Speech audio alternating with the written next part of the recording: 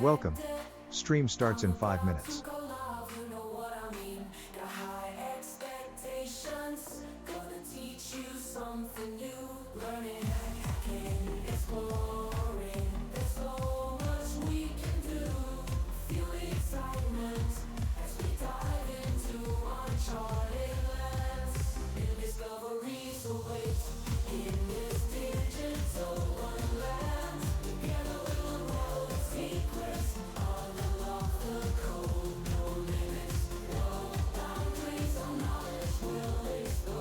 Fixit says.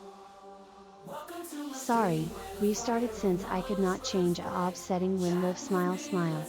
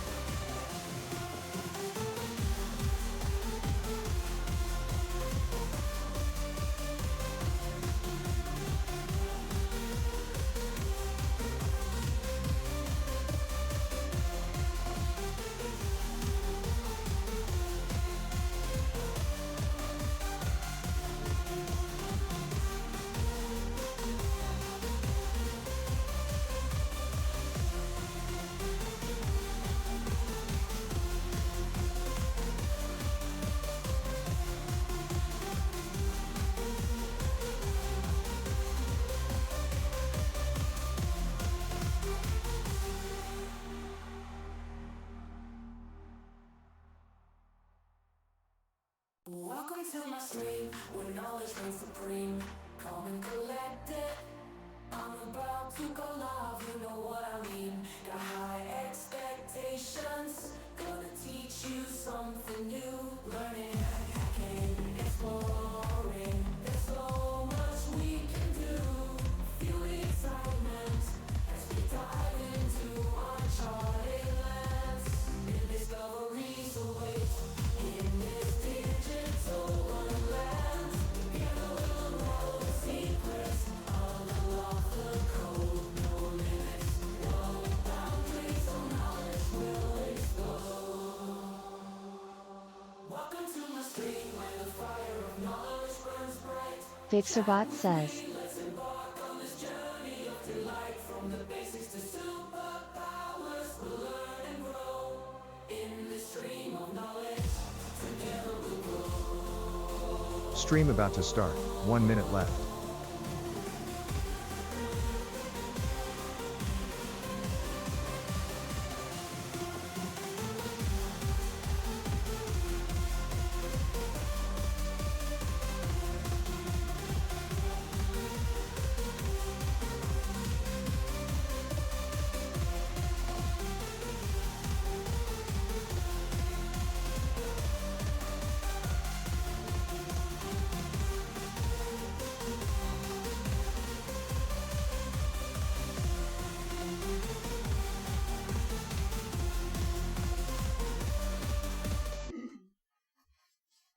Oh?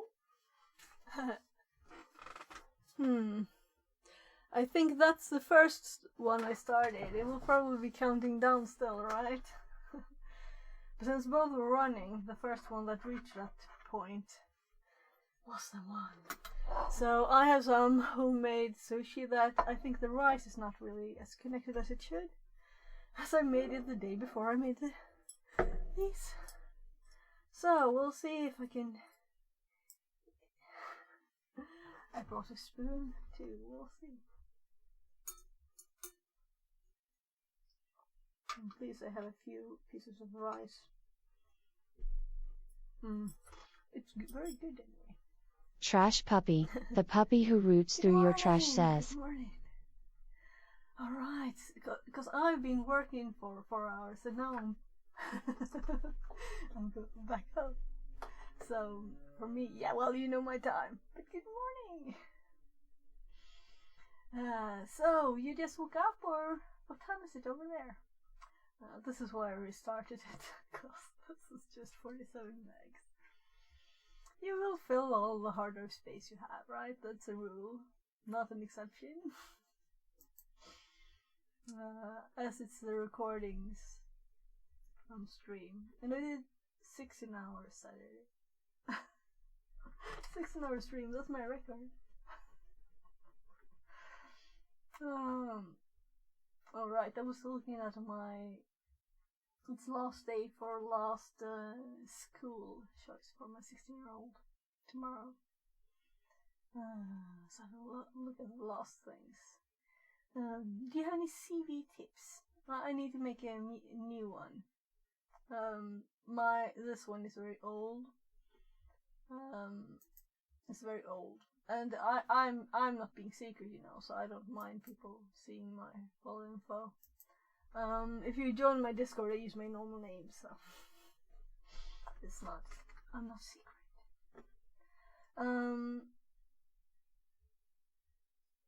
Yeah, I'm good. Did the TTS stop, or did it say that?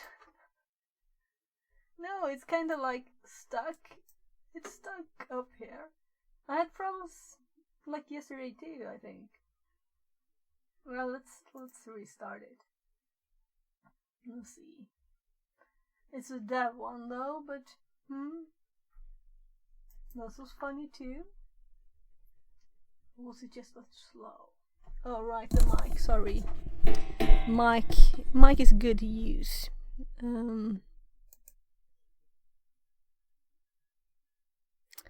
So Connected to now we channel should have fix TTS at 42. again. Yeah. But I love Security Live's TTS. It's wonderful. I could never keep up with chat, if I had to read it all. Oh, good. Trash good. puppy, the puppy who roots through your trash says. Oh nice, I can hear you much better. So, what's for breakfast? What are you eating?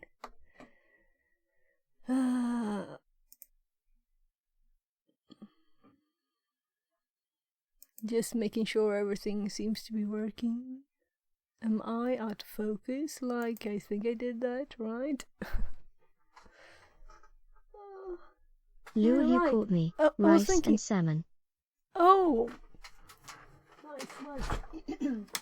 So, this one apparently is a bit loose. A little bit tight in it. So, there. I was thinking the background is kind of dark today. What's up? And then it was just the light going. So last stream, I had, let's see, trying to not do anything bad with the cards. Chat could control this, so we could connect it again.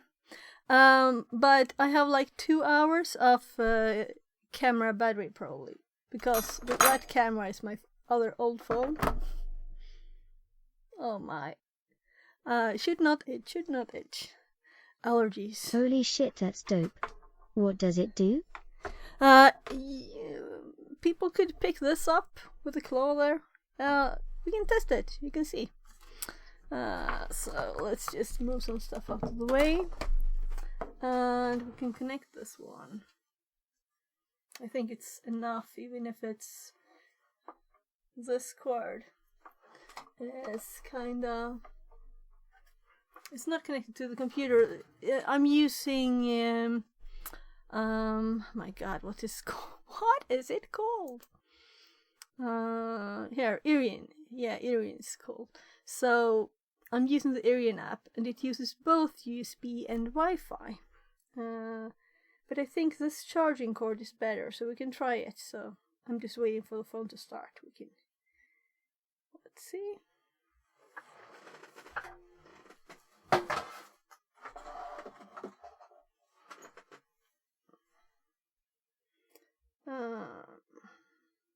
There, starting Irian, and we could do like this. Let's see. Yeah, I think it should just pop up by itself because I think it's on. So you could probably see, right? That's my lunch. Unfortunately, I didn't have any salmon. I'll have to learn how to make these better.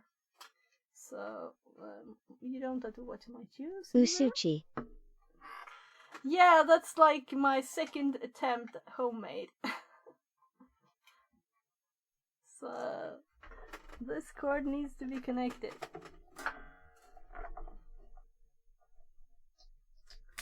There. So, you can control it with simple commands like U for up, D for down. Let's see, I can make it like a list.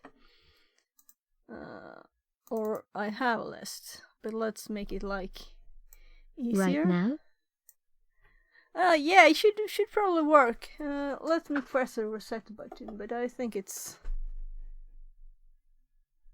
probably so. Yeah. Well, you can see if you can pick this up. I'm going to make a easier to read list at the bottom here. So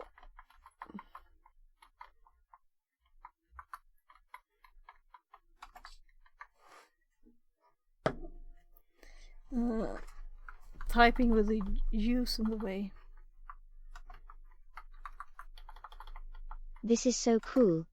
Yeah, I think so. Right?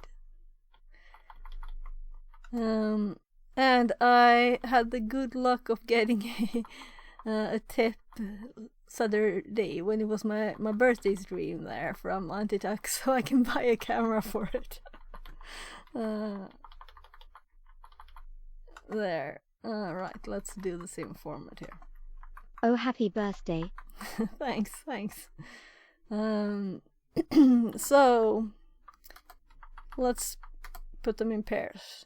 That's no good pairs. That's because that's how it was listed, you know.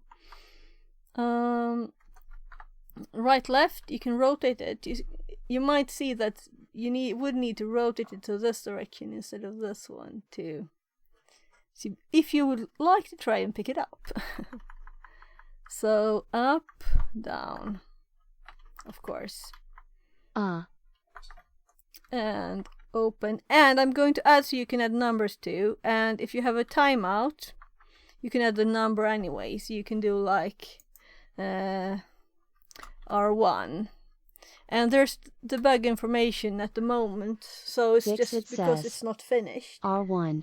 So I'll add it. We can also do, if you don't want it to be spoken, we can do R too.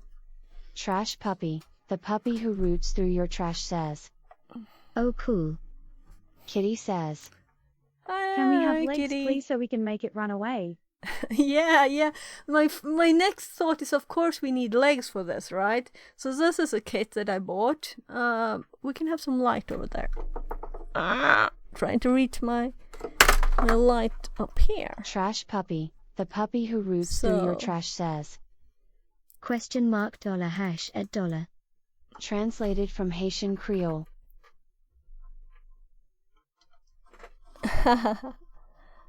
Yeah, I told someone that unfortunately it's converted to an int. The only input that is, except for the command. So it's possibly it will be to streamer bot then. Yeah.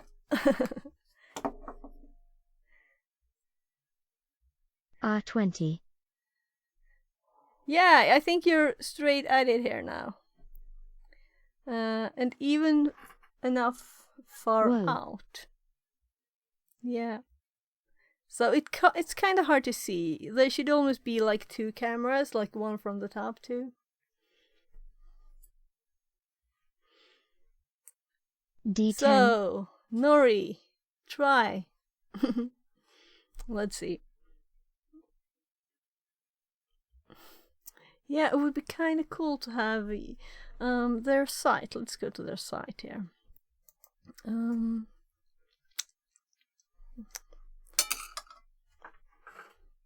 Kitty says.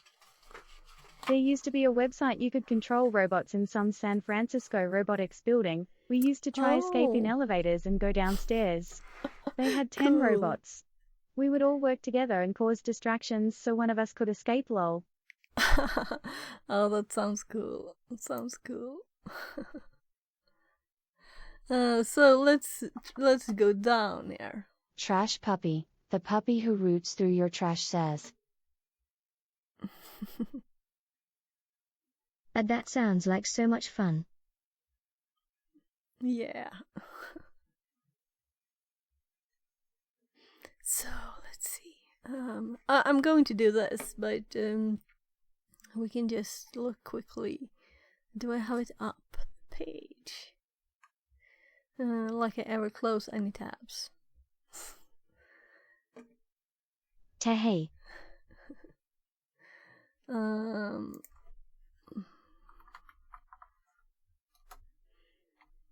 So they have other stuff, the people that made this kit, and I'm thinking I'm not going to buy more of their kits, probably, but we can look at their code and see what fun things they've done with, and we can buy like parts from other places. Maybe it's worth buying something with us. You know, we could just mount these onto something else. Like this. I do have like something like simple like this. I think I have already, but not fitting together very well. I think the tutorials one had better images. So here we can see them a bit bigger. So I think Kitty we have. says. This is a similar There was thing. another time they used to put little robot baby gates up with signs that said important meeting do not enter. But what they didn't know, we was already in there hiding in curtains and behind plants Noiki one boba. Oh, that sounds crazy fun. Very fun, alright. Yeah. So I'm thinking it would be kind of cool to put it on these, right? Because this is almost the same. Yeah, let's see if we can click it. Yeah, so it's the same arm. No, it's not. It's not the same arm. So this is a less complicated one. It doesn't have the same bend possibilities there. But what I was thinking was we need to have something, but not on the table, maybe. We'll see. Will be fun to experiment more with this anyway. But I was thinking, I've been doing lots of other things on studying, and I should go back to studying. But I'm not all locked into that, depending on what you want to do. At work, I was actually looking at Al Hasred's old stream of CrackMap Exec, and it was very, very. I saw it live, but still, it was like, oh, this and that and that. And one thing he did that was not really that was the logging too. So, but there's so many things I need to learn. It could really do everything, though I guess it's not CrackMap. It's not CME anymore. It's this. What is Exec? I can't remember the name. Anyway, I installed it on my VM. By the way, let me just open it. The VM. So, you're almost there with the. I'll have to pop it up again so I can see. Oh, what happened to the camera? Is it there still?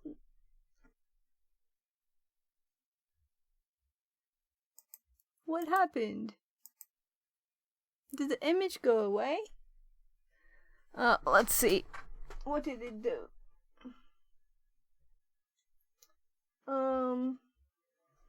Okay. Let's connect this one instead.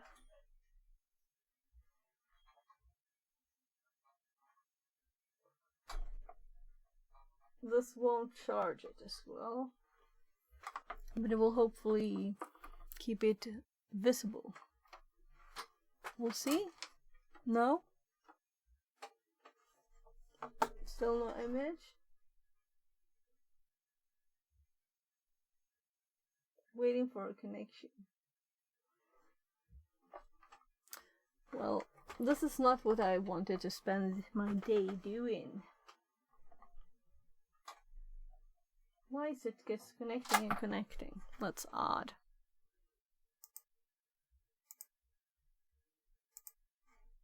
So, as you can see, it's connected, disconnecting. Disconnected, connected.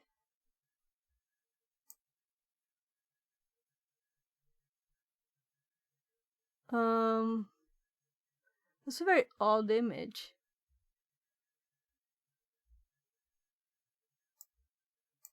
Because the angle is from here. It must be an old one.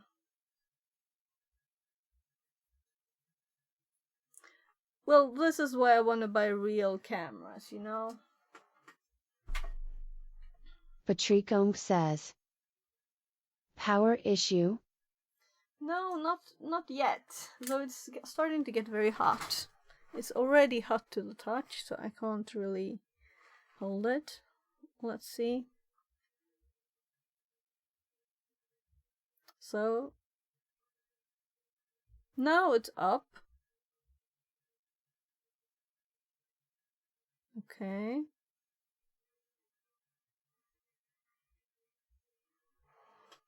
I'm putting it back here. I didn't do anything. Did I? You're almost catching it here, at least. I'll put the power cord back in. We'll see what happens. Because this is Wi-Fi. It's connected by Wi-Fi now.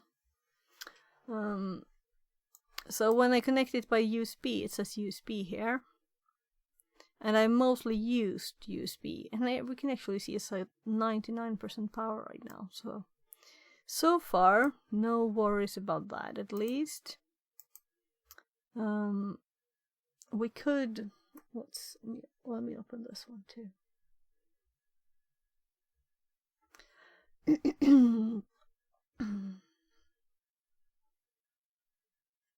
We could put this on. So. Oh my. It's an ad on the phone app I'm using for... Oh, that looked fun. Running in the mud in Stockholm. That looked fun. It's just 5 seconds there, so.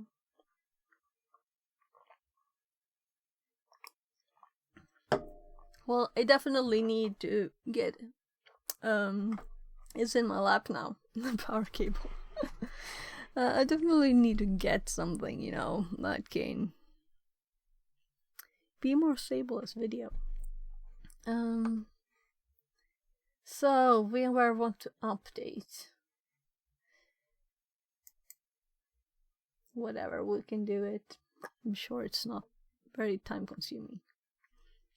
It's just doing a tiny update. So, any challenges, or should I try to do it? Okay, come on people. It's down a bit more. Down a bit more. Fixit says. D. Let's put back the instructions. Here, so you can see.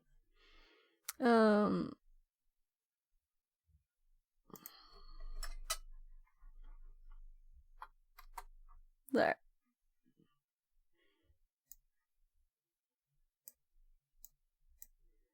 So.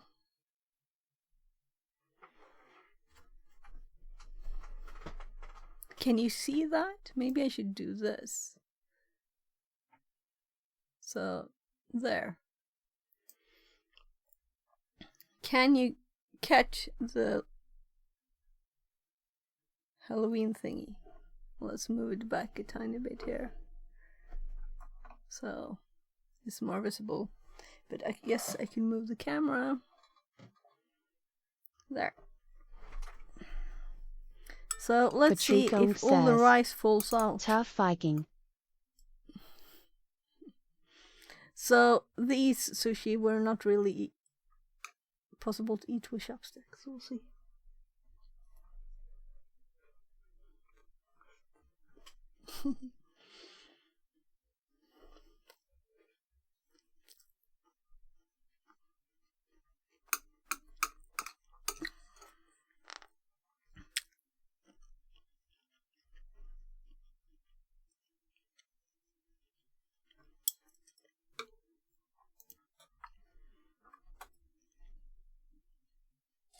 So I'll remove the debug messages when it works fully. Fixit says. F.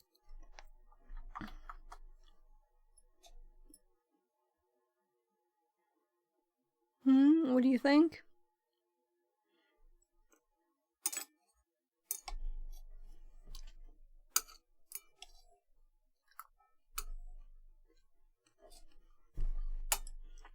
So, these are a bit more stable. But I don't think I can eat this in one bite, can I?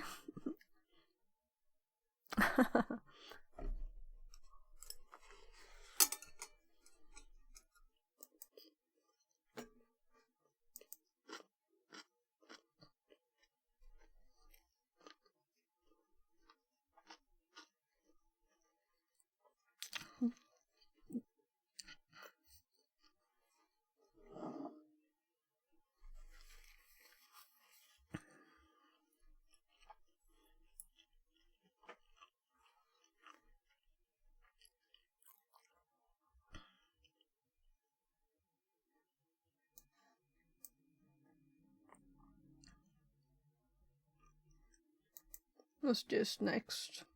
Next. Oh.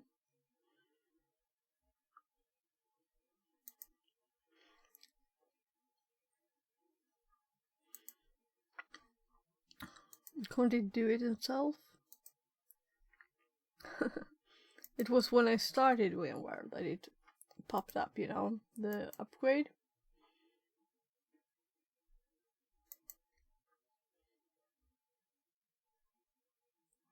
So I think that my sushi rice got too dry because I left it to the next day. So they're kind of falling apart, which is not good. But it tastes good.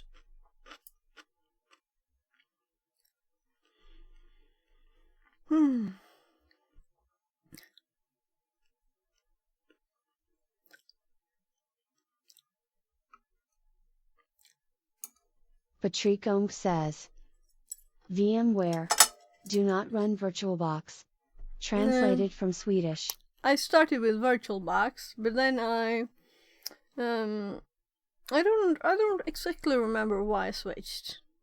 But I know that I got a very cheap license for VMware. It was like 12 kronor or something. Yeah, so like $1. So I'm not going to try and eat whole one of these again. I should have made them smaller if I wanted to do that.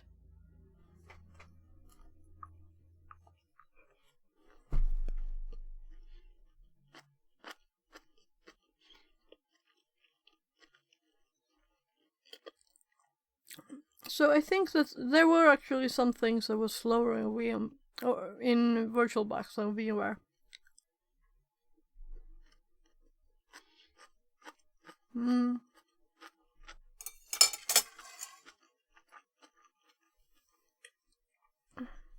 So it's almost done.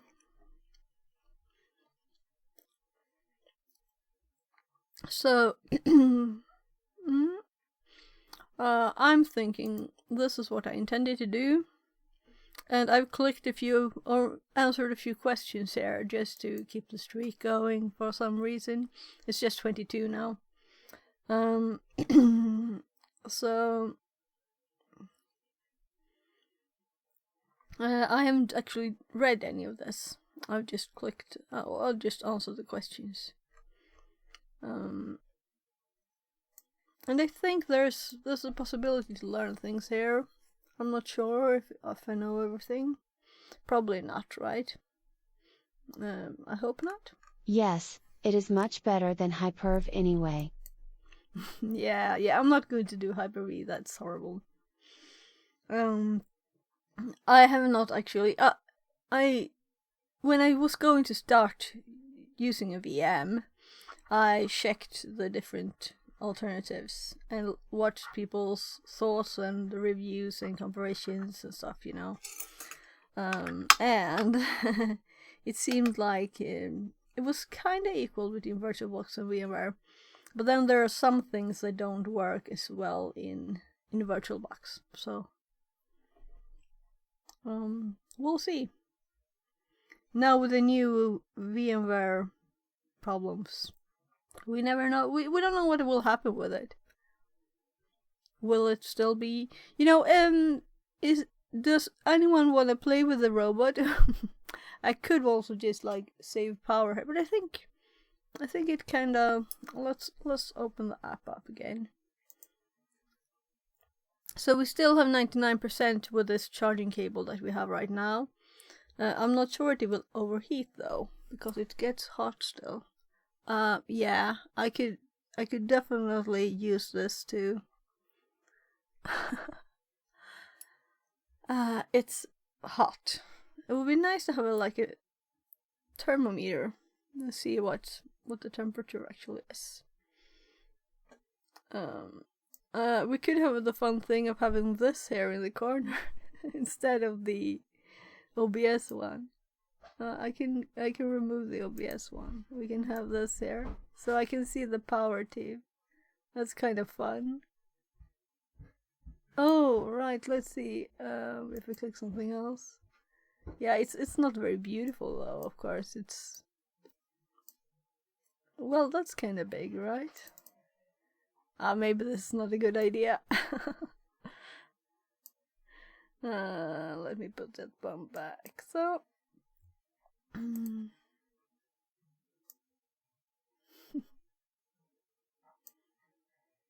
so if no one else does it, I'm going to see if I can catch it, the purple thingy, before we start the studies. So I'm thinking forward. Fixit says F. Forward again. Right, I can spam them. You can do this if you want to do it. F2. Maybe up. And U. forward. Patricombe says And close. U. Fixit says C. And that's kind of much. I'm going to help it a tiny bit there. So it's kind of far down now, because it's going just forward makes it go down, right? In that. I think it's kind of done with the instructions now. So if you want to try, Patrick, and everybody's welcome to try.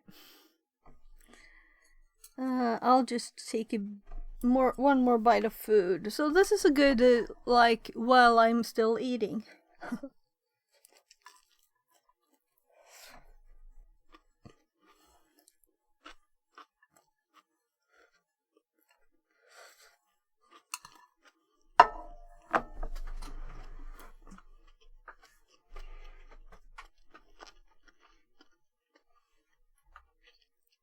I'm doing a C.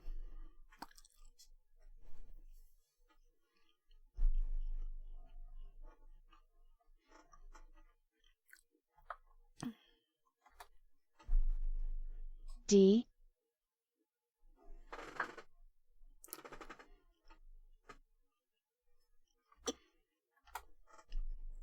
I'm cheating. I'm looking at it from different directions.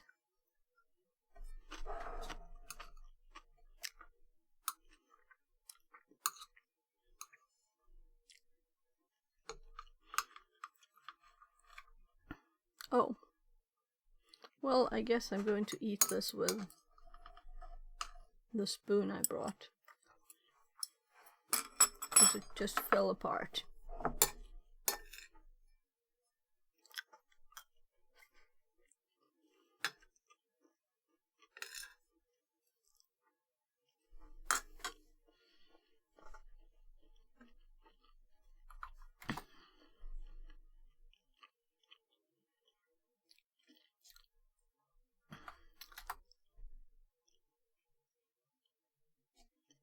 It's almost, if I do one more, it will be kind of tight, I think.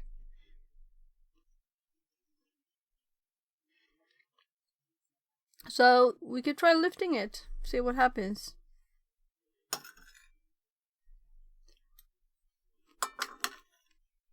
Oh my god, can I eat all this? Patrick But I was says, kind of hungry. add to the command and TTS wouldn't translate, I think. Yeah, exactly. Yeah. It's there too. You can use both. I tried doing both to show that it works.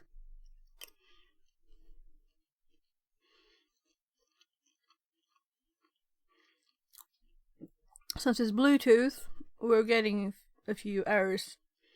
And it will try 10 times, as you can see from the variable name.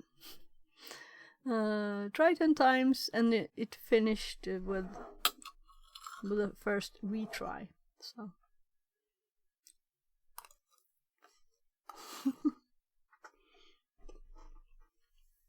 eating sushi with a Python? spoon. It's actually StreamerBot, so StreamerBot itself has C#, you know? So it's very basic. Here. Now it looks complicated just because of the try 10 times and things there. Here's what actually does it. These lines. And this one. So it's mostly just try catch stuff here. So first we connect. And this will fail if it's not, connected. If there is no COM6, it will tell us in an error message here in chat. And then we try. So if it fails, it tells us this information that we got here. Semaphore timeout period has expired. Try 10 times. But this is the actual code. And with the port connect here. So it's very simple. The only thing is I'm using system.io ports. And you have to click find refs. The first time I didn't find it, so I added the file manually, and then it found it twice. So StreamerBot always being perfect, especially with the nice dark mode it has. But it's very nice you can do this kind of thing. So.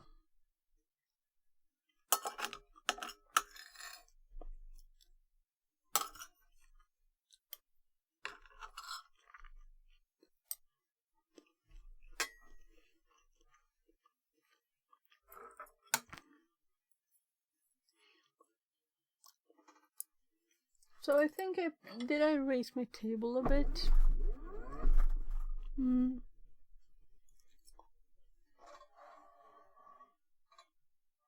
There. So I feel like I have to stretch.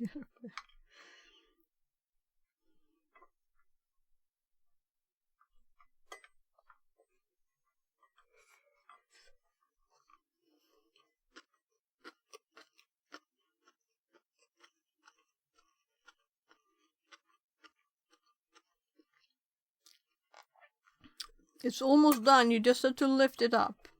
Oh no.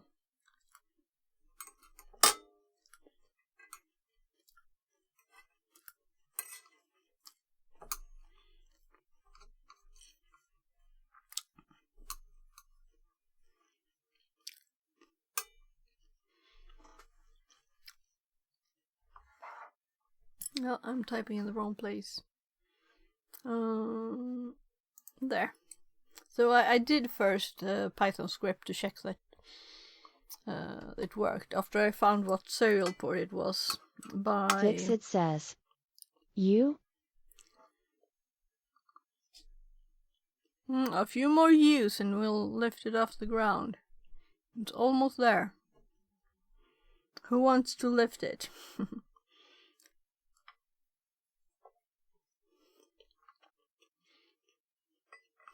It's falling apart.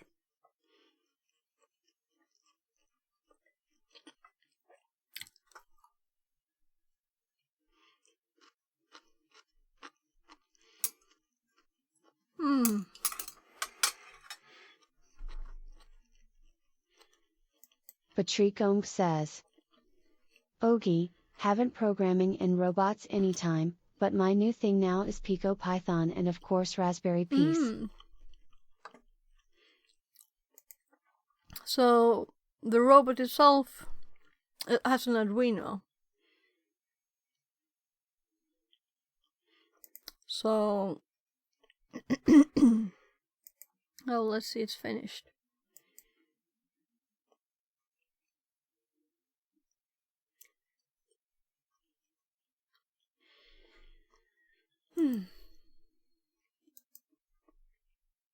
All right, it moved.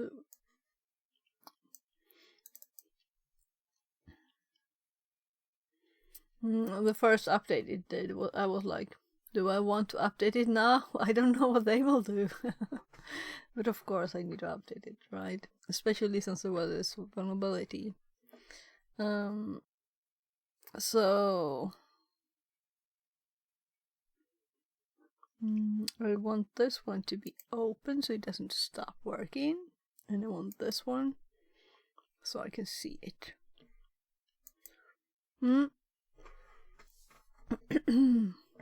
So I'm thinking, let's do the Firefox and let's get started with this one. And if the battery seems to go to low, let's see if it's still at 99%. The phone is very, very warm though.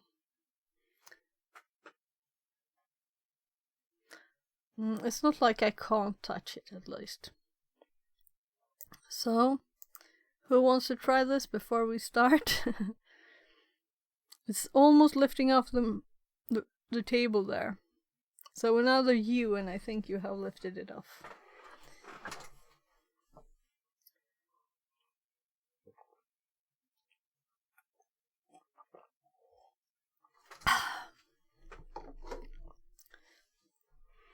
Orange juice is nice.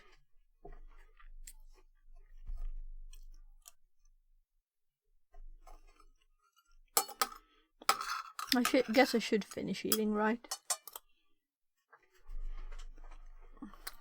Here's my food. Just a little bit left. Are you using app on the phone to stream CamView? Yeah. So it's Irian. The app is Irian. And I did get the paid version because then I can see the battery. What else could we do? We can close the app from here, change the format, and we can do a few settings. Like, we can do lots of settings. It's kind of crazy, really. You know, we can set anything. I wouldn't expect these settings to be available in this kind of app.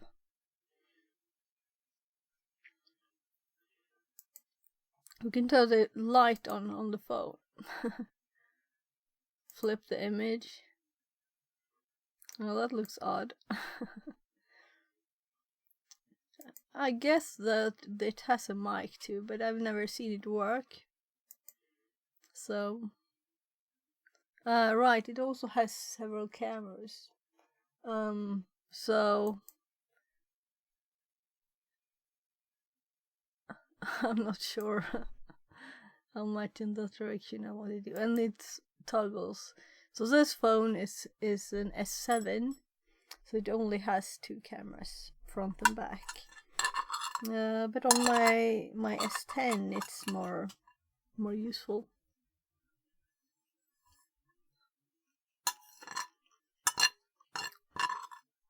And also it has both USB and Wi-Fi, and it automatically switches. That's kind of the winner for me, because if the cable glitches a bit, it doesn't like, oh, I have to click reconnect or something.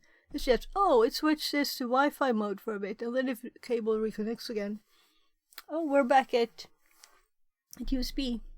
And Wi-Fi, it's not supposed to be as good, but you know, it's also, we have no lag. I just move my arm here. It's not that you can notice it, at least, so it's very nice. But we still have the problems, and the problems are that power will run out after 2 hours and it will overheat. So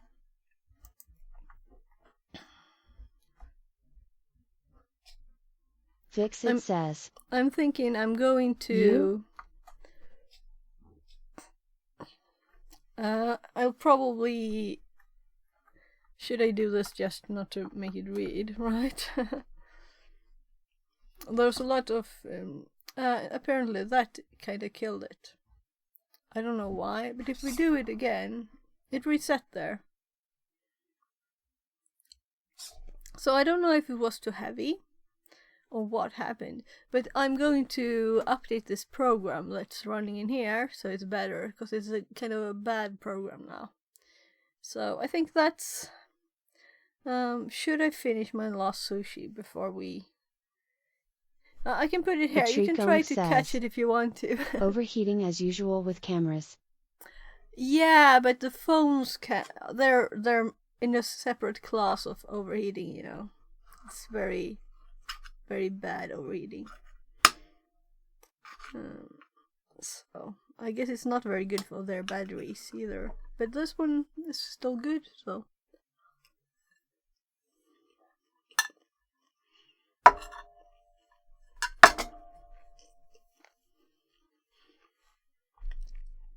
How many years ago can I have bought a S7 used? Because I never buy the new ones. I wait until they're, you know, resold.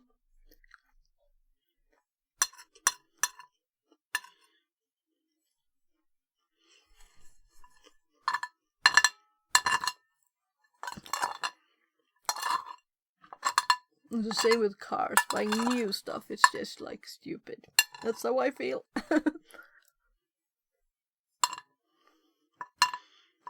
Other things you might want new, you know, but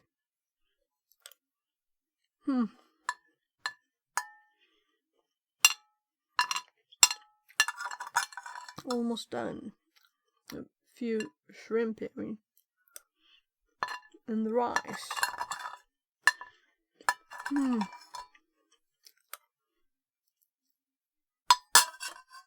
And I would usually put this like this, but I guess it's up there today.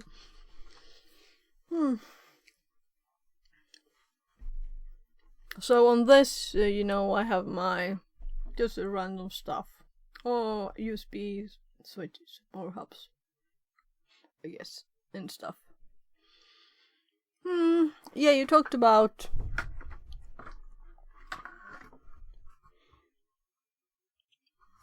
I think that this one has Kali. I'm not sure anymore which one is which.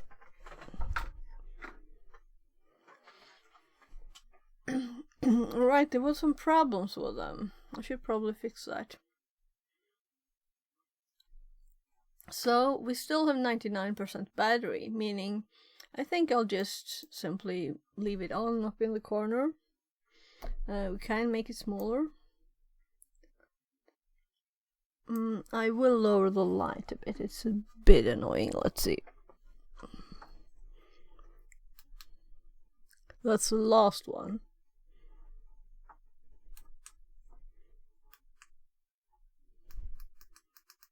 No, that's the lowest light. That's okay. Tyrone Slux says, Morning, afternoon. Yeah, the same. Morning. um, and I guess lunch for me. Where did today go? Oh, well, I don't know. I know what I was doing, but worked for a few hours. Then I was going home to make lunch for the kids, and one is asleep and one's already eaten. So I could have worked a bit more there, but also I have set a time for a stream, so.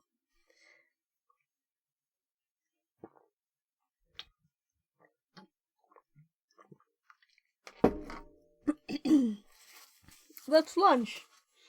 So. I don't We think can I did any focus. work this morning.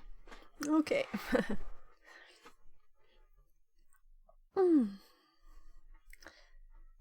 Well, you still have the opportunity here if you want to. I can put it in a more difficult spot. Been up in my attic, trying to find a power supply for an old laptop. Okay. Well, that's something. Those tend to get lost, right? Power supplies. If you don't Found it in the have them end. in the It was you in our found spare it. room, in an old shoe box. Oh, well, then you have some kind of order of your stuff if you found it. I don't think I have any of those lost, but you never know. What do you think? Should I do this on like a cut screen like this, or should I go full screen? You would love to see all the stuff in our attic. So many old PC parts and cables and boxes. Okay.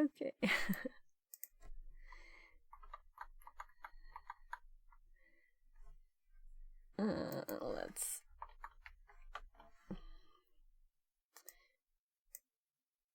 That's annoying when you're trying to shrink it in the top corner.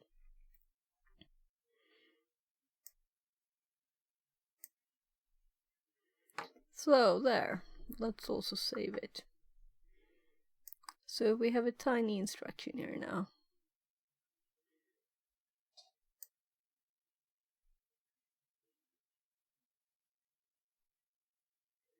All right. So I'll make this a bit bigger. I don't know. Working What on do you using the think? number from chat? Or making the code nicer? I'm thinking I'll do a room now, and then afterwards we might do that. I haven't read this one, so I'm thinking we'll do this one. I have just clicked to keep the Patrico 22 says. streak here. So what's the protocol today? HTTPS SFTP TLS. Tyrone Slux says. Okay.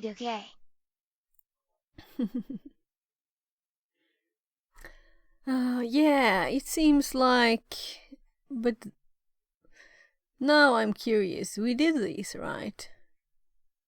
So, what's the difference in this room? Oh, yeah, this is just a list of the old room. That's why.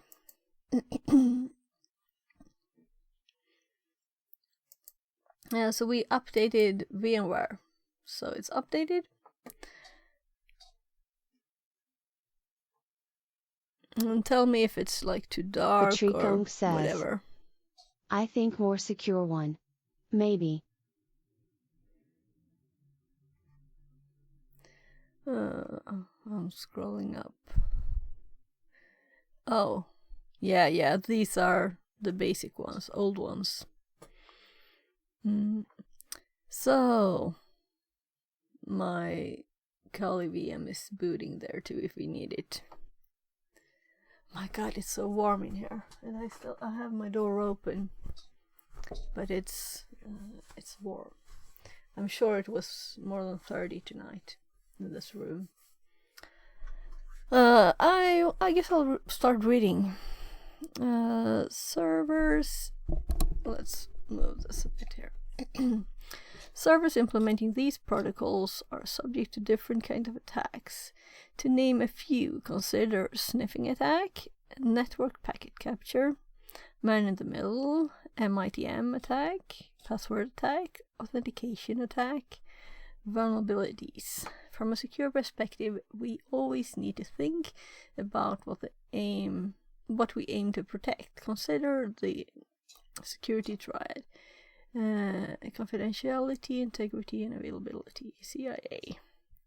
Confidentiality refers to keeping the contents of the communications. I think actually I have lowered the size of this. I'll make it bigger again. I think this should be more readable. Right, should I move chat?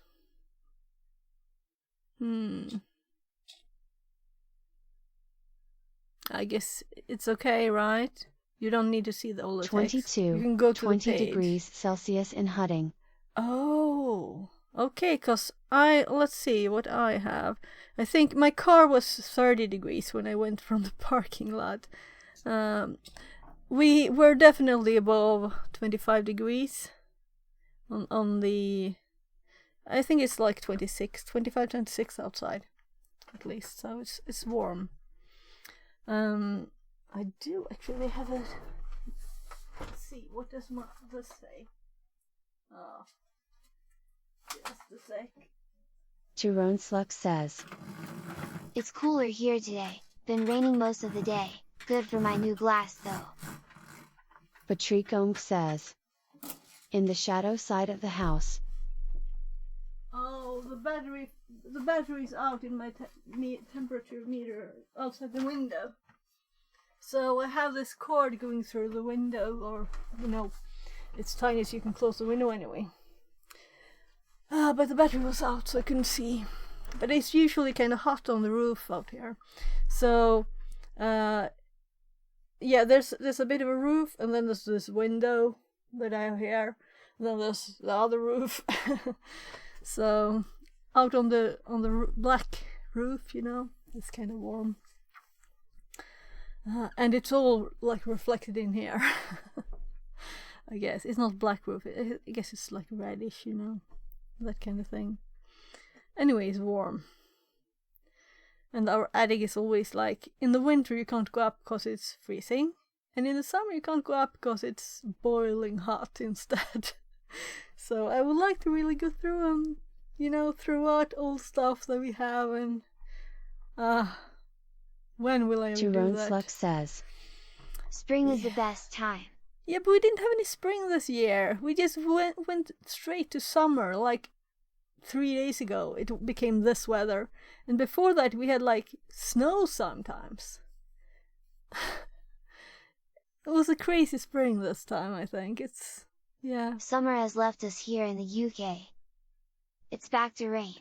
Isn't rain summer in the UK?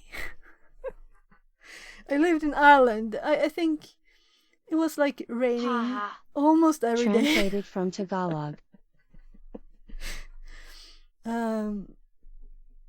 So I guess I should continue reading. I just thought it was a bit tiny text. We can make it even one more up there.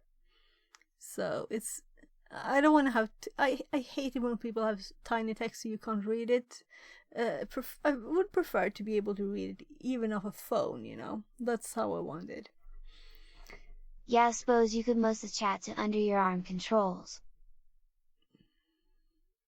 Alright, you're touching it here, So, if you want to catch it.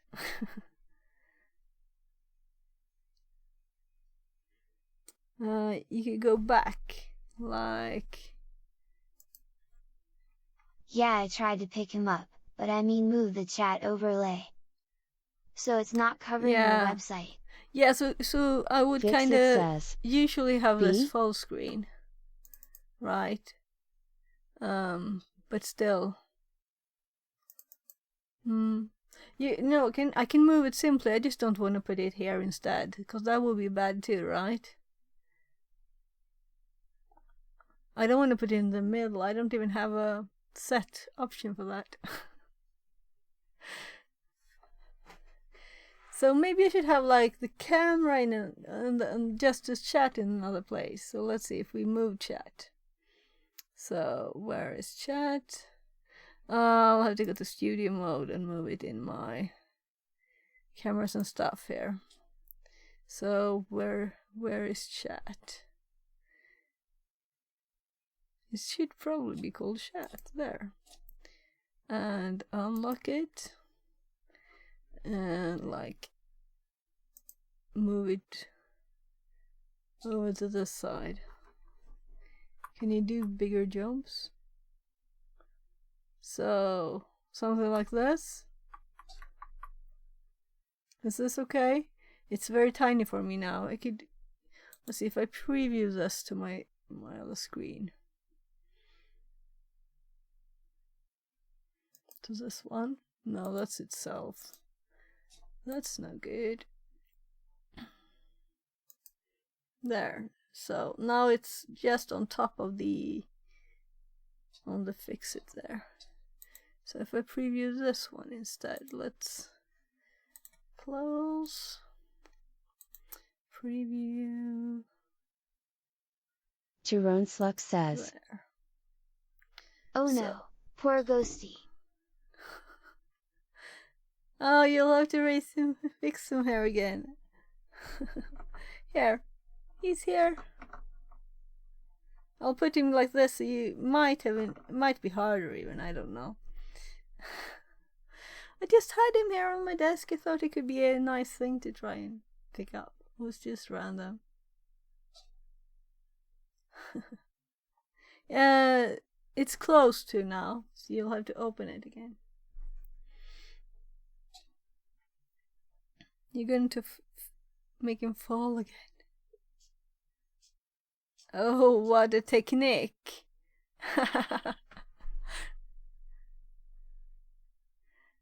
Then you need to go back a bit too.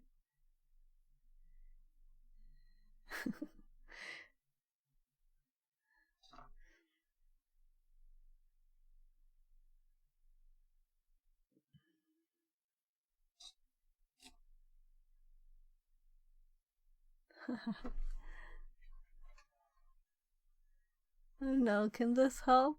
You see on 3D when I'm just...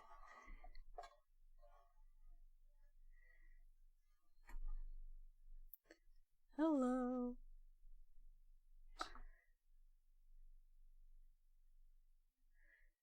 I'm too intrigued to see anything. Let's... Well... Oh, you can still catch it! In the arm! If you close now, you might be able to catch it in the arm.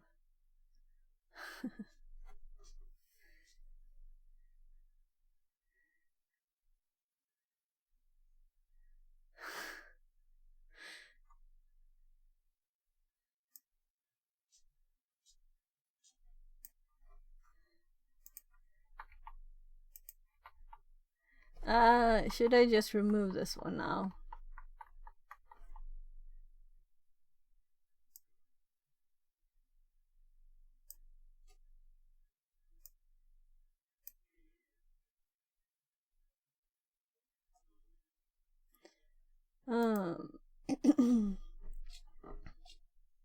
Woohoo! You're lifting it, you're lifting it.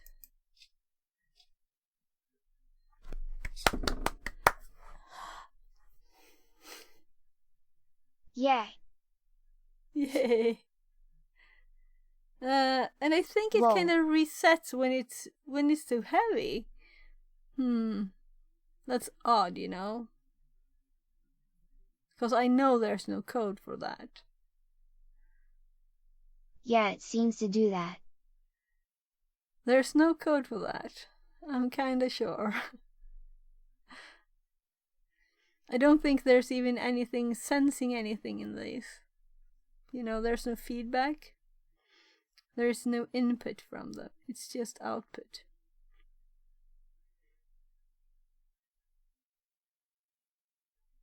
It would have to do with power then. So, well, okay. I'm putting in here in case anyone want to try again. Could it be in the library, sensing the power drawer? Yeah, I guess so. I read some of it, but I didn't read all of it. But it's the complex stuff is mostly with the timer interrupts. So I don't think so. It's just the library is just doing.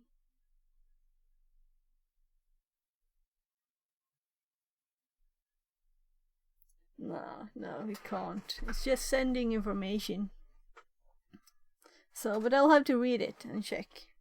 It could just be some odd time thing too, because now it's running on the old code, which does the attach every loop, right? So, because the one we changed stopped working and I don't have time to look at it, so I just uploaded the old one. So we can quickly look. Here, let's see. Where are the servos getting their power? Could the Arduino be resetting because of the power drawer of the stalling servos? Yeah, that's what I meant with it. It has to be the power. That it has to somehow get too little power, and it's just connected to my computer, so it doesn't have any real power. Yeah. So we can connect it to its own power instead of the computer, because we're still not using, right now we're not using the connection to the computer for anything, just if we wanted to update the code. So let's just go up here. You see, every loop it does the attach again now. It's a great arm though, and controlling it from chat is cool. Yeah, I think it's kind of cool, so I'll just have to take the time to fix it. We'll have to fix it. So I'm thinking I'll do the room now. Do you think we should turn the robot off? Maybe it's better to just have the full screen of this. We can do this and we'll see. I'll start from here. So, from security perspective, we always need, but I'm kind of like, I did pull up my curtain, so I have bright light in my eyes. I think I'll pull it down again. So I should put something there so I don't have to covered the whole window. That's the side part of this, that I have this curtain pulled down when I stream because it's so bright outside now. So let's,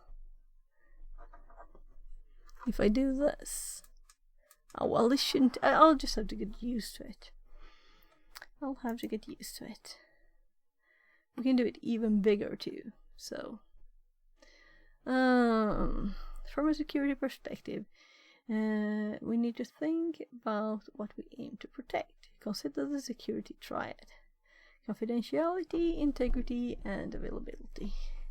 CIA. Confidentiality refers to keeping the contents of the communications accessible to the intended parties. Integrity is the idea of assuring that any data sent is accurate, consistent, and complete when reaching its destination. Finally, availability refers to being able to access the service when we need it.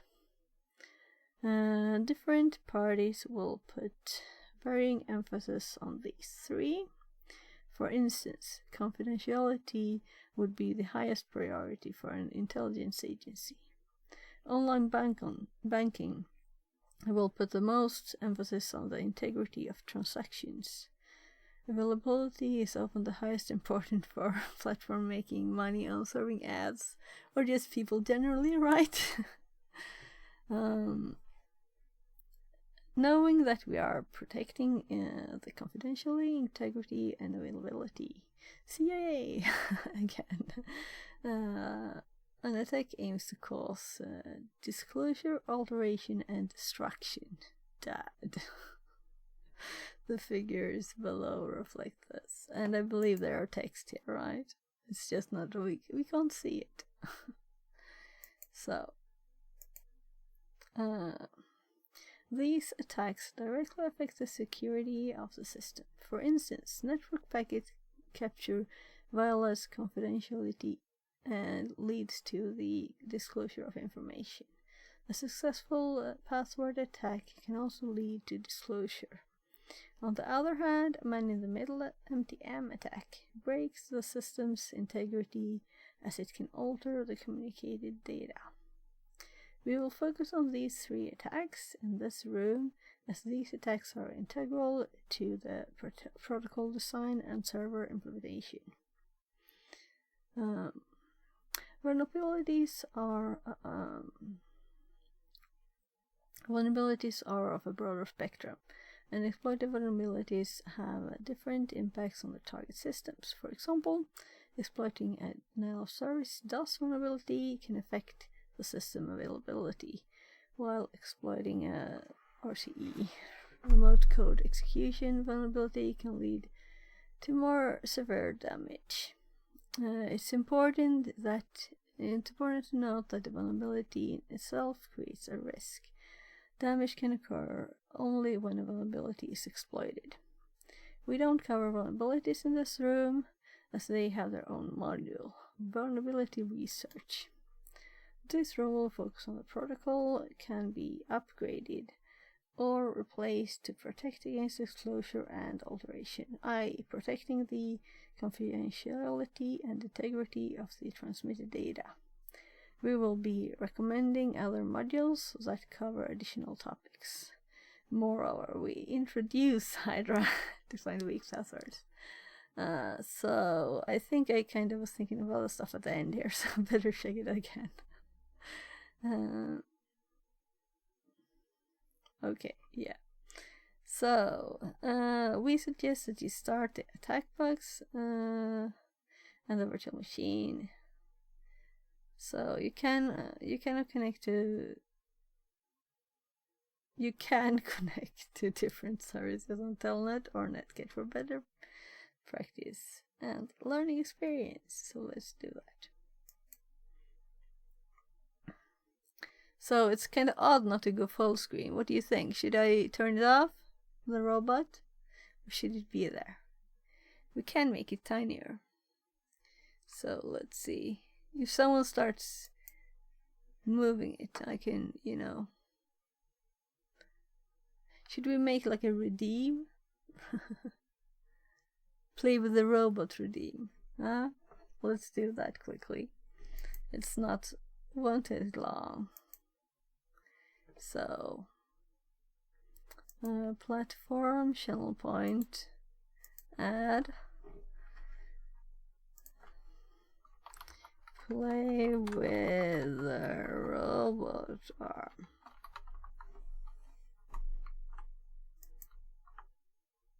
So, I don't care if it's one.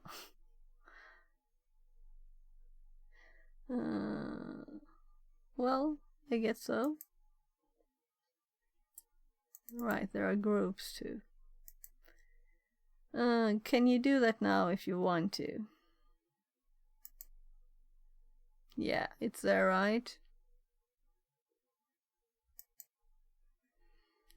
So, I'm going to...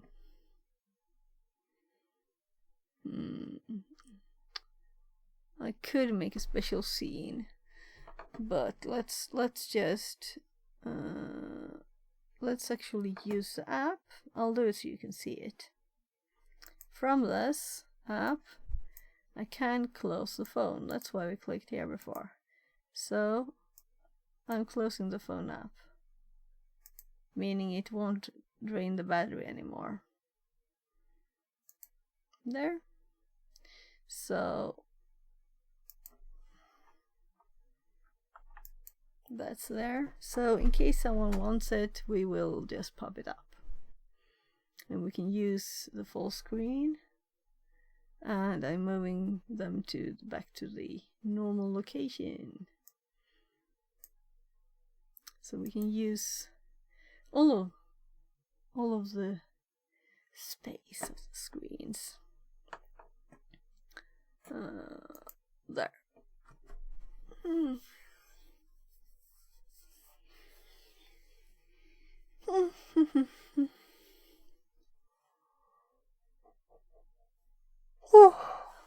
Sorry. I'm always tired, someone said, and yeah, I guess I should sleep more, but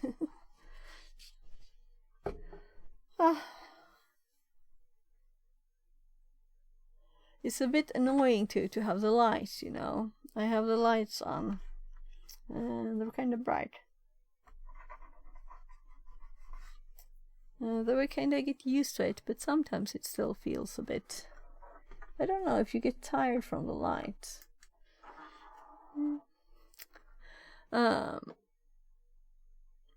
So, the first one, sniffing attack.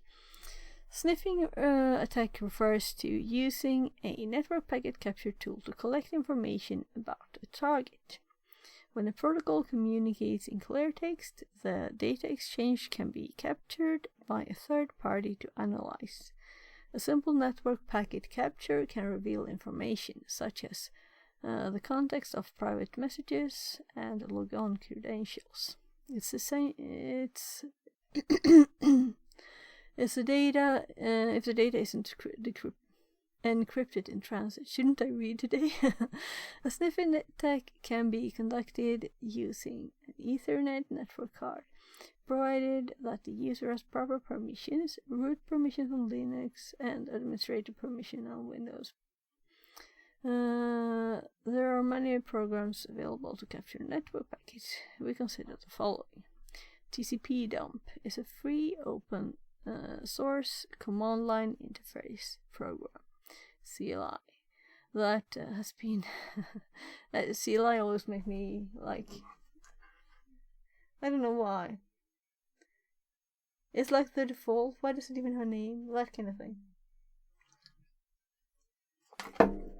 But of course it has. That has been ported to work on many operating systems. Wireshark is a free open source graphical user interface GUI program available for several operating systems, including Linux, macOS, and MS Windows. T-Shark is a CLI alternative to Wireshark. So, I think I haven't used TCP dump and tiny of the T-Shark maybe, like in a room only. And I haven't used Wireshark a lot, not much, but I've used it several times at least. There are several specialized tools for capturing password and even complete messages. However, this can still be achieved by TCP dump and Wireshark with some added effort. Consider a user checking his email messages using POP3. First, we're going to use TCP dump to attempt to capture the username and password. In the terminal output below, we used the command sudo TCP dump port 110A. Before explaining this command, we should mention that this attack requires access to network traffic, for example, via a wiretap or a switch with port mirroring. Alternatively, we can access the traffic exchange if we launch a successful man-in-the-middle attack.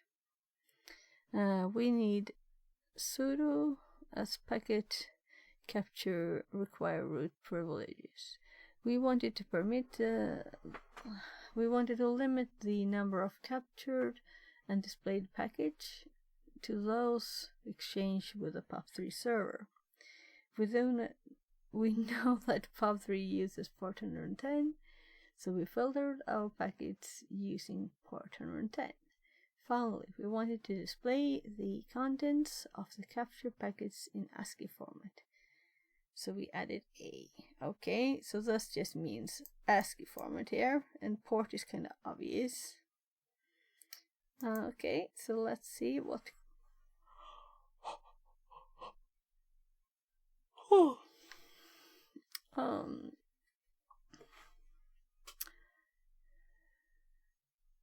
So there, I guess there's something in before here. User Frank. I've used a pimp a lot to find who is attacking a web server. Oh, cool. Cool.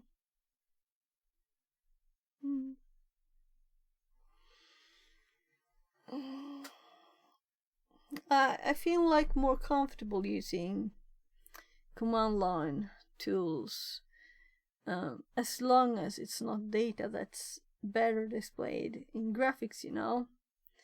But I kind of feel like Wireshark is not the best, maybe, way to show it, but maybe it is better, I don't know.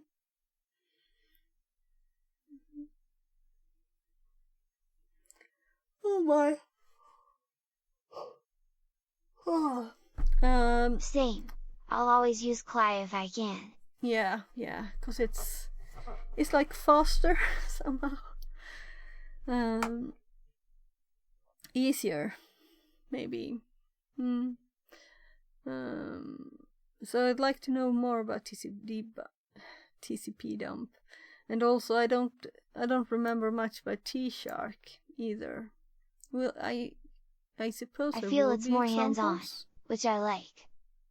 Yeah, exactly. Agree. So here we can see the user Frank, and then password required, and then pass. And I remember these from the last room. It's the same password and username. In the terminal up above, we have removed the unimportant packages to help you better focus on the ones that matter. In particular, the username and password we each sent in their own packet. The first packet explicitly displays user Frank, while the last packet reveals the password. We could also use Wireshark to achieve the same results. In the Wireshark window below, we can see that we have entered POP in the field. So there, just want to see the POP information or the packages. Now that we've filtered just the traffic we're interested in, we can see username and password captured. Yeah, that's very, very short and easy, right? In brief, any protocol that uses clear text communication is susceptible to this kind of attack. The only requirement for this attack to succeed is to have access to a system between the two communicating systems. This attack requires attention. The mitigation lies in adding an encryption layer on top of the network protocol. In particular, Transport Layer Security (TLS) has been added to HTTP, FTP, SMTP, POP3, and IMAP, and many others. For remote access, Telnet can be replaced by the secure alternative Secure Shell SSH. If you would like to learn more about Wireshark, yeah, I think I started this one, but what I want to do is to learn more about TCP dump. I don't want to learn more about Wireshark. So I guess we'll have to look into TCP dump ourselves, because this doesn't do it. It just mentions these, and it's still just Wireshark, right? It seems like that. So let's quickly look at this. Is it dump all of it? All the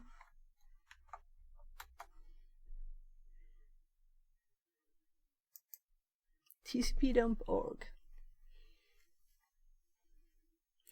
This is the home website of TCP dump.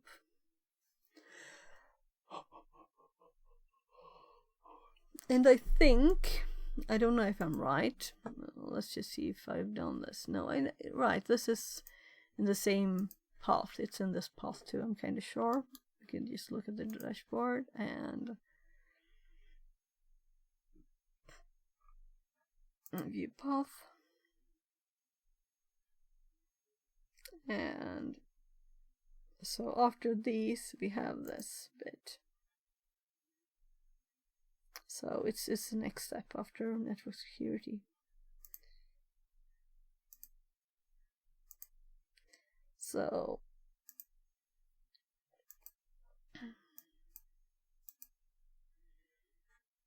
yeah, 1444. And we also have T-Shark, and I don't know how much this is connected to Wireshark.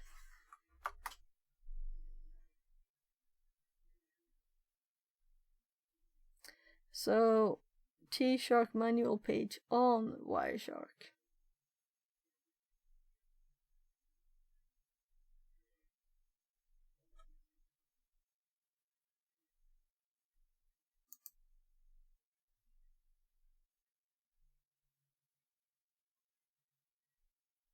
Is Shark like the Clive version of Wireshark?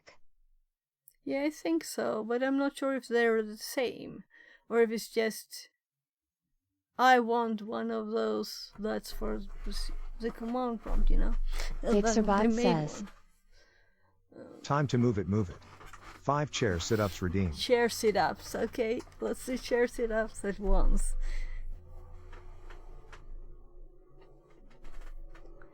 Slowly.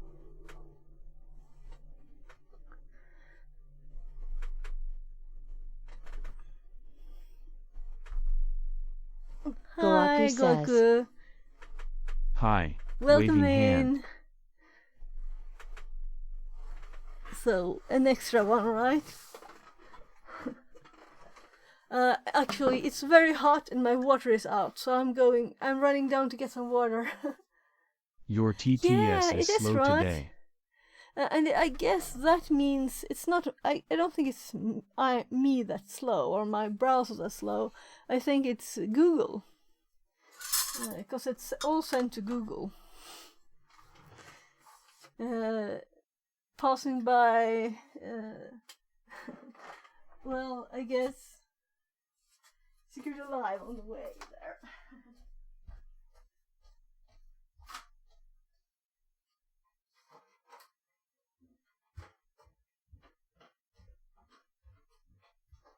Lurking now.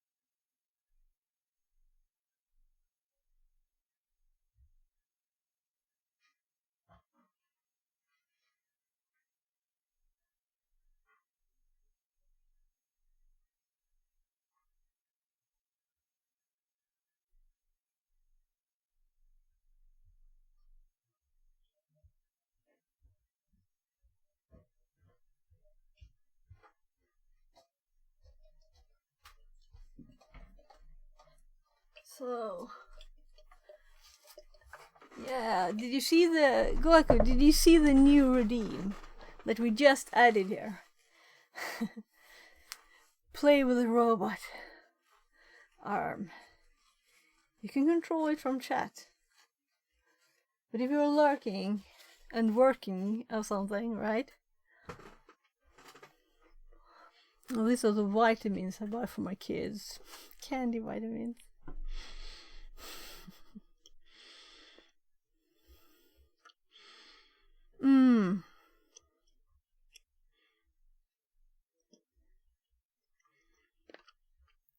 What I was thinking is are they the same thing, but Wireshark is the GUI of the same tool, or not? That's the question. I redeemed the robot arm. Okay, sure. Nothing happened. No, I'll have to. I just edited it. I'll have to log into the phone here and start the app. You can move it anytime, but you won't see it move if I don't put the phone on. So, now you can move it.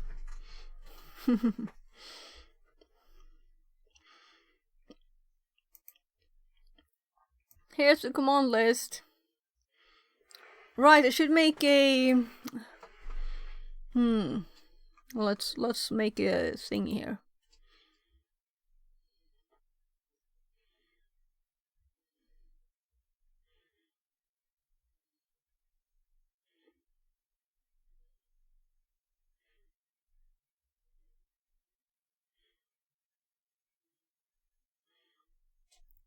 A text. Let's make it text. DDDO.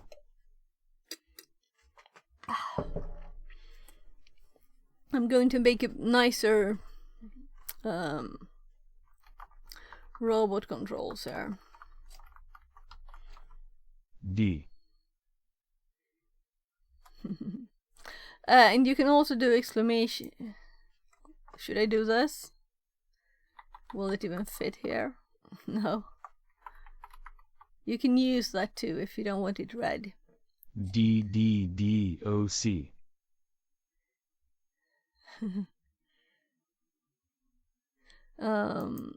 So let me copy this.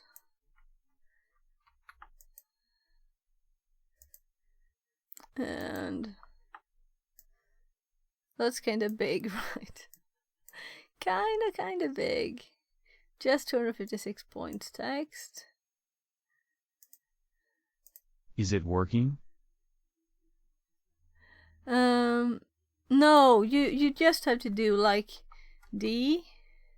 I'm going to add so it can do D30 and a number, like, you know? Fixit says. So D34. So this end of it can do that already, but I haven't added it to the robot logic, so it doesn't know that it can't do it yet. Simply. So there you have the controls. Let's also put this one higher up in the list so it's easier to enable and disable. Goaku says. Ads are starting for me.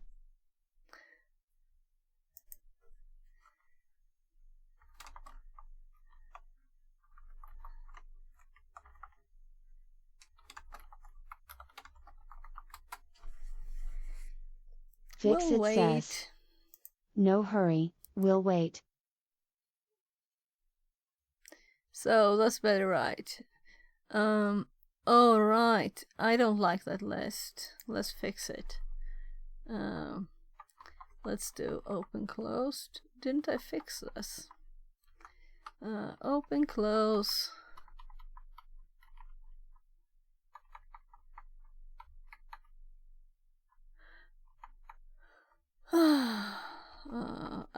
U up. Right. D down.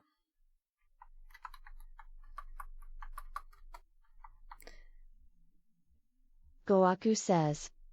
4 ads. Oh. Sorry. Fixit says. There? Sorry, 11. It was supposed to be exclamation marks, not ones. So there, I think that's worse to have these. Goaku says. Ads support the stream. Yeah. Yikes, 4 more ads. What?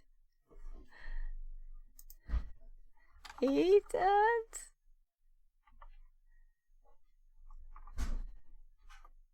That's odd. Fixit says. 8 ads? Sounds very odd. So yeah, so I do hope to get,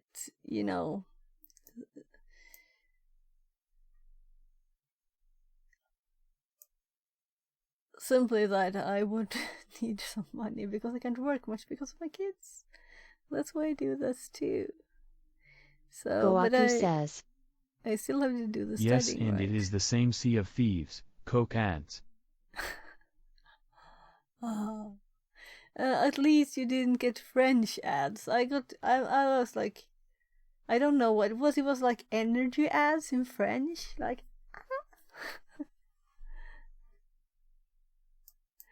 I don't know. I guess I'll say when they'll say when they're back. So,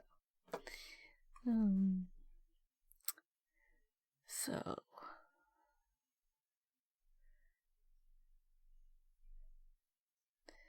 we don't have to do anything more. I guess white is okay for this simple thing, right?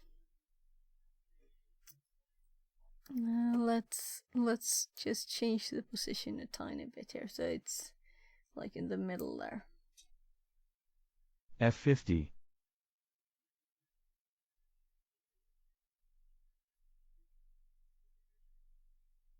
Yeah, I wish it could work, but it's not working yet.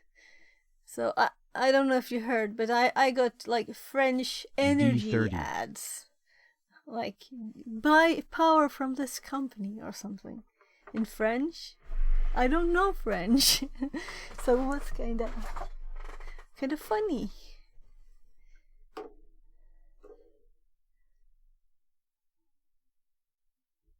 So let's just This is not check like a here. claw machine, lol. No. Let's help each other. You need to turn right. Fixit says. You can also do like R? this.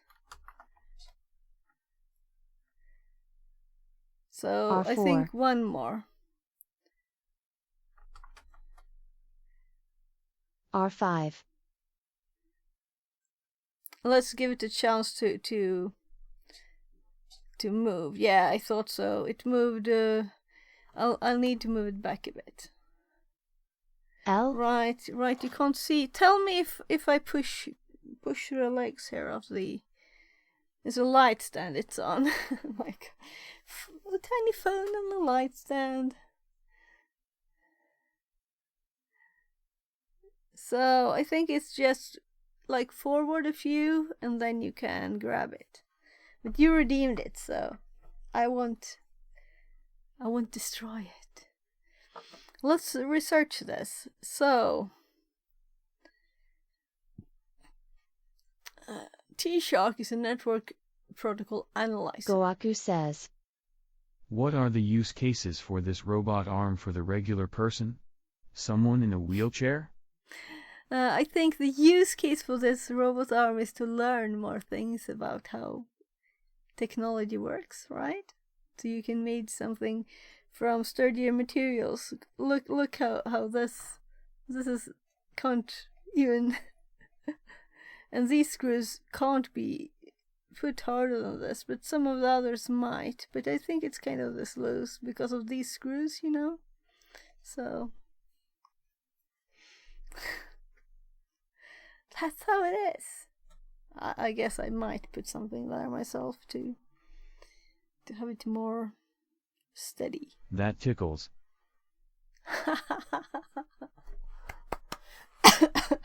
That was fun.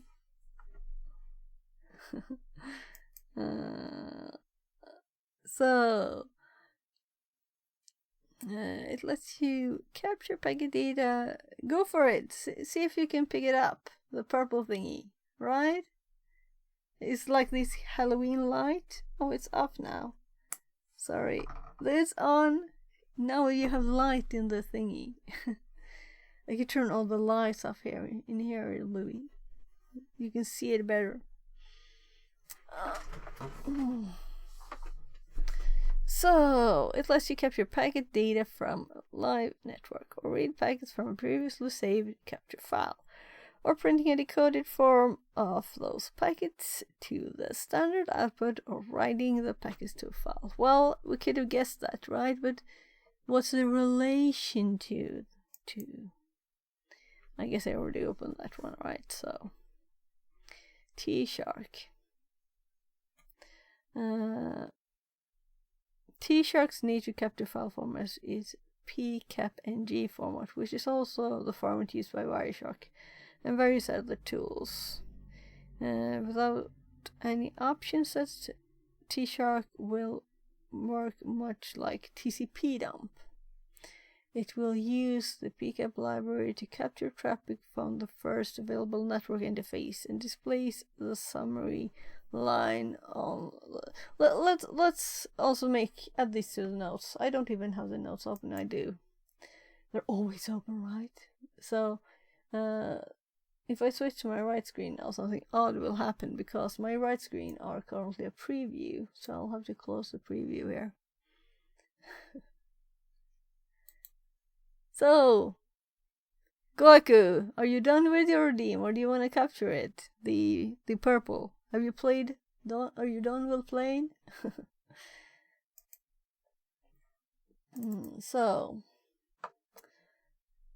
because if I switch to my right screen, it will disappear for a bit. I'll do it. We can fix it later. It's still there on the left screen. So, no more robot redeem lurking. Okay, then I will just hide these two. And actually, I won't hide the camera. We'll just open it up and see what the power level is. It's 100%. Meaning that this setup with the power cord in my lap works much better. Not that I prefer this way. If I put it somewhere like this, I don't have to have it like in my face. So, less noticeable. I'll fix it for next time.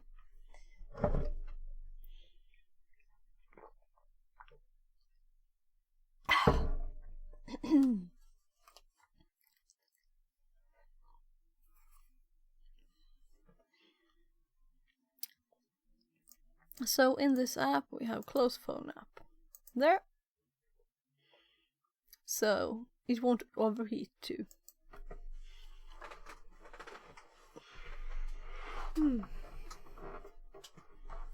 It's very hot in here too, so I don't want more heat than I have to have.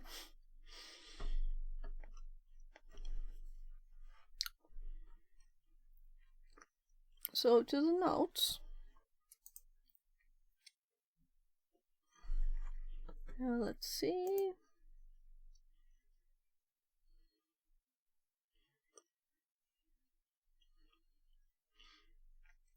I'm thinking it's very much network exploration, but it's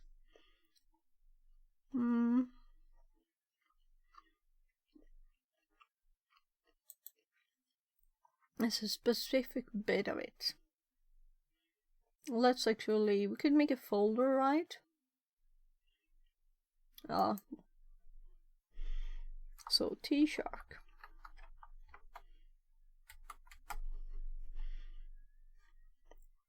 And what was our first search on this?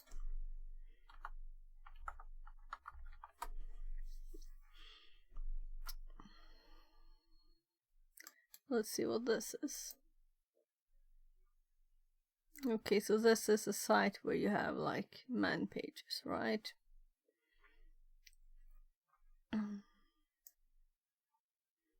Kind of long.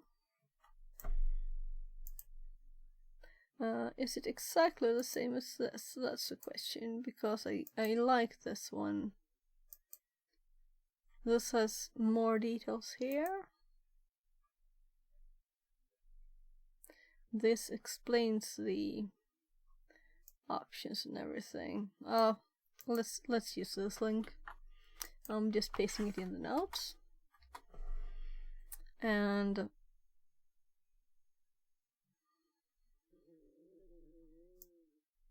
we can steal this one too. Right, you're on the wrong screen. My God. There. So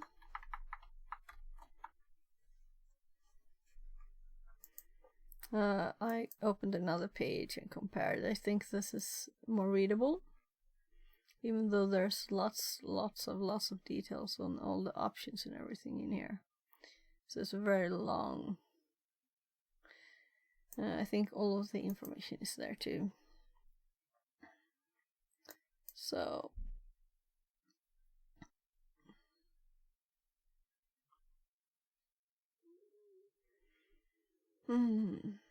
this looks like a page where we can't see a thing without turning on bright light mode.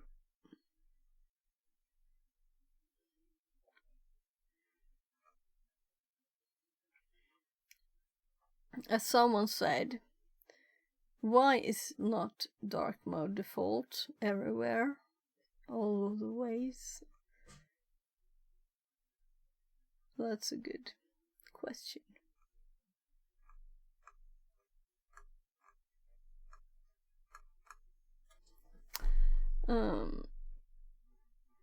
Start here. So, big difference. I had to go back even. About installation configuration.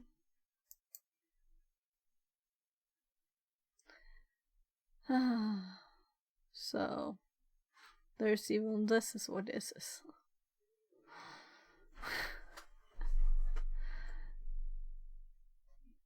Is this supposed to be logical?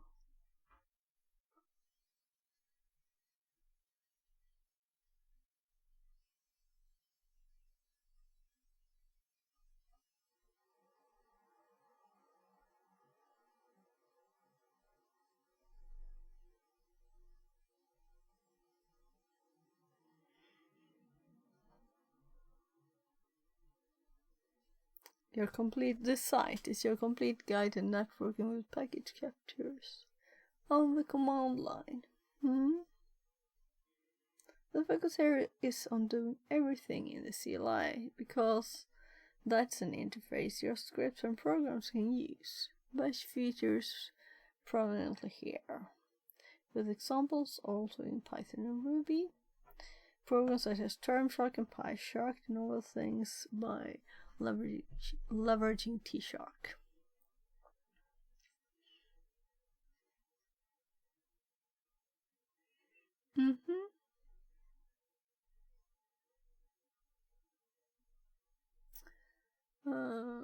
What is Wireshark? What is T-Shark? Terminal Wireshark. So here we have the name of it. Terminal Wireshark.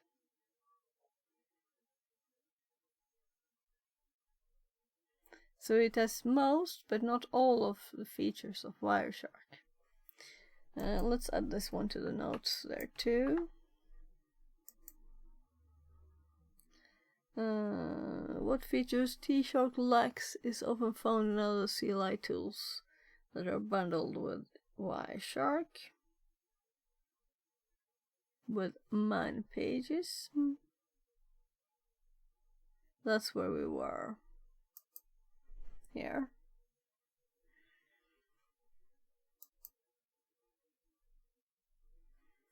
So if we have something nice to analyze, we could use it more. Let's make a note for TCP dump too, because we didn't have one.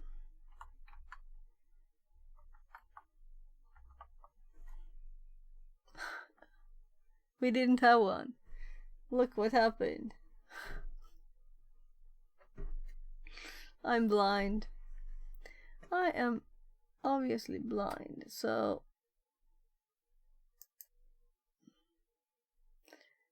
let's remove this one. It's not like I had lots of notes here, right?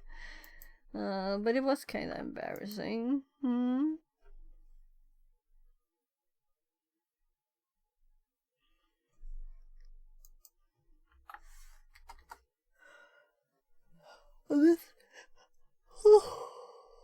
So this is also why I didn't have I have another one that's just nothing. So I didn't have T-Shark at all, and this one said that it's a command line Wireshark. That's my quick explanation what it does, to make notes later.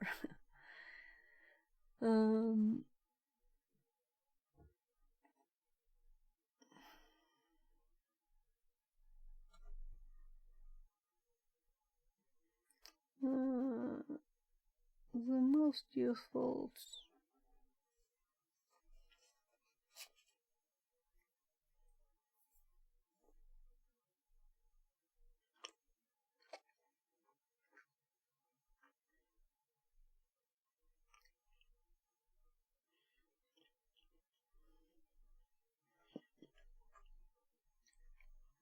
So let's go to the documentation, which is apparently where we were.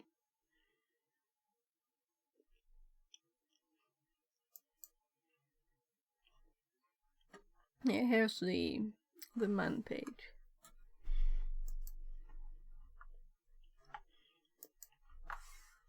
So I'm kind of hoping we'll use these more, but I don't think I'll make notes on them now when we're in the middle of the room here.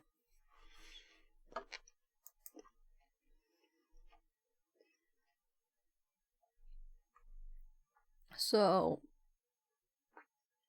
we had read all of this already, so let's go to the next one.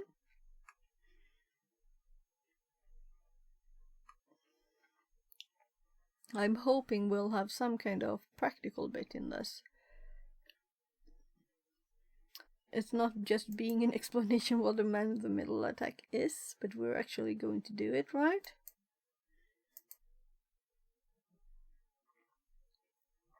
A man-in-the-middle attack occurs when a victim A believes they are communicating with a legitimate destination B, but is unknowingly communicating with an attacker E.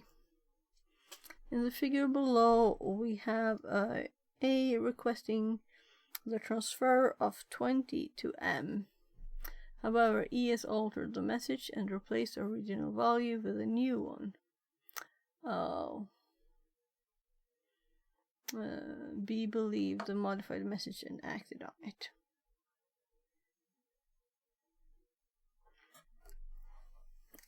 This attack is relatively simple to carry out if the two parties do not confirm the authenticity and integrity of each message. In some cases, the chosen protocol does not provide secure authentication or integrity checking. Moreover, some protocols have inherent insecurities that make them susceptible to this kind of attack.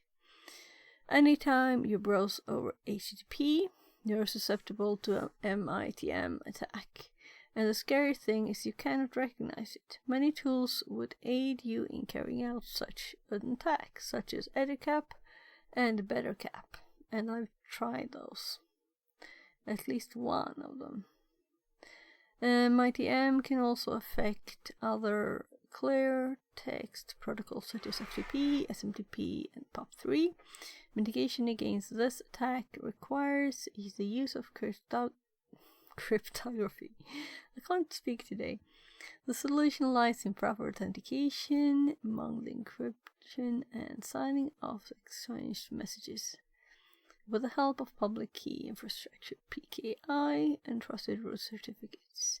Transport layer security, TLS, and protects from MITM attacks, man-in-the-middle attacks. And then we're supposed to look at the web pages. And I kinda cheated and did this quickly because I was trying to keep my amazing 22-day streak here. I had 64 at one time. Let's make it better. And it was like not my fault that it didn't. They were sending me emails every day that go there, and I trusted these emails, and if I didn't get one, I thought I'd already done it, and then I didn't get one, and I lost the streak, and then I was like, not that it mattered much. I was like thinking, is it positive or negative? You know, because I want not to be locked to try hack me. I want to be able to study somewhere else for a day and not, you know, feel like I have had something negative happen. But it's always there reminding you, and now I get the mails again. So I guess we'll see what happens. It's not like I'll cry if it breaks again. But I do have to make a quick bathroom break. So let's do that before we continue. Let's put just in case someone pops in, you know. Let's put on the T1. I'll be right back.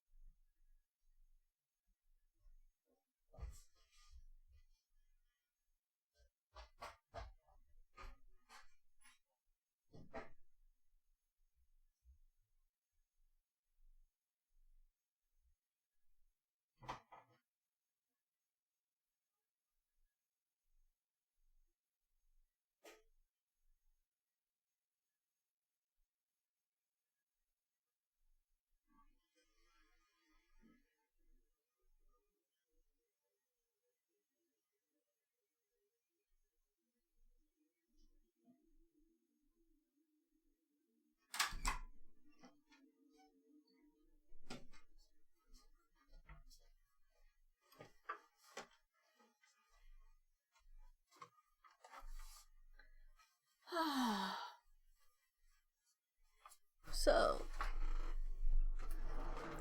I think water is better than tea today, actually. So, we'll see with the water. Because of the heat.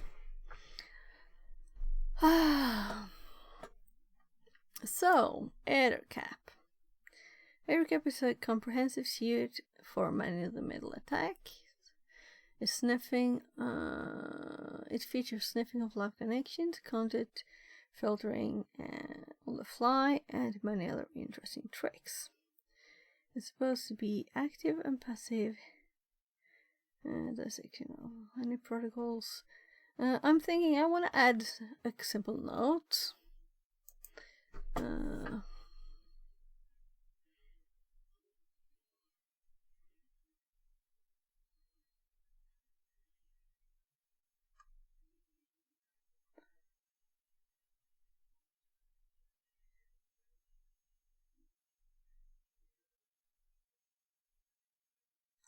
Supported distributions. And Debian with Kali on the top there.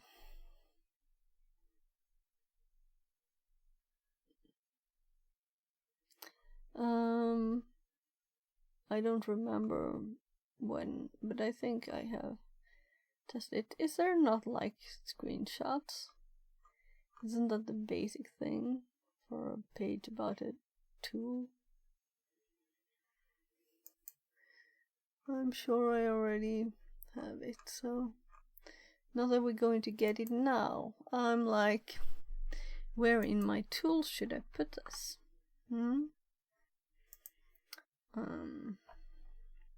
Any suggestions?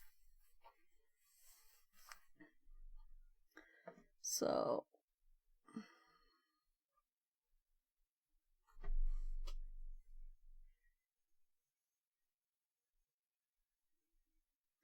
let's put it under connection, since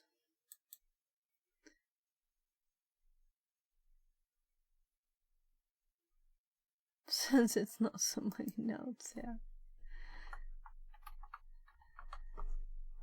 I did press two piece. Maybe I didn't lift my finger off the key enough. John Rosemary says, "Good afternoon." Good afternoon. So, I'm thinking where to put these. I might move them later. So, it's not much in here, right?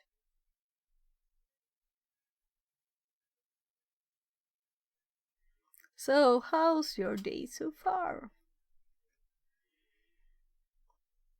Come in with a good afternoon, same as I have. I'm thinking this is not just waking up, it's something more. You have done things today, right?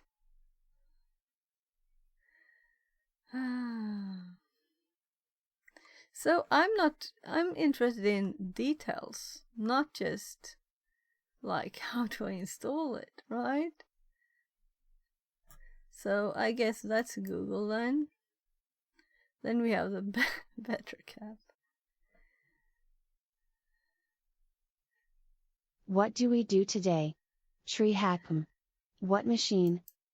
Yeah, today, right now, we're going through this room. Then we might do a machine after this, or a box, or whatever you want to call it. We might do that. But I want to finish these paths too. This is a junior penetration testing one. So, I think I've used one of them. Oh, sorry. It says it thinks it's spam, but I'll just...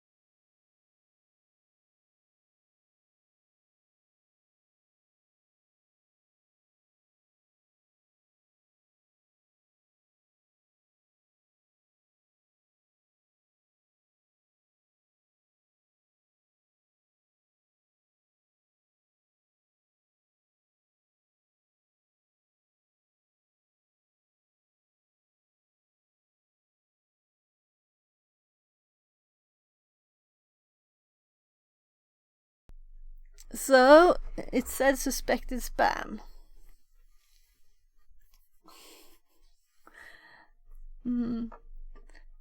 So, yeah, right. Let's continue, because I think I'll just quickly add this to my notes too. And I was kind of disappointed at the other page. There were no more information there. It was just how to install it. I mean, that's not very hard to... I'm just there, adding to the notes. This. And... oh my. The Swiss Army knife for Wi-Fi, Bluetooth, low energy wireless. I'm so sorry. Burp. Networks reconnaissance and MITM attacks. Okay, sure. Let's copy this, but I'm sure it'll be links and stuff. So just let's. No. Yeah, it's just tiny. Okay, so there. So there. Read the project interaction to get an idea. I think you can just shift paste too. Yeah, that's what I want. Some kind of project introduction. So this is what I asked for in the other web page was a screenshot, and this has a screenshot at once, meaning also that this is a graphical tool. It's not like I'm hating graphical tools, it's just, yeah. I guess it's good that it's graphical. So, introduction.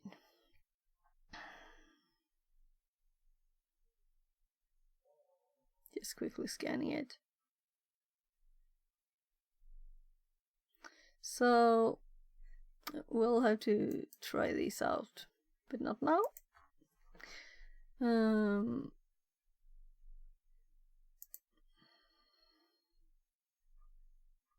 So, Transport Layer Security, TLS.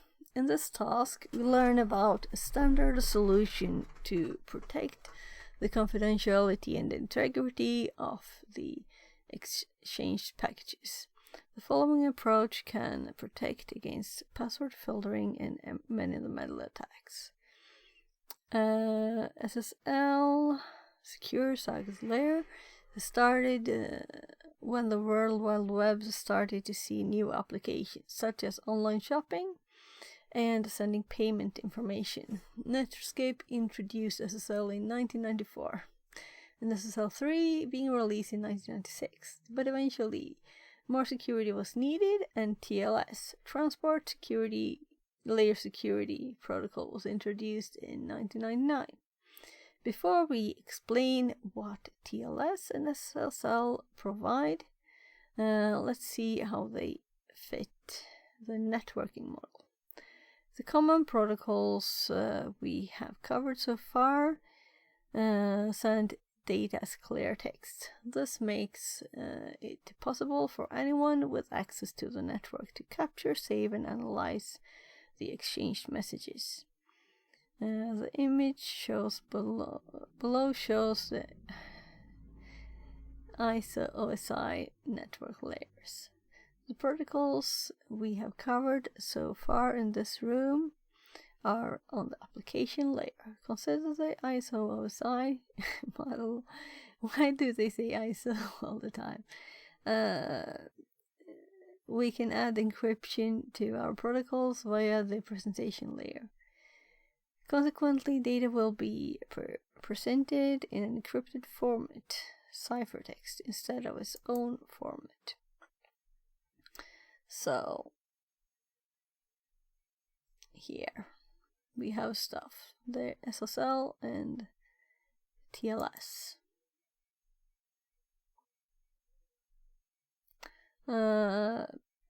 Because of the close relation between SSL and TLS, one might be used instead of the other. However, TLS is more secure than SSL. and it has practically replaced SSL. We would have dropped SSL and just written TLS instead of SSL TLS, but we will continue to mention the two to avoid any ambiguity because the term SSL is still in wide use. Therefore, we can expect all modern servers to be using TLS.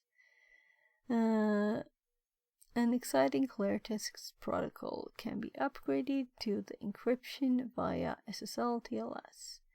And we can use TLS to upgrade HTTP, FTP, SMTP, POP3, IMAP, to name a few. The following table lists the protocols we have covered and their default ports before and after the encryption upgrade via SSL TLS. The list is not exhaustive, however. The purpose is to help us better understand the process. So HTTP, default port 80, HTTPS 443. So let's just make sure that we have all of these in my ports list. Let's see, port use. And I'm sure there's something that's not here. So of course we have port 80 and 443. FTP with 21, but we do not have 990. So I'm going to add it to the list here quickly. We have 990, which is FTPS.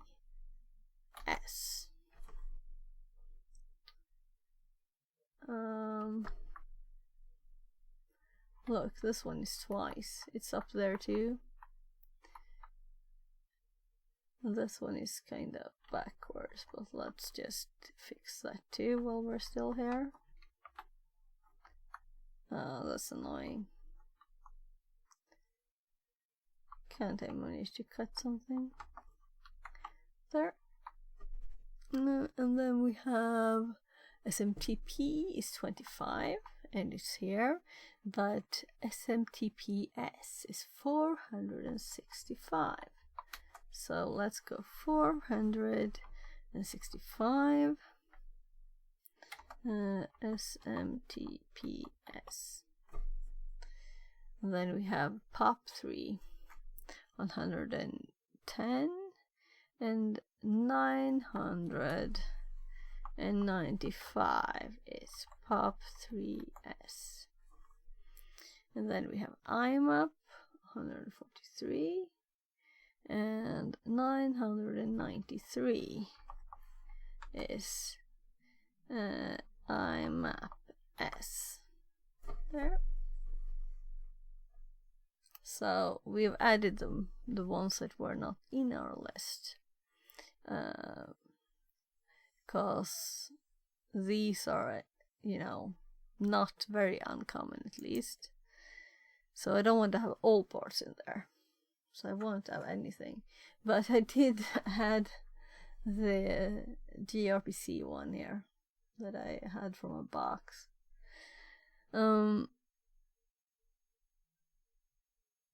So, considering the case of HTTP, initially to retrieve the web page over HTTP, the browser would need to at least perform the following two steps. Establish a TCP connection with a remote web server. Send HTTP requests to the web server, such as GET and POST requests. HTTPS requires an additional step to encrypt the traffic. The new step takes place after establishing a TCP connection and before sending HTTP requests. This extra step will be inferred from the iOS OSI model in the image presented earlier. Consequently, HTTP requires at least the following steps. Establish a TCP connection, establish SSL TLS connection, send HTTP request to the web server. To establish an SSL TLS connection, the client needs to perform the proper handshake with the server. Based on RFC 6101, the SSL connection establishments will look like the figure below. Client hello. Server hello. Certificate. Server key exchange. Certificate request. Server hello done. Certificate. Client key exchange. Certificate verify. Change cipher spec. Finished. Change cipher spec. Finished. Okay. That looks advanced. After establishing a TCP connection with the server, the client establishes a SSL TLS connection as shown in the figure above. The terms might look complicated depending on your knowledge of cryptography, but we can simply find it 4 steps. Well, not that complicated, but I mean, it's not like hi, done thing. But I guess it's logical since this is SSL that it will have a key. Certificate request. Also, there are these stars, but it doesn't say what stars mean.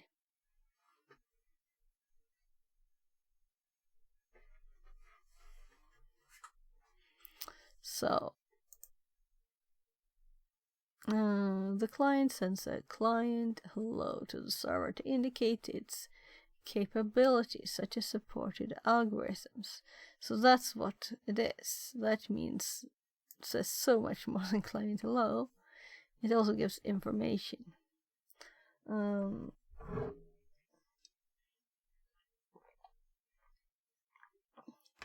I am feeling that I've slept too little a few days. And gone up too early. I'm thinking I should get something energetic to eat. I will just do that. I'm sorry for running away a lot. I'll just get something to eat, and possibly, since it's kind of warm, have some ice cream. I'm putting tea because that sounds better, right? But I'm actually getting something cold.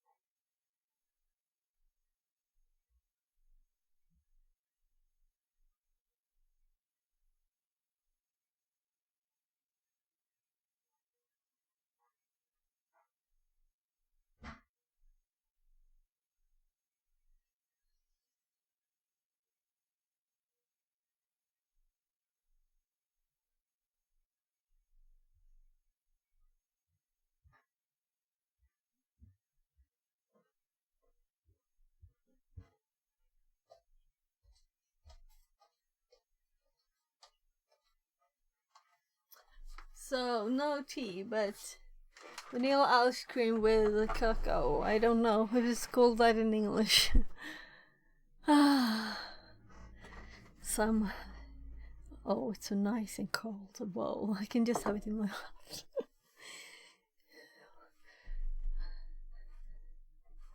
Coldness. I should get a fan. I usually have a fan on the summertime, you know.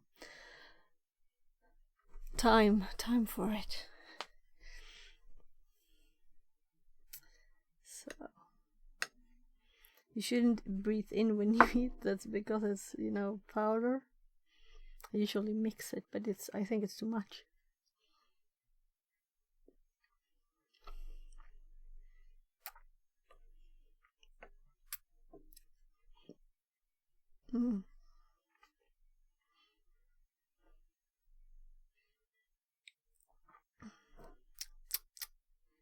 So if I suddenly start coughing, it's because I shouldn't blow on it or think it's too funny either, I guess.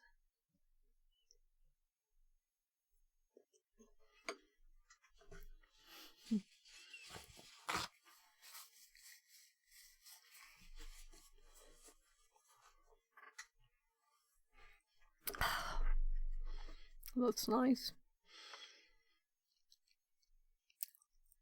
So let's read again.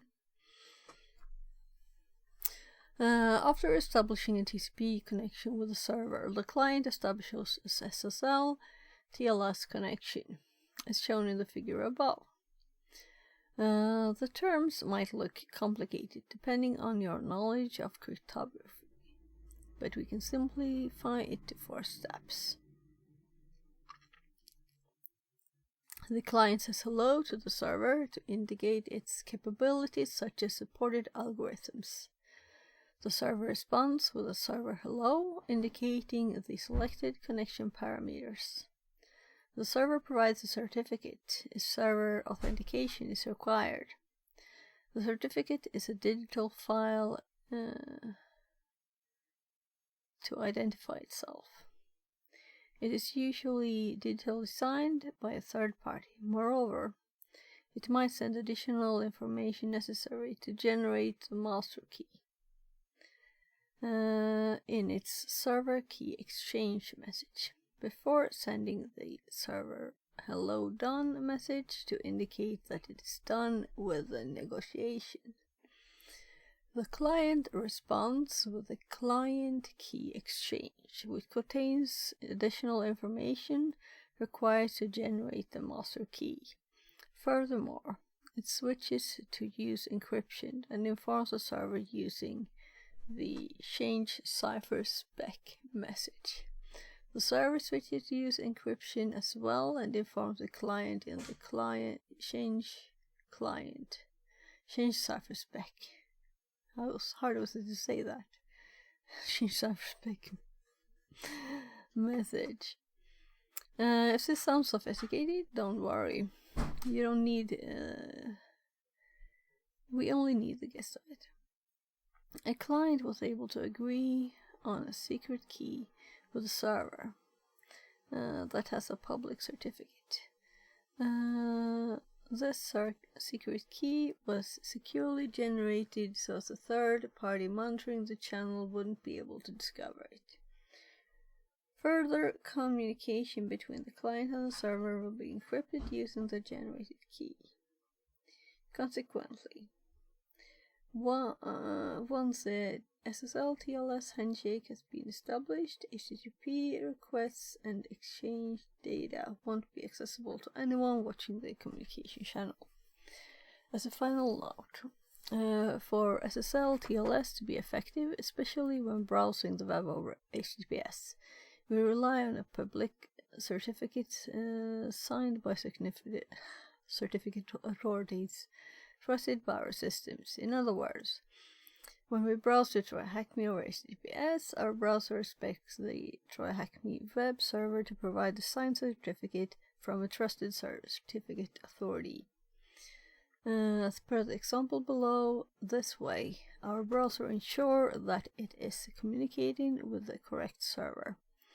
and a MITM attack cannot occur. I mean, in the middle, I should say. It's quicker to say, even. So.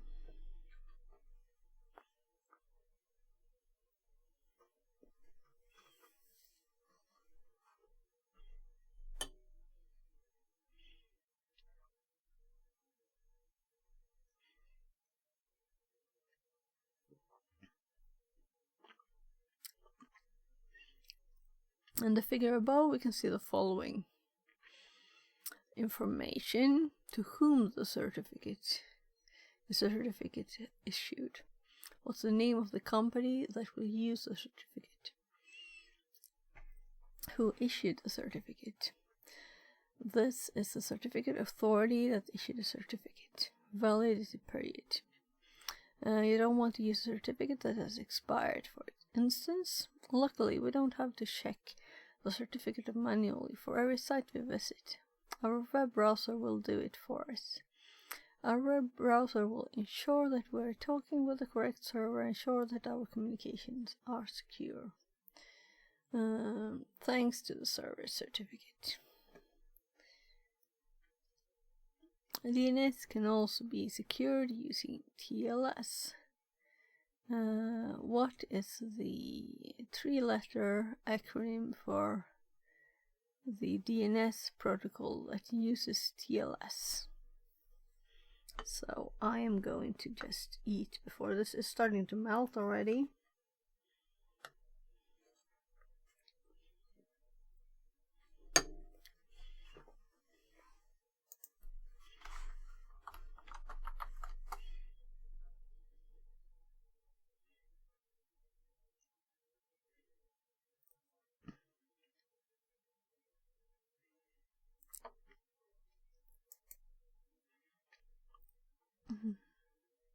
DNS over TLS, Transport Layer Security, DOT. DNS over TLS. Okay, so the answer is DOT. DOT. Let's see what their hint was. And there we got to 23. So, let's stay here for a second.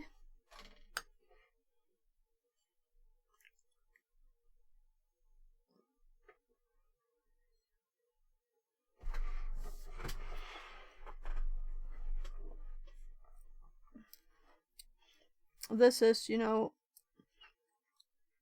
chocolate powder. It's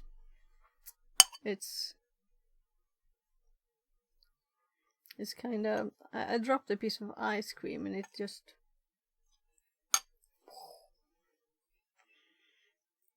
like into my eye. So I guess I better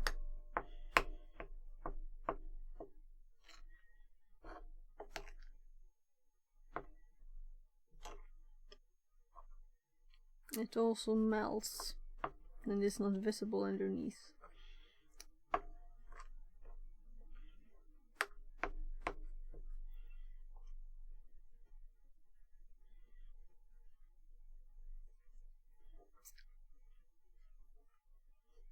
Just mixing it a bit so it doesn't go so cloudy.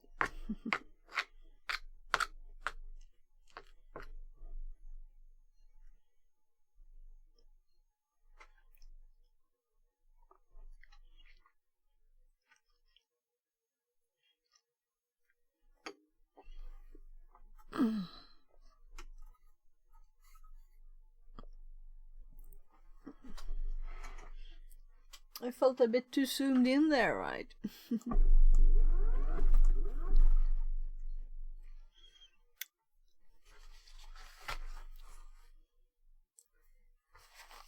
Well, that's a nice thing with a real camera too, you know? You can zoom optically.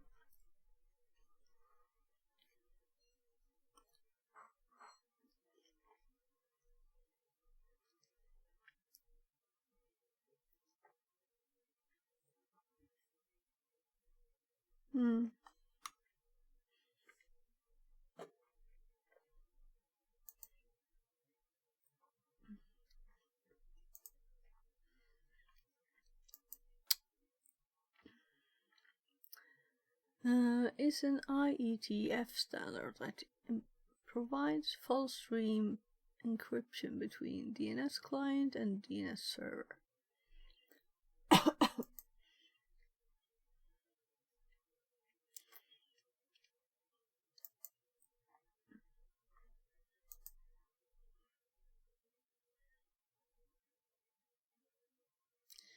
I'm kind of thinking we should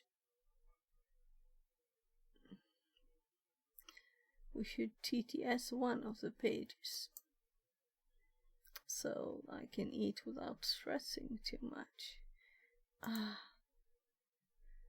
So what if we click the button DNS over here? TLS versus DNS. Tell me if it's DNS too over loud. TLS versus DNS over HTTPS secure It's a bit DNS. loud to me. DNS queries are sent in plain text, which means anyone can read them. DNS over HTTPS and DNS over TLS encrypt DNS queries and responses to keep user browsing secure and private. However, both approaches have their pros and cons. Learning objectives. 1. Understand why DNS needs greater security, and why DNS privacy is important. 2. Learn how DNS over TLS and DNS over HTTPS work, and the differences between them. 3. Explain the pros and cons of both approaches. 4. Compare DNS over TLS/HTTPS to DNSSEC. Want to keep learning? Subscribe to the NET, Cloudflare's monthly recap of the Internet's most popular insights. Refer to Cloudflare's privacy policy to learn So we how we got collect and add, process your personal right? data. Why does DNS need additional layers of security? DNS is the phone book of the Internet. DNS resolvers translate human-readable domain names into machine-readable IP addresses. By default, DNS queries and responses are sent in plain text, via UDP, which means they can be read by networks, ISPs, or anybody able to monitor transmissions. Even if a website uses HTTPS, the DNS query required to navigate to that website is exposed.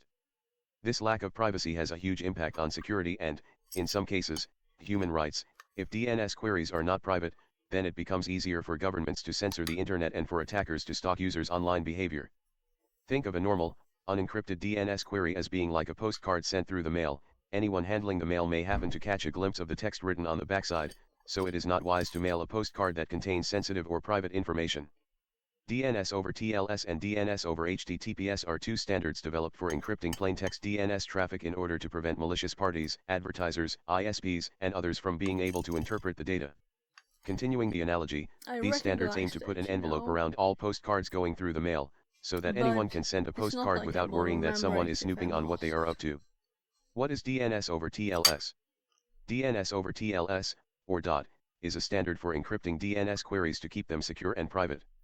DOT uses the same security protocol, TLS, that HTTPS websites use to encrypt and authenticate communications. TLS is also known as SSL.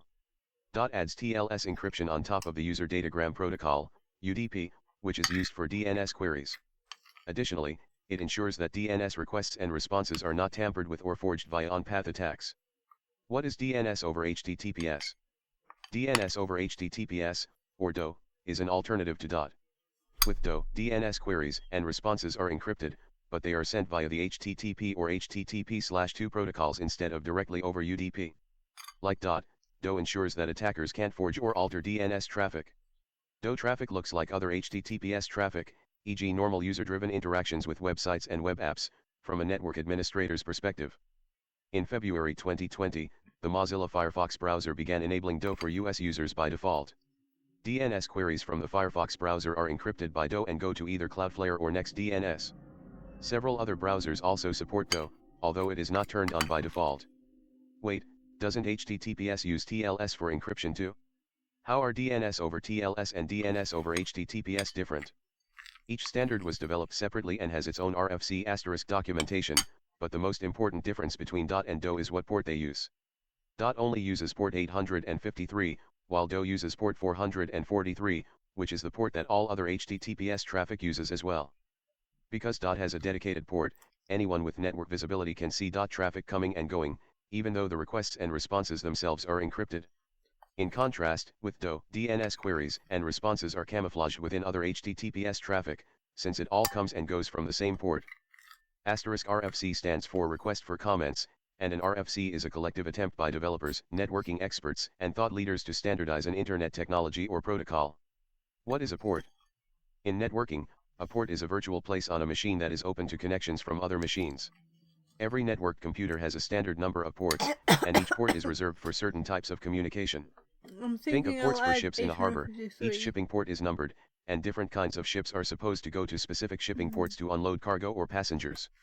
Networking is the same way. Certain types of communications are supposed to go to certain network ports. DNS. The difference is that the network ports are virtual, they are places for digital connections rather than physical connections. Which is better, DOT or DO? This is up for debate. From a network security standpoint, DOT is arguably better. It gives network administrators the ability to monitor and block DNS queries, which is important for identifying and stopping malicious traffic. DO queries, meanwhile, are hidden in regular HTTPS traffic, meaning they cannot easily be blocked without blocking all other HTTPS traffic as well. However, from a privacy perspective, DO is arguably preferable. With DO, DNS queries are hidden within the larger flow of HTTPS traffic. This gives network administrators less visibility but provides users with more privacy. 1.1.1.1, the free DNS resolver from Cloudflare, supports both DOT and DO. What is the difference between DNS over TLS/HTTPS and DNSSEC? DNSSEC is a set of security extensions for verifying the identity of DNS root servers and authoritative name servers in communications with DNS resolvers. It is designed to prevent DNS cache poisoning, among other attacks. It does not encrypt communications. DNS over TLS or HTTPS, on the other hand, does encrypt DNS queries. 1.1.1.1 supports DNSSEC as well. To learn more about 1.1.1.1, see what is 1.1.1.1? Subscribe to the NET. Receive a monthly recap of the most popular internet insights. Refer to Cloudflare's privacy policy to learn how we collect and process your personal data. So we don't have to make an ad for them.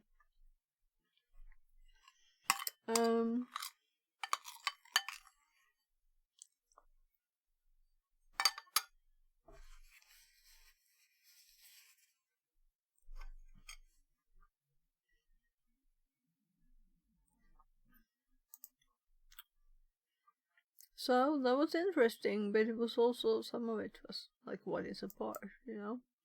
But I don't mind. Maybe this one would have been better.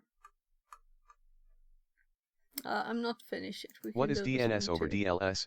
DOT. DNS over TLS, Transport Layer Security, or DOT is an IETF standard that provides full stream encryption between a DNS client and a DNS server. DNS has traditionally suffered from a last-mile security problem. Communications between a DNS client and the DNS server are almost always unencrypted, and therefore subject to spoofing, interception, and more. DNS over TLS is documented in IETF RFC 7858 specification for DNS over Transport Layer Security, TLS. How DNS over TLS, DOT, works. Initiation of DNS over TLS is very straightforward. By establishing a connection over a well-known TCP port, 853, clients and servers expect and agree to negotiate a TLS session to secure the channel.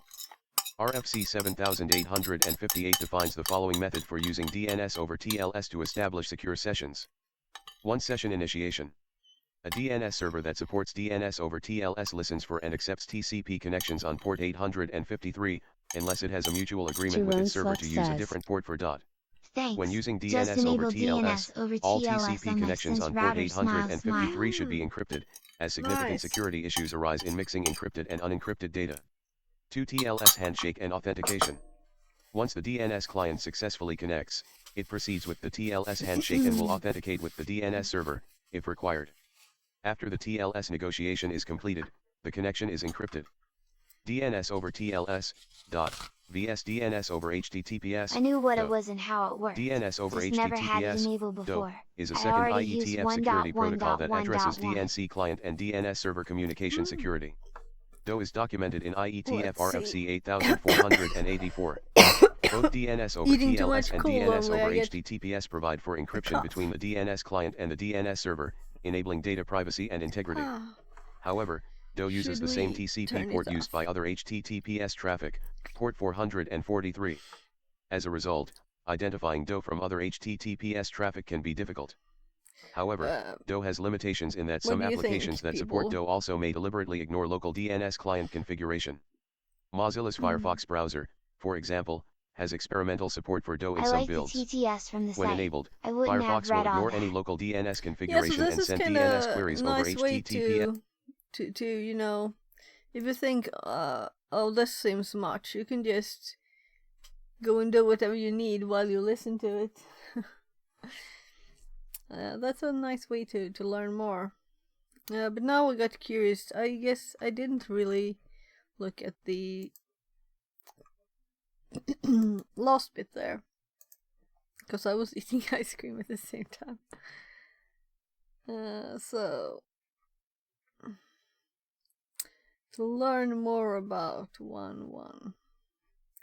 Yeah, free DNS resolver from Cloudflare. Okay.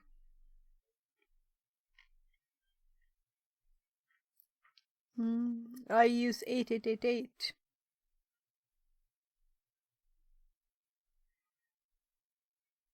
I guess it would support all of it too, of course.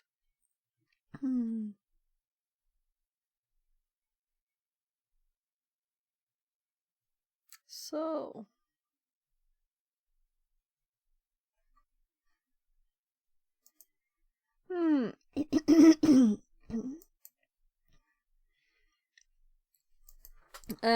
so we have we listened a bit on that while I finished my ice cream. I guess I'll be at the perfect temperature for about 2 minutes, right? But I'm just as tired now as I was before. I think only sleep can fix that problem.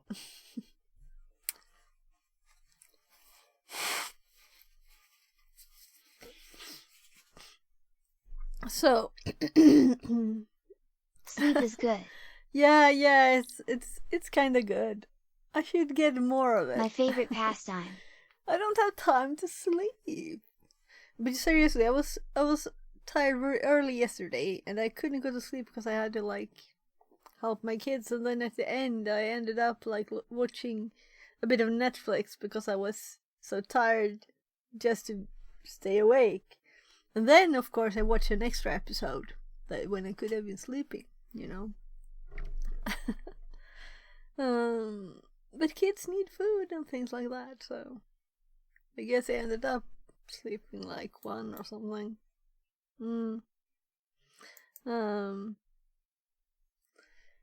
I should get like 1 night of 8 hours sleep. That would be nice.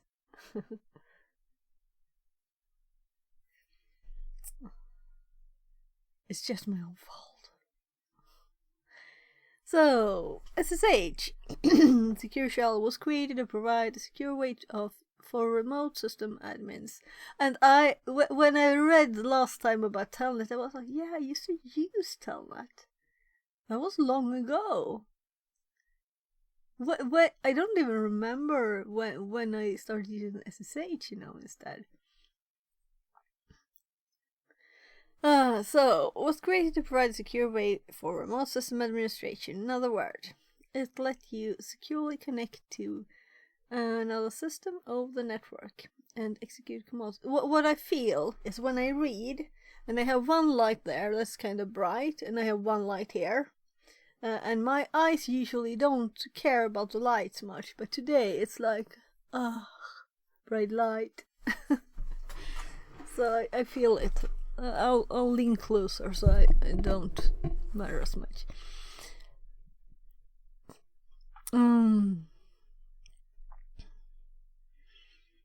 So let you securely connect to another system of the network and execute commands on a remote system.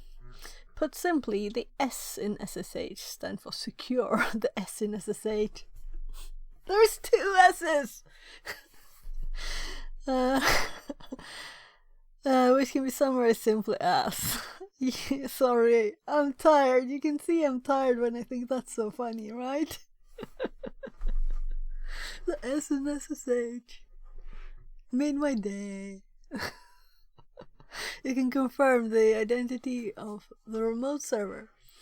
Exchanged messages are encrypted and can only be decrypted by the intended recipients. Both sides can detect any modification in the messages. Okay. I'm thinking like, isn't this obvious? But I guess not. The above 3 points are ensured by cryptography. In more technical terms, they are part of confidentiality and integrity made possible through the proper use of different encryption algorithms. To use SSH, you need an SSH server and an SSH client. The SSH server listens on port 22 by default. The SSH client can authenticate using a username and password, a public and a private and public key after the SSH server is configured to recognize. I've And used there SSH could be a for password. years. We used to use Telnet to connect to our network switches though. Yeah, I mean, it's simpler system had older communication ways, longer, I guess. But usually switches you would still just connect on your local network, I guess, so. But still.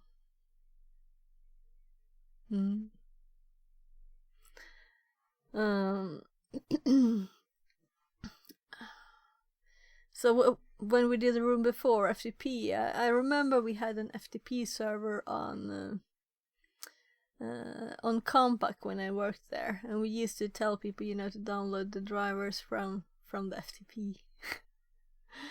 Feels so long ago now. And when I worked at EA's, there was someone there having an FTP server too.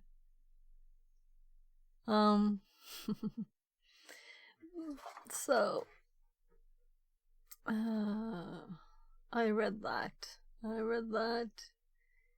I should keep track of where I am. I guess when you're tired, it's not as obvious where you're reading. In more technical terms, they are part of it confidentiality and integrity, as I read, made possible through the proper use of different encryption algorithms. And I read this too, all of it, so I was just about to scroll down, I guess.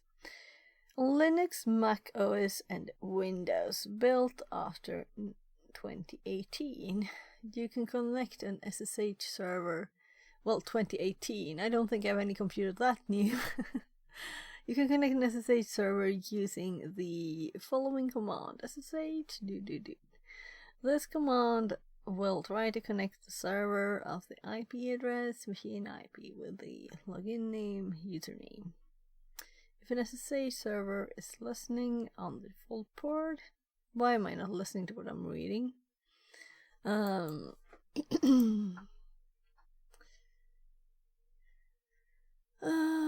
It will ask you to provide a password for username. Once authenticated, the user will have access to the target server's terminal. The terminal output below is an example of using SSH.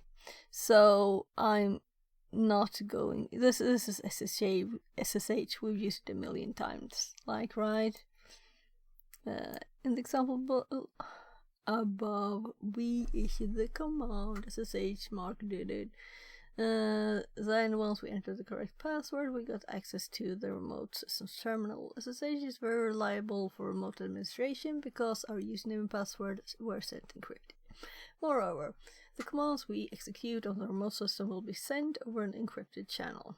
Note that this is the first time we connect to the system. We will need to confirm the fingerprint of the SSH server's public key to avoid man-in-the-middle attacks.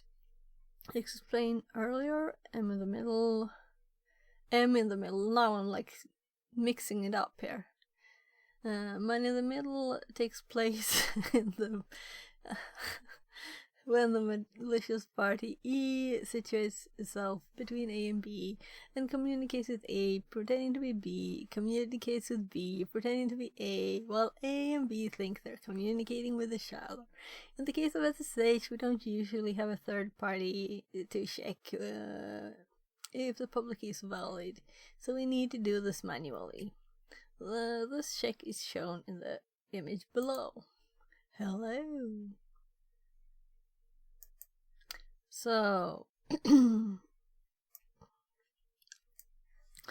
we can use SSH to transfer files using SCP, Secure Copy Protocol, based on SSH protocol. An example of the syntax is as follows: SCP mark at machine, where on earth the file is, to wherever it's going. This command will copy the file to the directory root. Another example syntax is SCP file name to something. Okay, so copying from local to remote. As a closing note, FTP could be secured using SSL TLS by using the FTPS protocol, which uses port 990. Confirming that we have that in the notes, we do. It is worth mentioning that FTP can also be secured by using SSH protocol, which is the SFTP. By default, the service listens on port 22, just like SSH. Okay, so yeah. So FTPS and SFTP is not, I'm not sure that I even noted that in my brain. So maybe we should add this to the FTP notes right here. That would make you think you have to stop SSH service to be able to use SFTP. But that isn't true. Yeah. Okay. Okay, so no, it's like SCP, right? It just uses it. It uses SSH. So FTP can be secured by using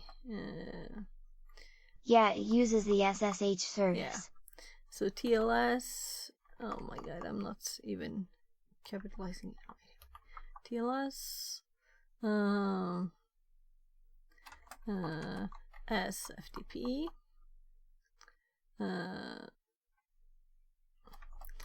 default port 990, and by using SSH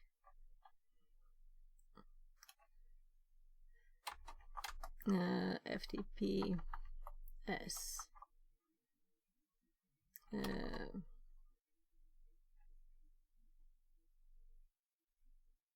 I guess it would use the configured SSH port, which would of course be default 22. I don't say a port there. We used to host the SFTP server, which also allowed FTPS connections, but we've since stopped the FTPS service, which was using VSFTP as its daemon. Okay. So then, right, they look funny when they're capitalized. That's why in my list here with the port use, I just type them like this, you know. So let's do. I can't read this when it's. I don't know. Let's do SSH. I know it's abbreviations. It could be easier to read them if they're capitalized, but I think it's not, because it's that top one should be FTPS. Oh right, I typed the same on both. Thanks. I would have been confused when looking at my notes. So yeah, FTPS. Why did I mistype it now? I'm curious. Let's just undo.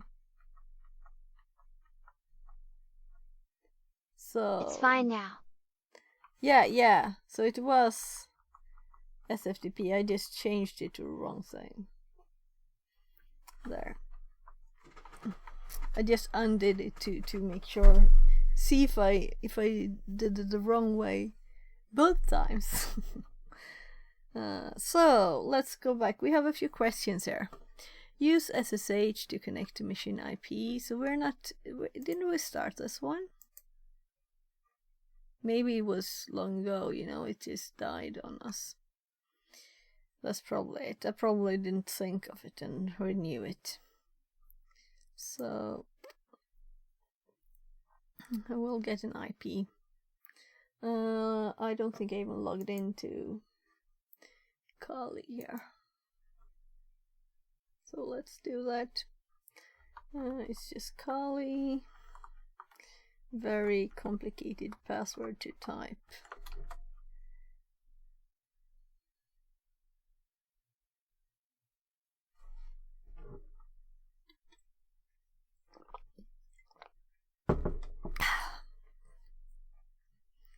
So it's awake, and we don't have an IP yet though.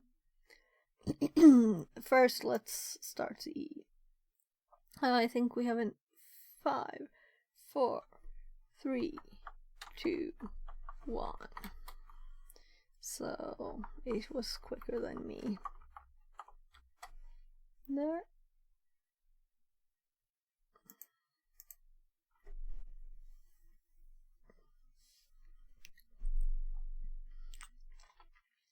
Use SSH to connect to 1010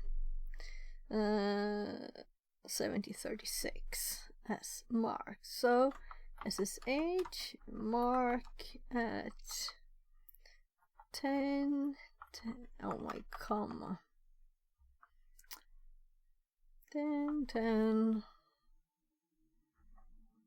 7036 with a password.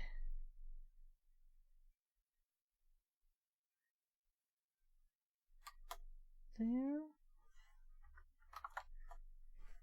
And the password is XBTC49AB. And then we're supposed to run unamr. And they want this as a reply.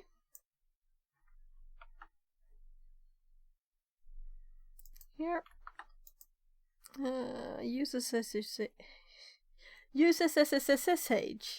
to download the file book.txt. How many KBs did SCP display as download size? At Fixit is your theme tune should be Tinkalogic by Daft Punk. I don't know what that is. Tyrone Sluck says. Do you pay for THM? Yeah, I do. I got a free month, and then I kinda like, well, it is easier to not having to jump between the parts, you know? And then I didn't use it for lots of months. So, but now I'm using it again, so. But I realized it was more expensive than I thought, because I thought it was like $5, but it's like 15. Do you use the premium package? I don't even know what the premium package is. So I just pay months. So if I'm not using it, I guess I should pause it too. Because money's I don't have so much of those. Yeah, so let's disconnect from this one. We have to, of course, just illustrate. Terry's a business one too, for $40, so probably not that one. No. It's the. I thought it was 5, but it was actually 15, so I'm kind of surprised.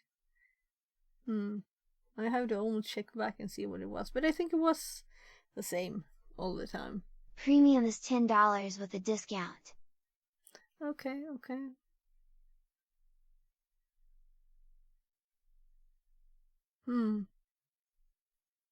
Oh, whatever.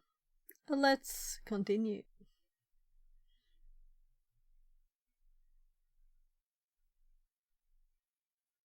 What kind of discount, says, by the way? Ad break. The only thing.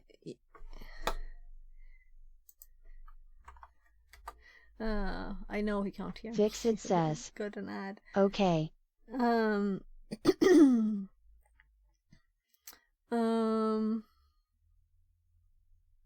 Yeah, I can feel I'm tired. I'm like, what was I thinking of? What was I doing?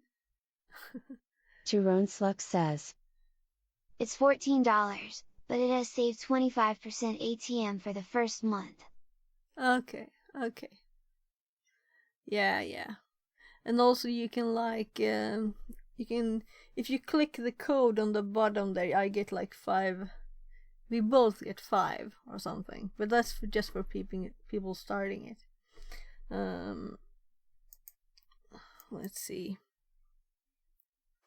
I'm supposed to SCP this, I think. So we have. Or if billed annually, actually. Yeah, probably. And I'm not doing that because I don't know how long I will use it, So it's kind of expensive to pay a lot if you don't know, if you're not sure. I'm kind of trying to go through all of it. So let's see. Okay, you can't have VPN, right? If you're not paying. But you can always pay when you use it. So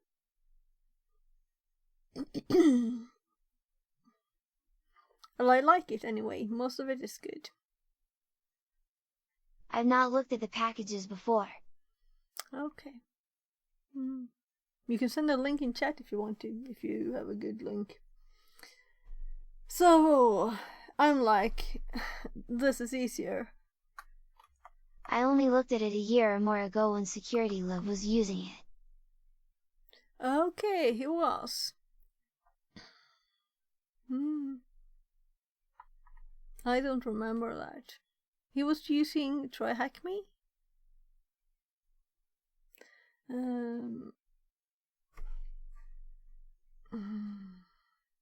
Woopinion says, so fix it, Technologic by Daft Punk as your anthem, what do you think? Tyrone Slux says, I guess or I it was can't. longer ago, or mentioned it. Okay. Gosh, I'm trying to just scroll in chat here. Technology. I know that I shouldn't, listen to music. But I'll copy it. Have you heard the start song? Did you hear the start song? This is like Suno. We can hop to the Woopinion start says, screen. no. To my stream, when knowledge reigns supreme, calm and collected. I'm about to go live, you know what I mean. Got high expectations. Yeah, so I'm not muted. I thought I might be muted there. This is the first, kind of like the first test I did with Suno. So I just added it, so we have something, because it's just a countdown. It's usually a countdown in the middle of the screen there, so.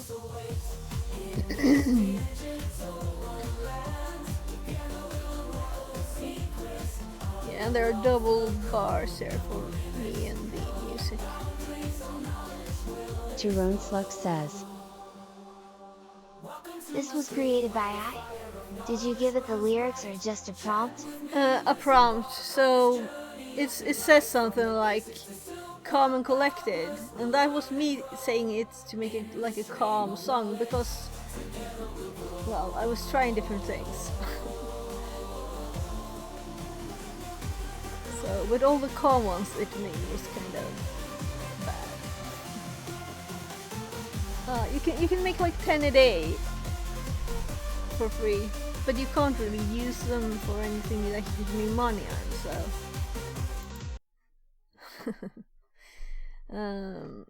So if I go to Suno here. Woopinion says, can I post a link to the lyrics? Yeah, and I just copied it too, the name here. So, but I don't want to start anything. Oh, okay. Okay, I think it's easy. Let's see the lyrics. Okay. That's funny. That's funny. I'll have to listen to it later. I guess we can do 10 seconds, but we can like hop to the middle or something, right? Buy it, use it, break it, fix it, trash it, change it, mail, upgrade it, charge it, point it, zoom it, press it, snap it, work it, quick, erase it, write it, cut it, paste it, save it, load it, check it, quick, rewrite it, plug it, play it, burn it, rip it, drag and drop it, zip, unzip it, lock plug it, it in. fill it, call it, find it, view it, code it, jam, unlock it. That's funny. That's funny. So let's do this. Let's do this. That wasn't bad. TTS has rhythm. You can record it and make a song. Not. I don't think it's. I mean, when you make a comma, you can decide how it will punctuate, you know. Make a rhythm. Oh, so what on earth file did they want? Book.txt? So but we want book.txt. And it's supposed to be colon.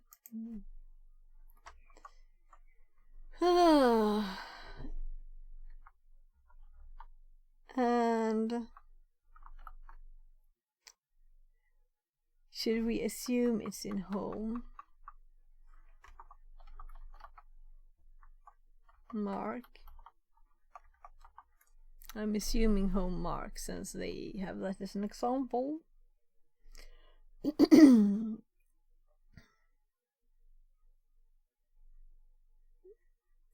So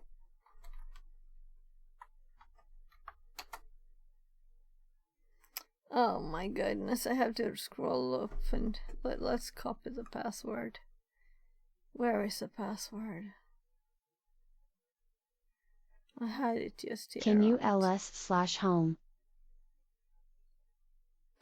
Yeah, but I'm not currently on it. I exited.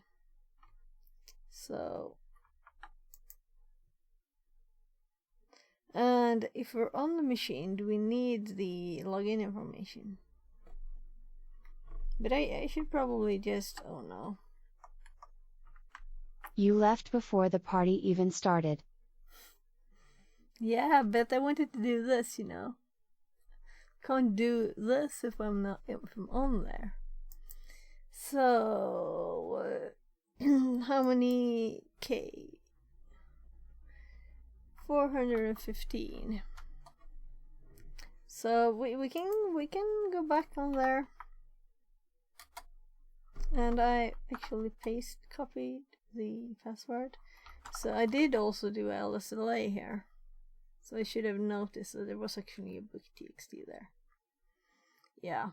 So let's say that we wanted to copy something. Let's say we want to copy the file that we had there. So I haven't used SCP much. So let's do SCP help, right? What's in his bash history?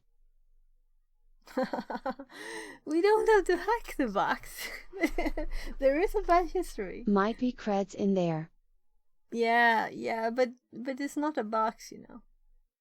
But we can look if we're curious.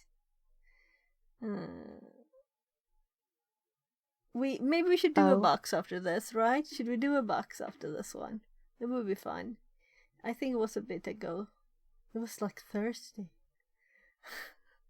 Well, let's be nosy. Yeah, always. And it's probably mostly my commands in there, though. It's not big, you know. It's just 21, so it's just probably me doing LSLA 3 times. So let's see. SCP. Grepitus. Translated from Hungarian.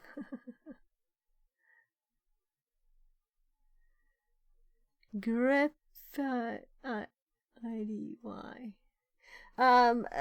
Let me just look at this first. I would like to have a lot of example of SCP actually, because I'm thinking when I'm logged in, I can't possibly have to log into something else. So if I do like SCP dot, it's like Giggity, but it's done with grep. I don't know what Giggity is.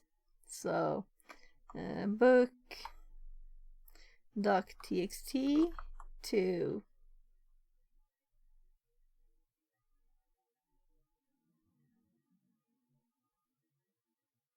I guess I would use my own IP here then, because I'm on that machine.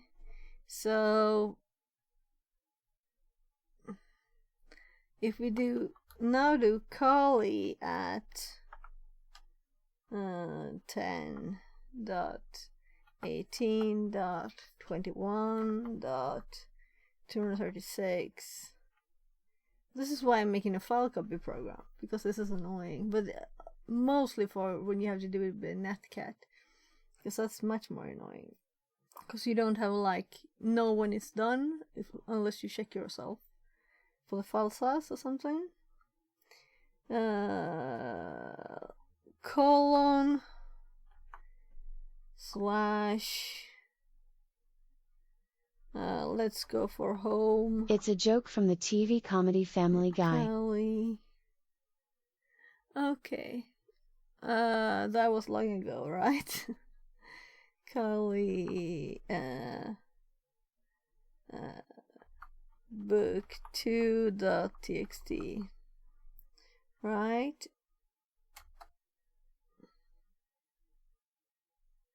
No, apparently not. Oh, there's a dash in there. Why is there a dash? Of course it went crazy. It was supposed to be a dot.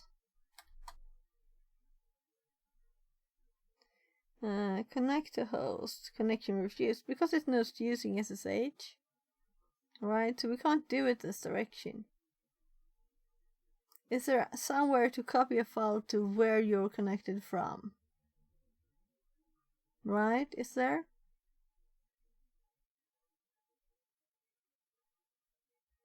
Also, just to make sure now, I did copy the file, but I had a problem once when I was connected by SSH. I couldn't use this. So if we open a new tab and just paste this and run it, and oh my god, I have to copy the password again.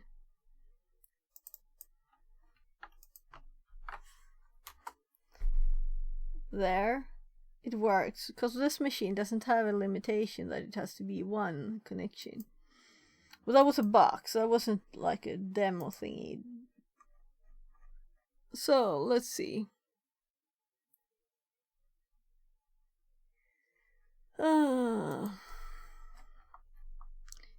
Giggity.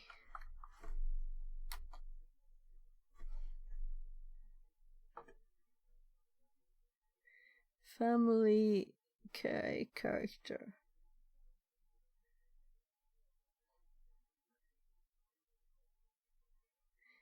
Am I old not to know this?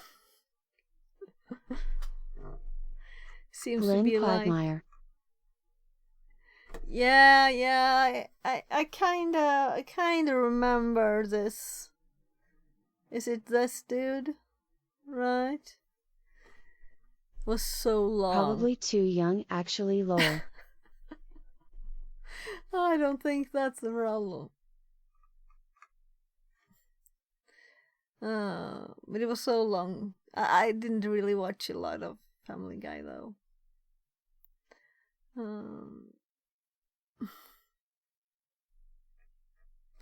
Alright, we were going to look at the history. Let's do that before we go out of here. So,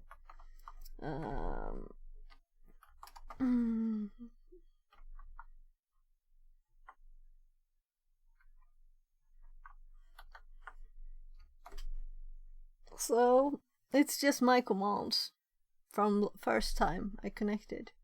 That's all that's in there, so sorry, no fun stuff. There's also a document.txt. Oh, I see. Book.txt. Oh, we can read the whole book. So what was the other one? I don't remember, apparently. So why did I do that? Why didn't I just do LSLA? I thought I could be smart and not type document. So that was even longer.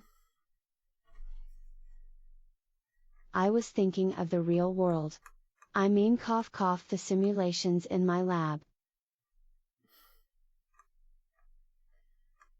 Yeah, I have to make a better lab. Tell me about your lab. I need to have a good lab. Right? Can't just have a few tiny VMs. I should install more machines. I have Kalian 2 laptops. One of them, I have a I think it's Windows XP that I guess decided to keep as Windows XP, so we can see what we can play with it. You know, there might be something fun we can do there, like check what vulnerabilities we have. So, password attack.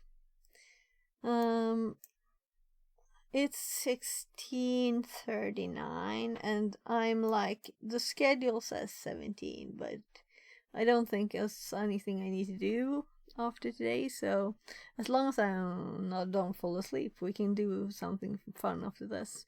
Maybe I should like quickly do this so we can do a box or something together. Wouldn't that be fun? We discussed network package captures and man-in-the-middle attack, trying to say it quickly, as well as how these attacks can be mitigated using TLS and SSH. The third type of attack that we will cover in this room is a password attack. Okay. Many protocols require you to authenticate. Authentication is proving who you claim to be. When we're using protocols such as POP3, we should not be given access to the mailbox before verifying our identity. POP3 example from the protocols and servers room. Okay. This is something we did, apparently. It's repeated below for your convenience. Okay, so we don't have to have this room up. I just was curious, did I do this? It sounded familiar. I think it was in this list of rooms. In this example, we are identified as the user Frank and the server authenticated us because we provided the correct password. In other words, the password is one way of authentication. Yeah, I remember this. We telnetted there and we sent messages, and I don't think I could do the same because their example server didn't have it working. There were also no messages in their list. It was 00 instead. So we couldn't do anything to actually test this. It was just sad. Authentication or proving your identity can be achieved through one of the following or a combination of the two. Something you know, something you have, something you are. Well, I guess you should read the rest too. Such as a password or PIN code, such as a SIM card or RFID, USB dongle, such as a fingerprint or iris. This task will focus on attacks against password, i.e. something the target knows. If you revisit the communication with several previous servers using protocols such as Telnet, SSH, POP3, IMAP, we always need a password to gain access. Based on 150 million usernames and password leaked from Adobe breach in 2013, the top 10 passwords are... These are so bad, you know. That these are the top 10. Isn't it incredible? Can you really believe this, Oh, whatever. Only 2 passwords are related to Adobe's products, the rest are generic. Photoshop.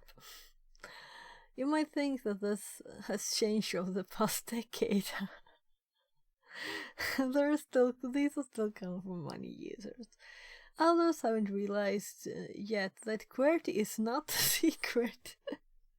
And it's used by many as their password. Oh, that's so secret, Check it against passwords are usually carried out by password guessing. Guessing a password requires some knowledge of the target, such as the pet name or birth year. Dictionary attack. This approach expands password guessing and attempts to include all valid words in dictionary of a word list. Brute force attacks. This attack is the most exhaustive and time-consuming with the attacker can go as far as trying all possible character combinations, which grows fast. Exponential grows with a number of characters. Let's focus on dictionary attacks over time. Hackers have compiled lists containing leaked passwords from data breaches. One example is Rocky List breaches password, which you can find on the attack box. The choice of the word list should depend on your knowledge on the target. For instance, a French user might use a French word instead of an English one. Consequently, a French word list might be more promising. We want an automated way to try the common password or the entries from a word list. Here comes Hydra. THC. I've never seen THC. I guess it's Hydra, right? This normal Hydra.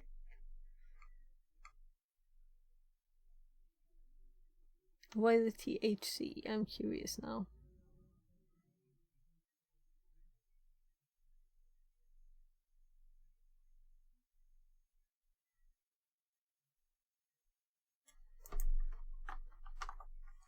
I'm very curious. What's THC?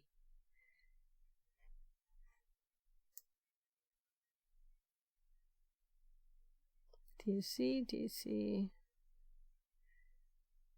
THC.org. It's the organization's name.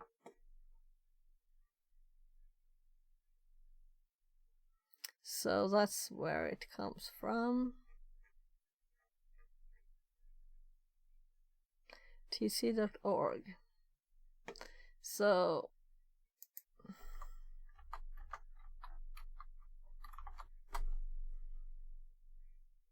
the hacker's choice.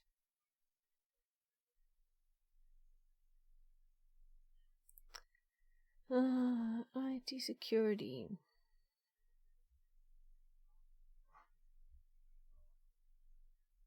Active projects. Hydra.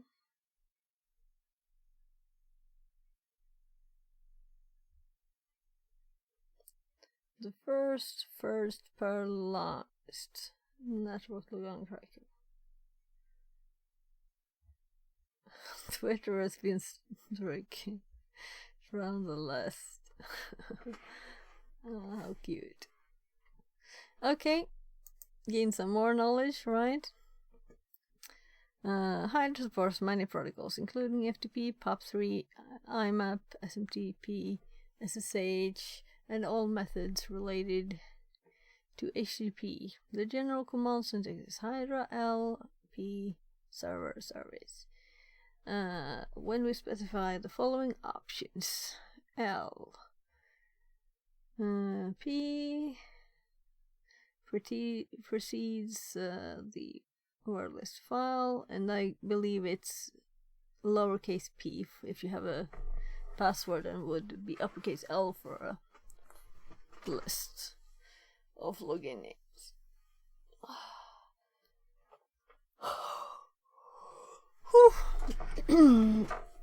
Service hostname and IP address of the target server. Service indicates the service which you're trying to launch the dictionary attack. We'll use Marcus username, iterate over password.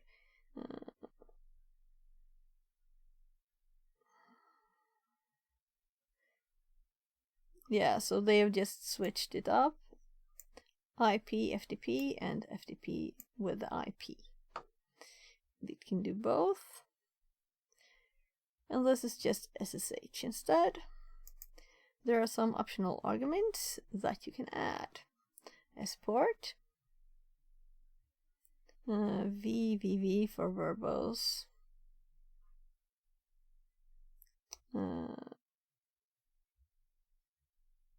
Very convenient to see the process, especially if you're still not confident of your command line syntax. So if you say the wrong thing, we know more about it. TN, where n is the number of parallel connections up to the target. Let's actually get up my Hydra nodes. So let's see. I would assume I have Hydra nodes.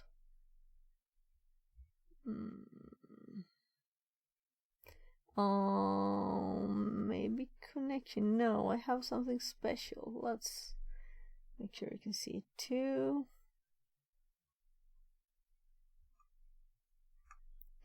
So we can Hydra. I'm thinking we'll find a few hits here. That's not what we're looking for. So this is the Hydra file. It's in 18 Cracking Brute Force. So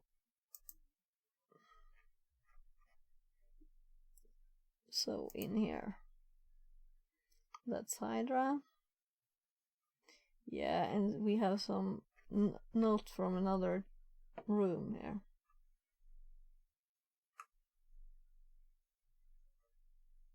And they're sorted on the protocol.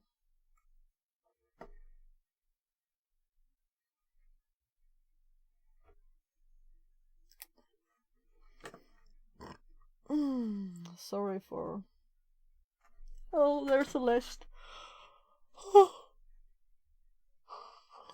So, VVV for verbose. And there's also VV apparently. But they are doing big capital B and lowercase uppercase v. Whatever.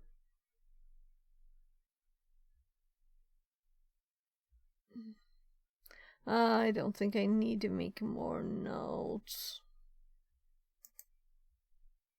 I would assume I have the help for it in here too, don't I? No? It's just a room notes. Whatever. We'll not do that now. So, T threads. D debugging. Once the buzzer is found, you can issue Control-C to end the process. Interact with tasks. We expect the attack to finish. Just checking the time here. Within less than a few minutes. However, it would usually take longer in real-life scenarios.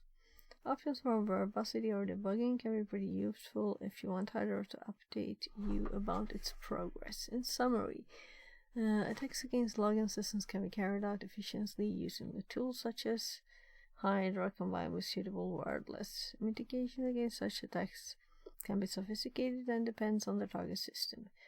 A few of the approaches include password policy. Enforces minimum complexity constraints and password set by the user. Account lockout. Locks the account after a certain failed attempt. Throttling authentication attempts. Delay between. Using CAPTCHA. Requires solving a question difficult for machines and for humans, usually, right? It works well if the login page is a graphical user interface. Note the CAPTCHA stands for a complete automated public Turing test to tell computers and humans apart. I didn't know that. So that's what CAPTCHA stands for. Requiring the use of public certificate for authentication, works well with SSH, two-factor authentication, asks the user to provide a code available via other means such as email, smartphone, or SMS. There are many other approaches that are more sophisticated or might require more established knowledge about the uses, such as IP-based geolocation. Using a combination of the above approaches is an excellent approach to protect against password attacks. We'll learn that one of the email account is okay, so we have the name. So let's, without looking at the notes, try and do this, right? So we know that we're going to use Hydra, and I'm not stupid enough to skip getting help from what's already here by just changing this. This one is let's see, and we're going to use RockU because they talked about it, so I'm assuming that we will find it here. And we have the IMAP. So IMAP 7036 there.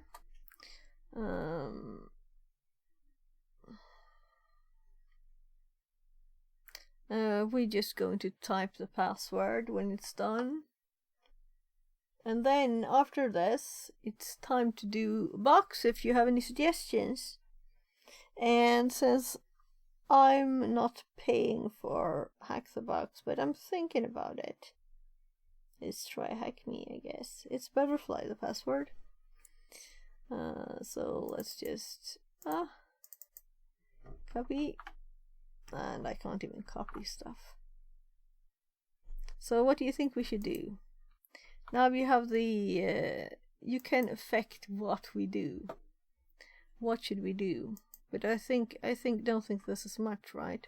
Or maybe it is. There was actually lots of text here. But while we're reading this, let's think of what we should do afterwards. I don't think the one that I had up there is finished, actually. If you notice the Hydra. I was just playing around with it, testing it. I didn't actually think I was going to find a password there. But yes, I am doing the Archangel Troy Hack Me one. But I'm not finished. We have just started and got a bit of something.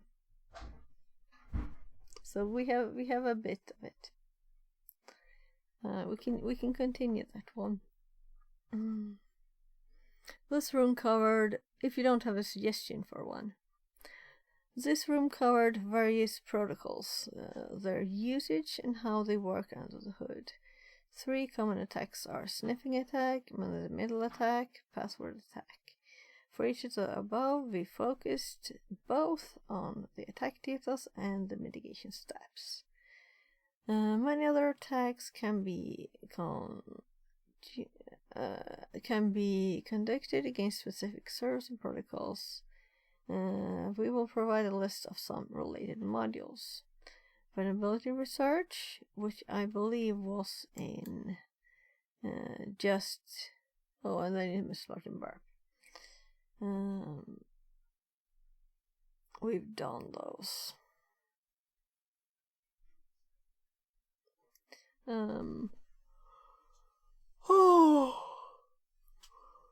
It's good to remember the default port number for common protocols.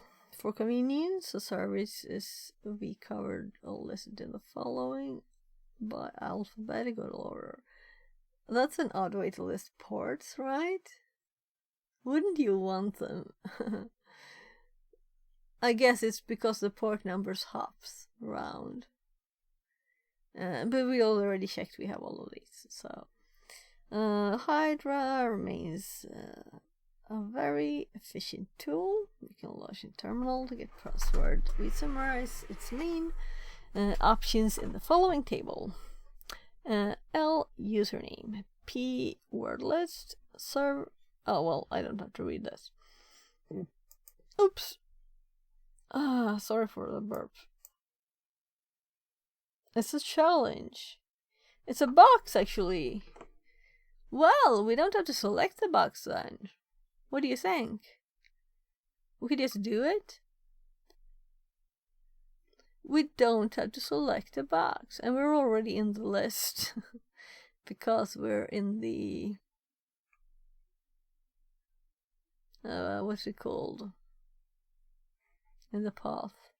By the way, let's look here in the path. By the way, I'm curious how many.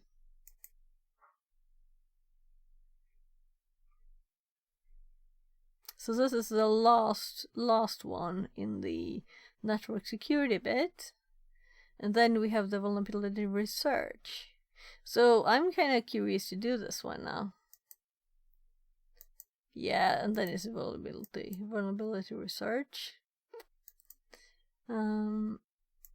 Well, what do you think? Should we continue Archangel or should we do this? Because this is a box actually, so let's just check. Continue your journey to the next module. That's just a click. It's a bit of a hint. There are hints. So maybe this is not really a box.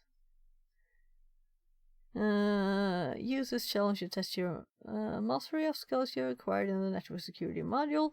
All the questions in this challenge can be solved using only Nmap, Telnet, and Hydra. Okay. Okay, so it's not a box. What do you think? Should we make a vote? Or is everybody lurking and I'm all alone here, though there are people in chat? Is everybody lurking? Tell me what you want to do. Or I'll decide. Or I'll do this until someone says something. We can just click these. So maybe this is a quick one then. If someone says something in chat, we can hop over to trying the Archangel or something else, some other box. You can answer the following question using Nmap, Telnet, and Hydra. What's the highest? Okay, so we're just supposed to scan it. We don't have the IP yet, so we can't do it. Why do I keep putting my hair behind my ears and then I remove it again? It annoys me. Why do I do it?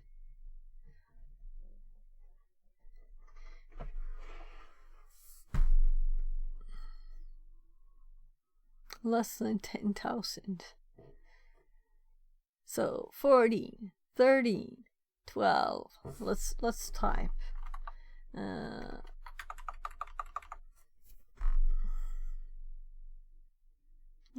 Doing all parts, definitely when the question is less than 10,000. So we have 179, 73 there. So while this is working, let's look at the next one. There are no open port outside the common 1,000 ports. It's, what is it? How many ports TCP ports are open? What's the flag in the HTTP header? Oh, we'll get that automatically with this command. What's the flag hidden in the SSH server header?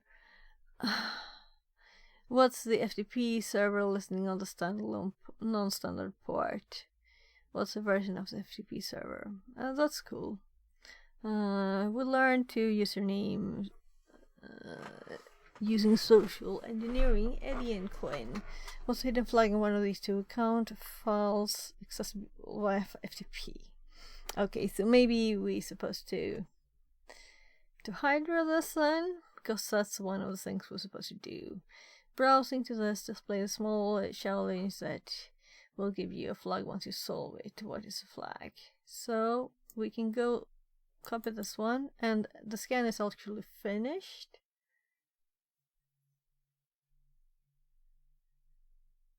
Okay.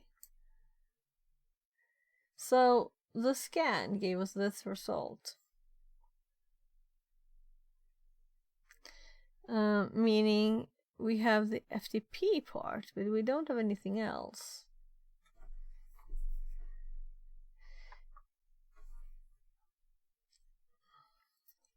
So I'm sure this is not right then. Maybe it wasn't started. I just clicked it as soon as we got the IP, you know. So this is obviously not correct. Let's just start it once more and start. We won't need burp for this.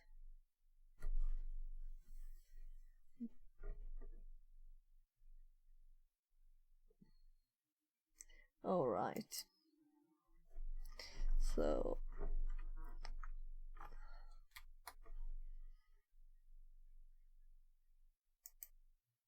yeah, so either it's not started yet, because this is supposed to work.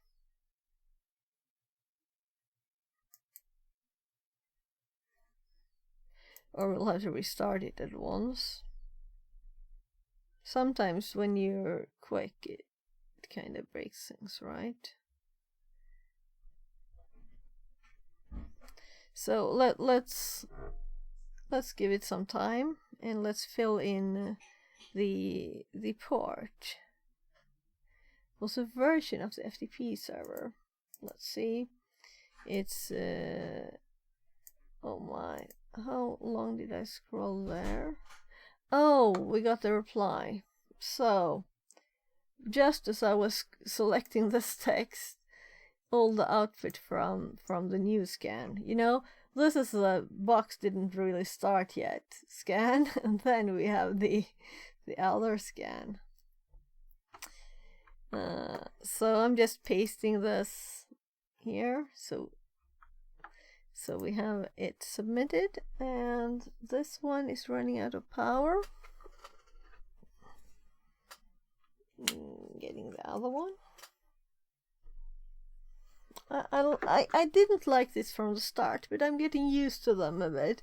But they're still not comfy to have in the air. And the worst part is that I can't hear with this air when I have this in. And I like to hear, you know, too. I don't like the ones that block. These have this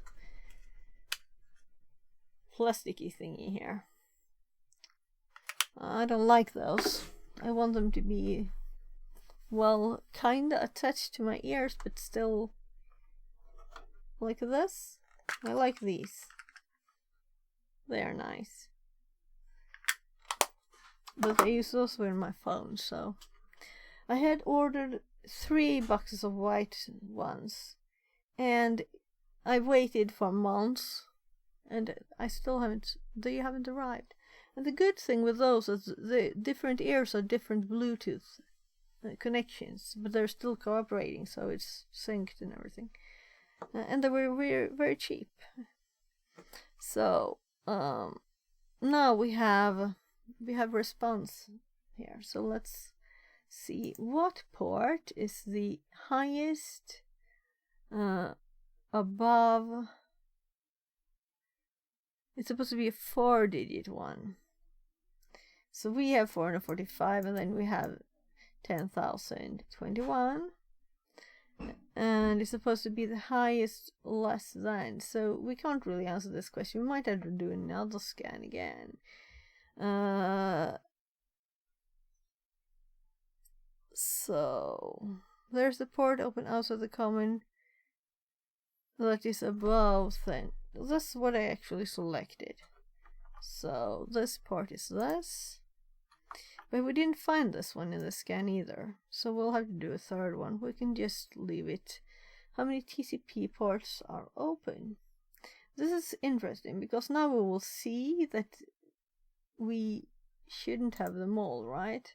Because we have 1, 2, 3, 4, 5 on this one. And if I do 5, I'm assuming this is wrong. Yeah, because it's supposed to be 6, possibly, right? So we'll have to run the scan again. But we can still continue. So HTTP header should have a flag, and the FTP one. So HTTP header one is here, and I know this is cheating because they intend us to use Telnet and connect to it, so we can do that anyway. So it's just that this is the normal scan that I do, and then I just use it. So we got these automatically without doing anything. So this is the FTP. I'm thinking we'll add these to a list and make this a training exercise, right? So let's nano. Let's actually cd tsham and make their Nexed Mudroom Online challenge. NetSec challenge. NetSec challenge. Just to have a very short name. And of course it's empty, it's just me always typing LSLA. Then we do the file, usernames, and we do Addy and Queen, and we SX that, and then we do Hydra,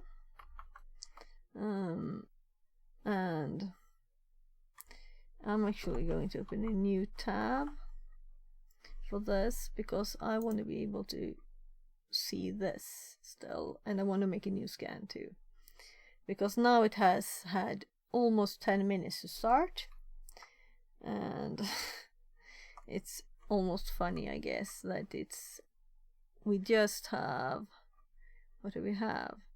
We have that port that's not detected yet. Oh, was I blind? Because we have 8080 now. So I'm assuming this is 8080. Yeah, it was 8080. Why didn't I see 8080? Was I just blind? Did I run it again? I ran it again and it found it. No? Yeah, I did. Okay. So the third scan did get it. And I didn't even realize I already had done the third scan. At least I'm not so sleepy anymore because now there's more action. It's when I read a lot of facts, you know, and especially if it's not lots of learning. So we have the Hydra is the next thing, and then we have the flag for the web 1, 2. So let's look here, and what we need for it is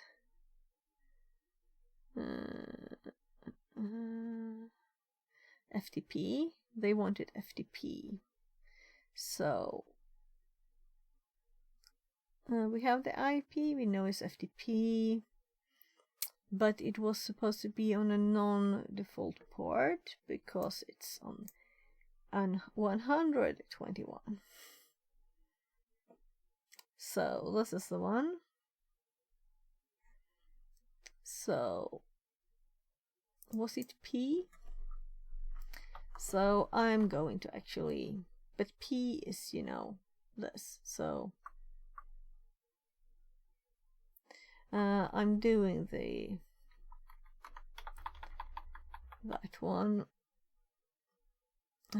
We made a list for this purpose, and it's in this directory, and it's called user names, and we have RockU there, and we're going for FTP this time, and the IP is 179.73, and we need the option for the port because it's not on the default FTP port, and I assume that colon would not work here, right? So let's actually no, let's not look where we know it is in the task. Let's see in the notes if I can find it in the notes, because I should be able to, right? Not the default port. Let's search for port in here. It's S to set the port, so it was easily found in my notes. That's nice. And it's 121. So I'm assuming this will be quite fast, because they don't want us to spend all day just waiting for passwords. Meanwhile, while we're waiting, well, we already have one of them. So we have Jordan for Eddie there. Just, since this is not anything I will save or make notes of, I'm just pasting it in Notepad on the screen here. So let's see if it's already found the other one. Yeah, it did. So I'm not complaining. It was kind of nice to have a quick there. So we have both usernames and passwords. So we're just supposed to connect by FTP to these, and I'm trying to remember the IP, seeing if I could remember it. I didn't. So 179.73, and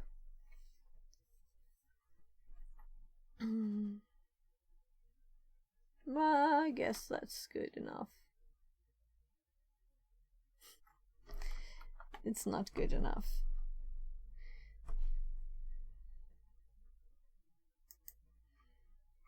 So, right, we have the... so let's... Since I'm not remembering the FTP syntax, which I just did the other day, I feel like, shouldn't I know this? This is Telnet. That's FTP. And it's asking here for the password. I forgot the port.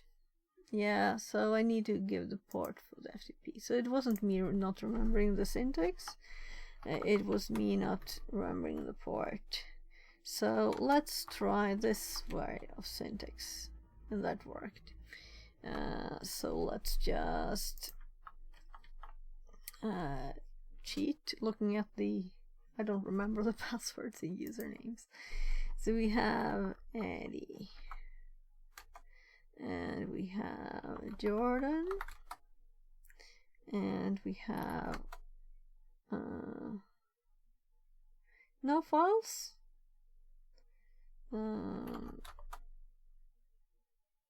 So dir and ls are the same, right? Sends, we have 2. I'll just quickly try the other one. I don't think they want us to spend all day on this, so I don't think it's complicated. So here we have a FTP flag. So I'm thinking, can we cat here? I don't remember really. So let's try it. I think we can cat stuff. Yeah, I'm sure we can cat stuff. No. That's good. I didn't remember. So now I'm curious. D1C says, can I do it? You can use Git to download. Yeah, I can download, but I'm curious, is there any way to output it there? Because it's FTP, so it's supposed to be downloaded. But there's no way to show it there? Type. Type. Oh my god. Type FTP, because I'm kind of sure it's possible. Flag.txt. Unknown mode. Okay, so we'll just get it. If I can't see anything else, let's get it. FTP flag.txt, And if you have a suggestion for a box after this, oh my god, look at the Hydra file.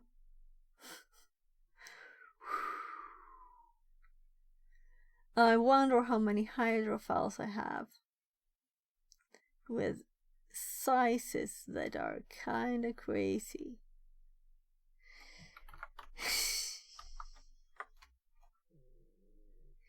So we have that flag. Now we just have one more on this one, and it's the one on the, so we can just delete this, we don't need those more. The only flag on this one is the web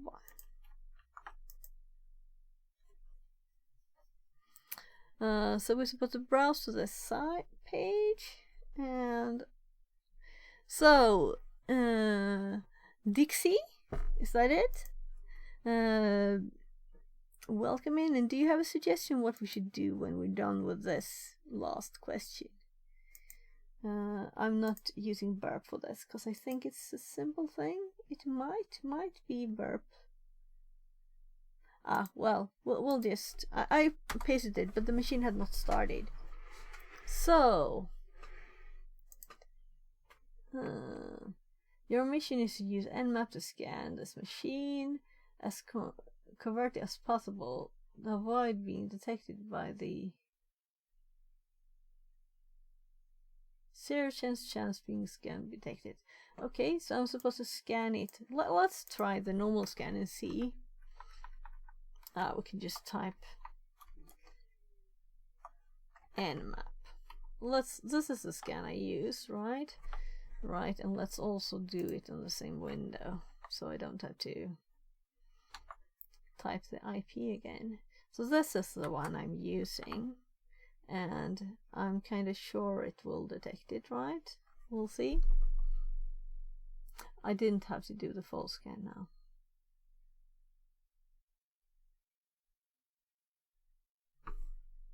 It is kind of quick.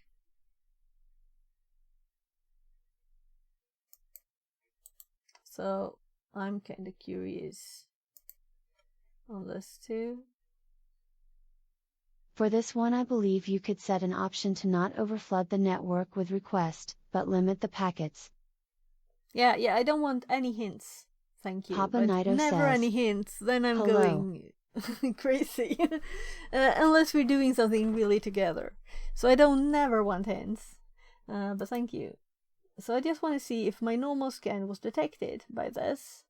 And it doesn't seem to have been. Or what? D1C says, oh sorry, I thought you asked, D. Okay, sure. Chance of scan being detected. This is kind of funny, you know? Because what am I supposed to do? If it detects I'm scanning it, am I supposed to scan it? And it's supposed to detect it? Or is this just something odd? So the question is, browsing to this address, display a small challenge that will give you a flag once you solve it. What is the flag?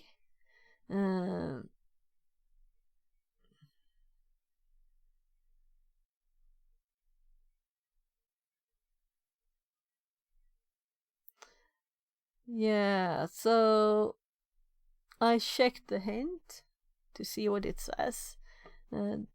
I was more like looking for the settings. Papa Naito says, is there a possibilities anyone knows how to help me out with a homework I can't seem to figure out? Fixerbot says, New follower D1XE. Less than 3. Thank you for the follow, Dixie. Welcome in. So Papa Naito, I don't know what your homework is, but homework sounds kind of like a thing that if you have a question, you need to get understood to understand a question, but we can't do your homework for you,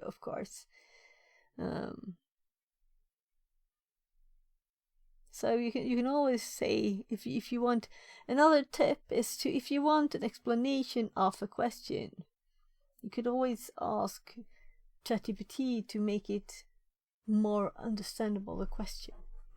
But don't ever ask for the replies, right?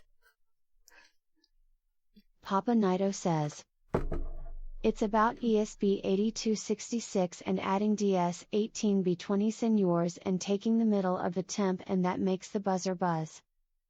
It's just that I failed to connect. Okay. I don't have any ESP8266, but I guess that you should have this information in your course, right?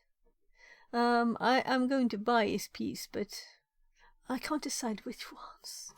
It's so hard. There are so many versions. It's too much. It's too much. But it's probably a logic question. You could always take an hour break from studying and go back to it and see if you have a new thought on it. So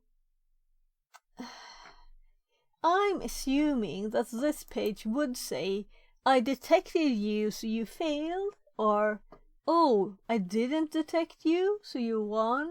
That's not possible. So how does it work? What are we supposed to do? Are we supposed to, like, I guess that's why I looked at the hint, to see that we're actually supposed to scan with Nmap.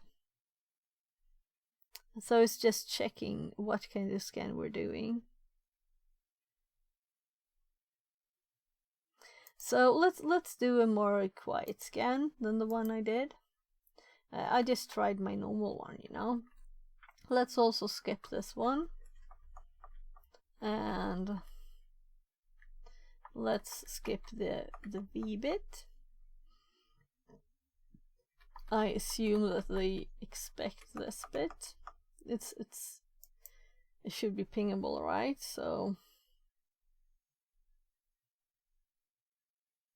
D1C says, yeah, I am not sure this is the same room, but I once had a room like this, and when you were scanning with Nmap with noisy flags, it would increase the percentage on the website. Yeah, and I think I didn't get any reply from the website, and I have had one of the previous pages didn't work at all, so I had to Google the flag because it didn't exist. I mean, I couldn't click the buttons that I was supposed to click. It was one of these, where you split screens and you have a display in there, Interact Me.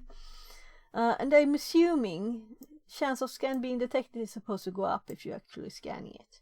So I'm now doing, I'm going for the ping too. So maybe that's one of the things, it might not even notice it if I don't do it. So maybe we need to be more noisy to be detected to be able to get the flag. But V is kind of noisy, right? So now we have the ping on at least. And I removed all ports. And also this box was kind of slow to boot, and I was thinking of restarting it. Or this learning site. But now it's been 25 minutes, so it should have started. And we still have 0 here, meaning I'm thinking that this one might not work as it should.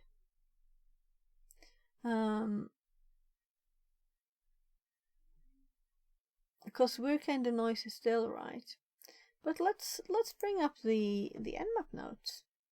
And let's look at their suggestions for scans. I don't have them there, of course, but try to remember it. What they could possibly want.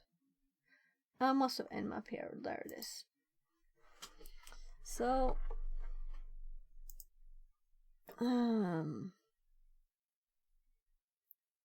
so let's say that we want to do a scan here. And my notes are public, so you can look at my GitHub if you're interested.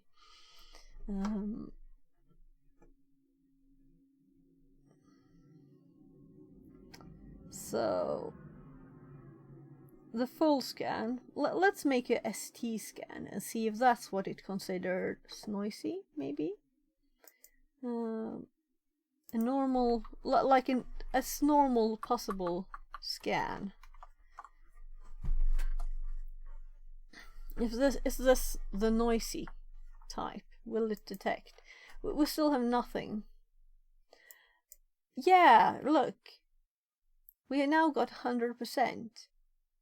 So I think the thing is to do an actual ST scan. And now let's going to the notes. So now let's do only an SS scan instead. And see if this is what it wants. We can just guess, you know, we can't know what it's after.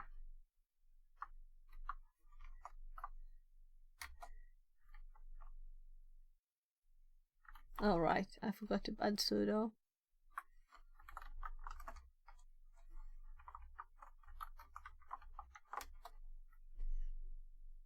So we still got 100%. Maybe we should. Oh, sorry, I keep tabbing between these. This is nice. We're getting detected now. We were apparently not before at all. Not enough to get the flag even. It's apparently looking for specific things. It worked now. Yeah. So, imagine we do like slow mode.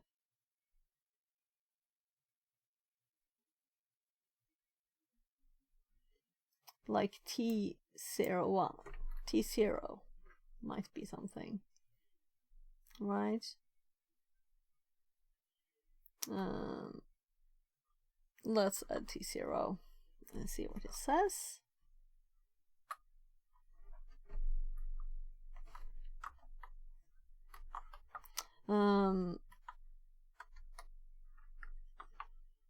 Alright, we need to reset this one first. We'll see. This will be slower. We can look at other options while we wait. So, slowly. Well, we can also do these things.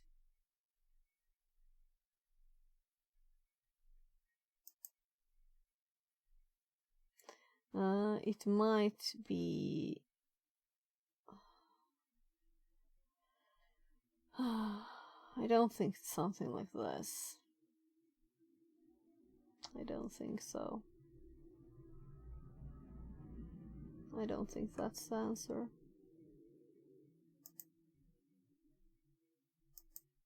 And this is SV and SC we tried, you know? Meaning they were not even seen as being seen.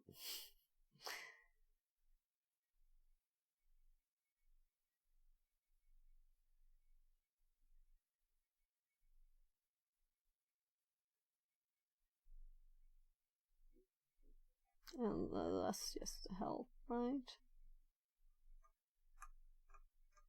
Examples.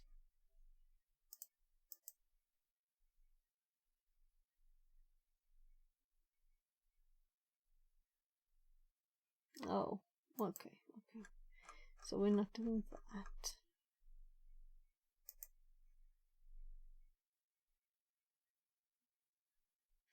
We did SS.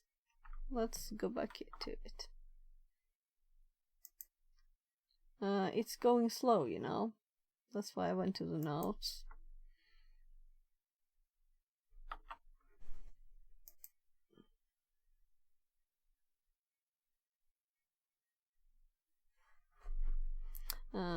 And it's saying also, if it doesn't work from your local machine, try running it from the attack box.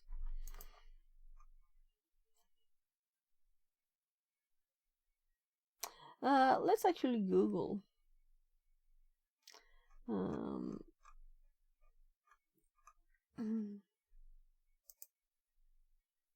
I wonder if there's a reason in the flags that it wasn't counting packets earlier. Yeah, it's possible.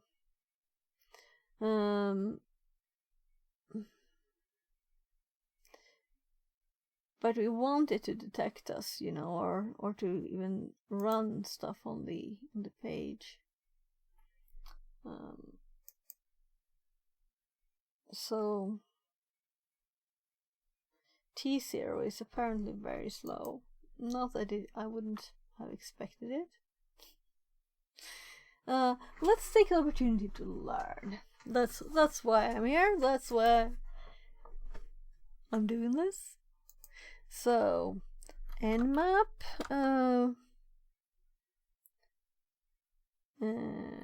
sneaky scan. I mean, I can't say like not a detected scan for hidden cameras. Yeah, SS. We tried SS. It got 100% detected.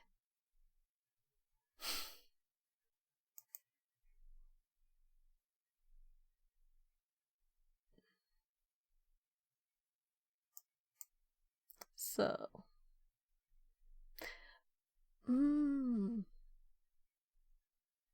yeah, there were decoy things too. Oh my god, what an annoying animation.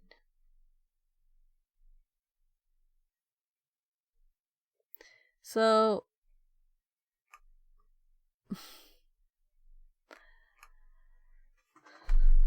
that was useless.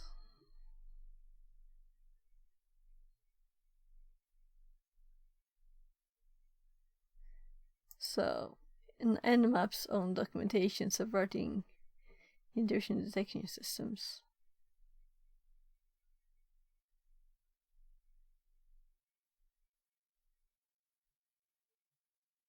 SSV T4 P1 T24. Yes, it's only taking a few parts.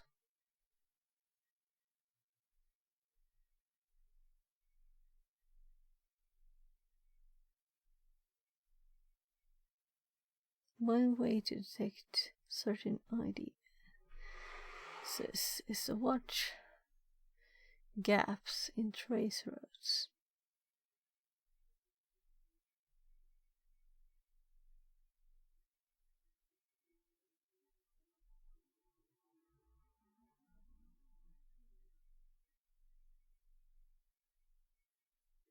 Now that was just interesting.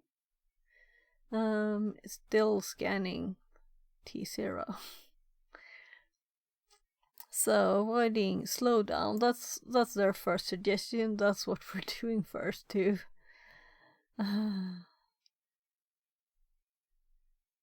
Sorry, I probably took you off-road with a packet limit solution. No problem. We're not in a hurry, but though I would like to kind of get started with the box. I was thinking we could just, if anyone has any suggestions, let's go.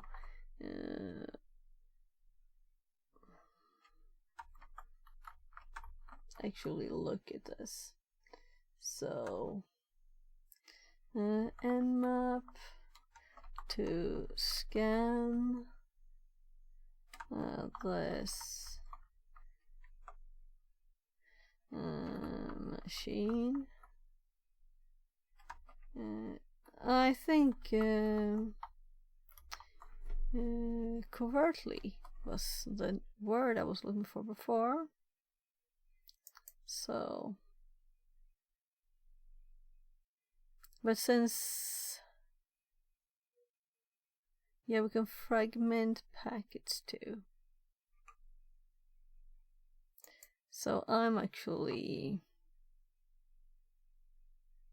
in my advanced port scans. this is the one, the NetSec challenge. And everything else have been simple, and this is finding the right thing, and it might take more time than I want to put into it. So we have all questions answered, and it was very quick. And let's do what I usually do and just take a tiny step at a time.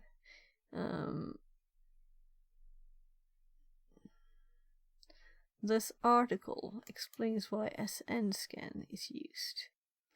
Oh, so it is a null scan. Because I looked at that and then I kind of discarded it as I thought it would not be that. But we can do it, you know. So let's be lazy. Oh, right. I started to click there. As this one is very slow, I don't think it will matter at all if we start another one at the same time.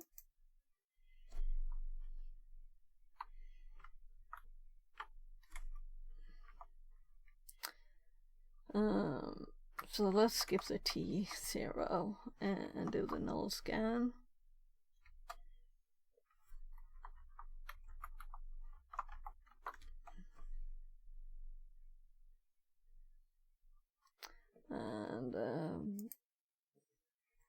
And this one thought that was 5% because he was looking for exactly this thing.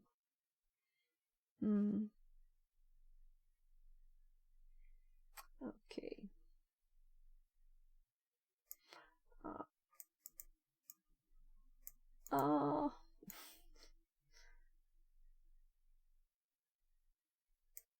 Anyone else thinks this is annoying?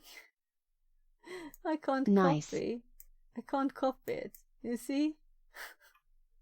It's unselected automatically. Automatically, I mean. So,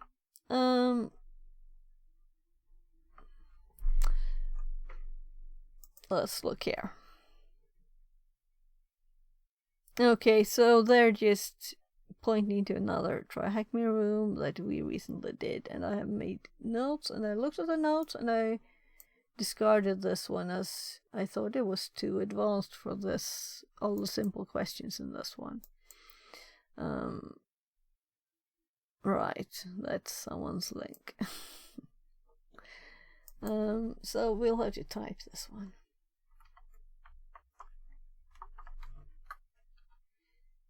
F7443F99. And let's take the opportunity to also repeat all the things here. So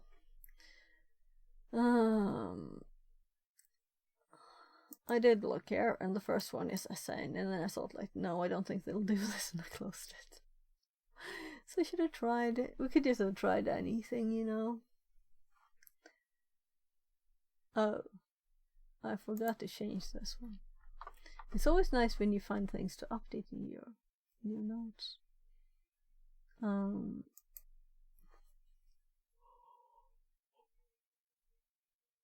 Null scan, no flag set.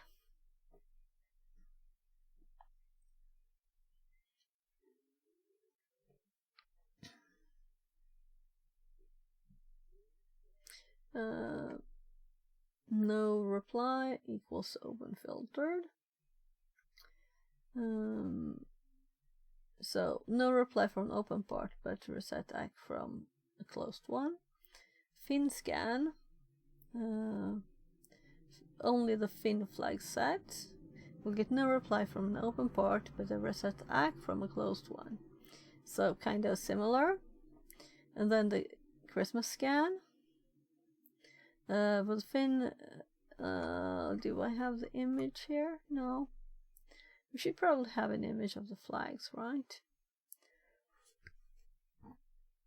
Sorry. My god, that was ice cream. It's starting to get warm here in Sweden. I had to eat some ice cream to cool down here. We'll get no reply from an open part, but reset ike from a closed one. Right, I read that already. So this one will get no reply from an open part, reset ike from a closed one. Is this indeed so? I'm feeling it's all the same. Then we have the MIMO one that was usually doesn't work because it was just a specific, BSD derived systems. Some of them. Or it will be the same reply on both, so not very useful. And this one is all ports will respond with RST, so we can see this is for detecting firewall, and this one too.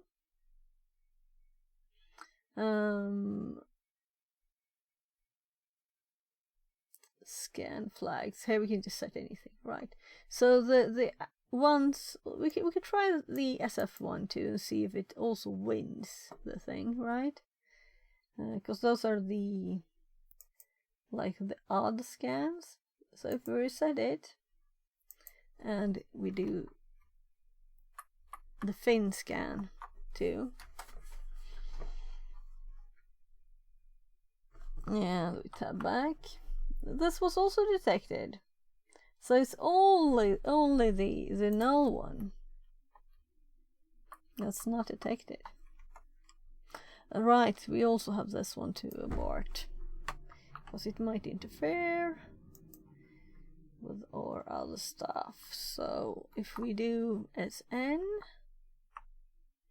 reset it, and run this.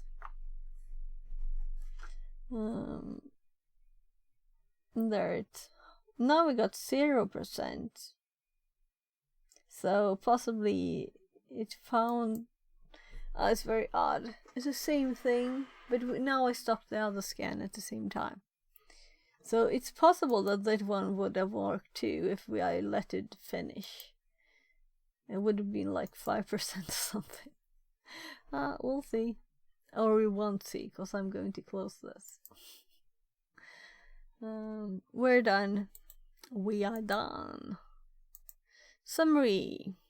Congratulations! In this module, we have learned about passive reconnaissance, active reconnaissance, and map protocols and services, and attacking logins with Hydra. Time to go to the next module, and I think this will be kind of fun, but I'm also thinking it was some time since I well, it's not since I started one maybe, but since I finished the box. So let's do that. We can do this if we're quick afterwards, and it's also almost 18. Yeah, whatever. We not stressing, right? So if I go back to my notes and look at this, when we were on Hydra, you could see that I had been seeing if we could just do this. I'm testing stuff, you know. So let's go to this one. Do you have any suggestions for boxes? Because we could do another one. We don't have to do this. You're allowed to suggest stuff, you know. So if you're lurking, you can't hear my question. We can look at this one. I think it's easy. It's supposed to be easy. I think it's kind of complicated too.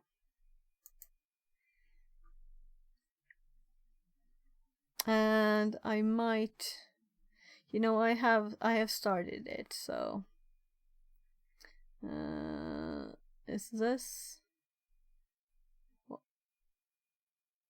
Yeah, so the 9th. But can't I see just me? No. I think this is that one, right? Yeah, because we're here at this. because we did this some days ago. Or I did. So it's not much, it's just start machine here. And then it is... you don't need to get a shell for these questions, though it says find the user flag. I got this without having a shell. I don't think I've had a shell on this one yet.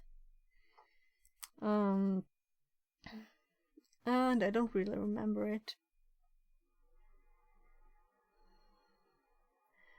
Maybe I shouldn't do something I don't remember.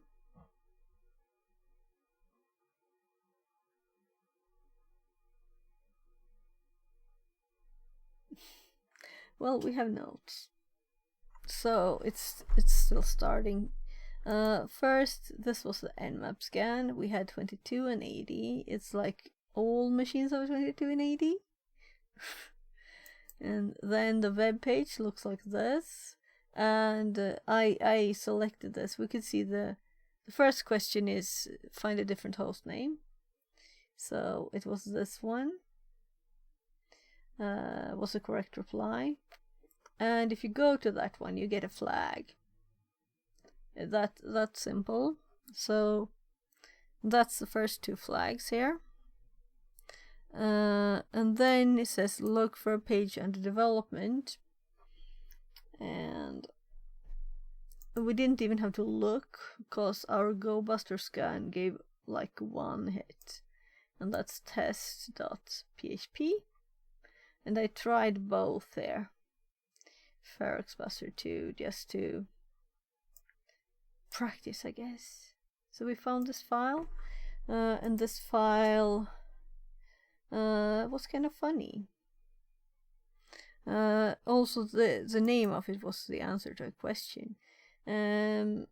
So if you click the button here, you get this. It's actually a file, right? So we tried, or I tried this in Burp to change that.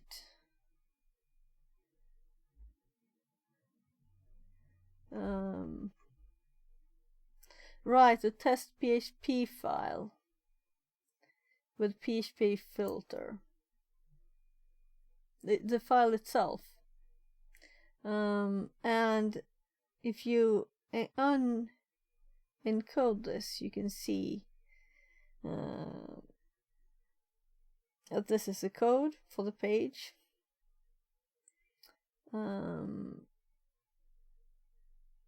And you're not supposed to type this, and you're not supposed to type this. So we can get around this. And it's also a kind of clear hint that we're supposed to go to this directory, isn't it?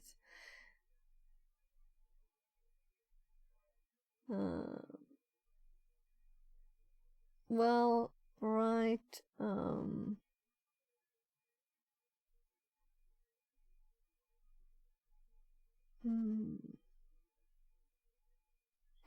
Or it's just hindering us from seeing the file itself there.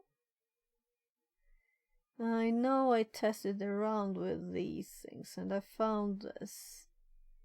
And that's why I tried just Hydra as if it was simple, but I don't think that's the thing. Because it was late. It was late. Yeah, right, I finally found a log file. And then I had to stop because it was late. So what do you think? Should we do this one? It's really a learning opportunity for me there. I need to learn how... I think I've done like a learning room on this, but I don't remember it. What to put in a log file. So I'll have to research it. But we can do that. We can do that. So that's... so these flags I found by, I think this was like flag to, this was flag in the users directory Archangel, I think. Don't I have that in the log? I should have it here. So let's go up. Secret. Let's. So I closed burp, and I don't have left what I did.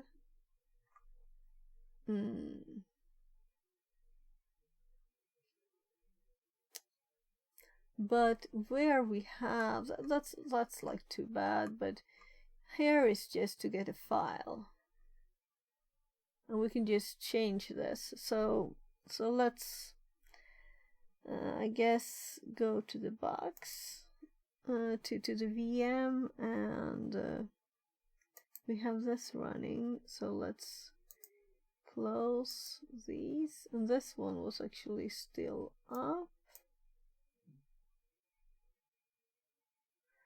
So we can just open. We'll have to change IP.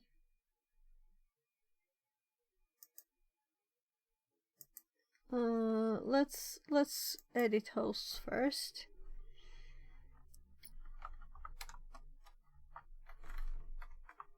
Oh no.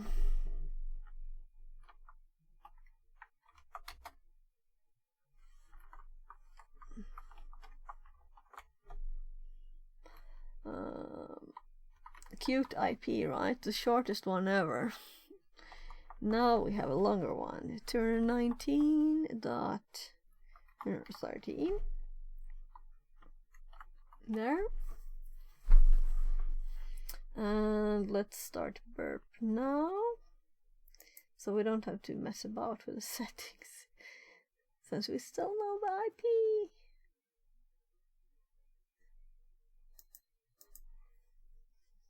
Though I should probably have done it the other way around so I got practice in changing the setting. Let's go there anyway, because it's annoying to have to do it, but it's also, so I guess it is in, I think it was in sessions. No, that's because I did other things. It's of course in proxy, right? Am I blind?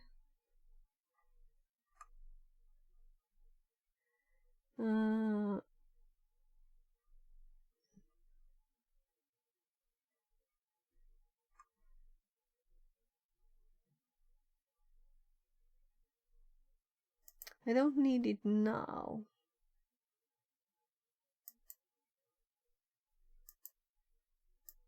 But why don't I know where it is? I need to know this. Does anyone, this is a question to chat, if anyone knows where it is.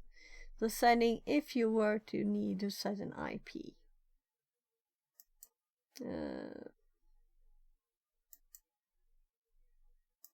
I can go through them all.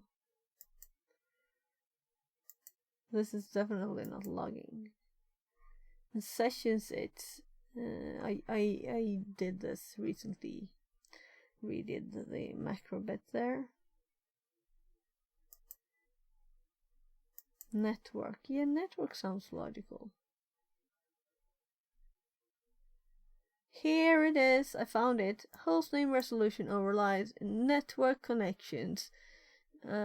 So if we were needing to update stuff, if we updated the host file, you know, burp doesn't know it though, if you don't restart it. And I have restarted burp for this, so I want to remember this one. There, now we have practiced. So let's go look. We don't have any history yet.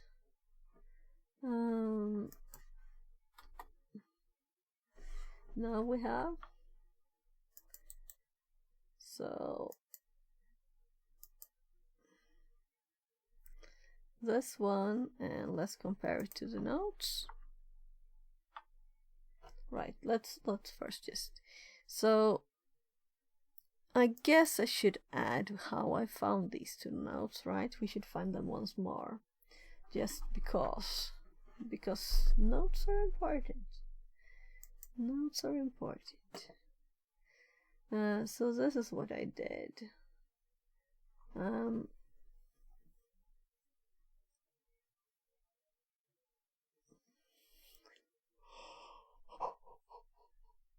Oh, I'm sorry if I seem tired. So view, and this is the default one. If we send this, sorry, that's not allowed.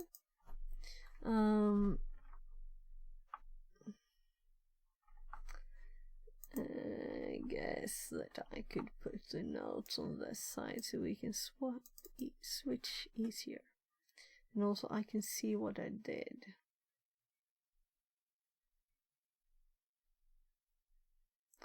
Yeah, so view equals, and then, right, so where did I get the development testing from?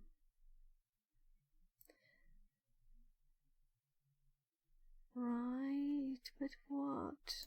I'm like going odd here. So let's just delete this and let's assume.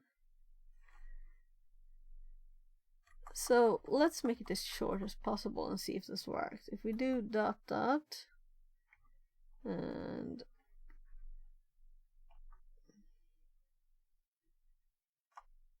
this should also work. ECT pass WD. Well, what will happen? That is not allowed. Oh.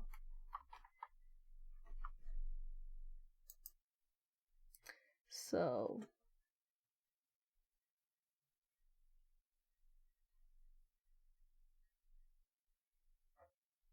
yeah, and this is what's on the button. So here we can see the full thing. So var www. Let's look at the code because I don't remember it. Fixerbot says. New follower Danker. Welcome in. Less than 3. So this is kind of annoying Obsidian that you can't see the actual characters here. Those are always annoying. Can I somehow... No, it doesn't help. I could copy it somewhere else. Alright, here is one of the flags. That's one of the flags. So, I know where I got that one from. It's this one. So this one I got from going there. But I don't remember really how, but I remember. Let's look at what we're not supposed to do here. Because we got sorry that's not allowed, meaning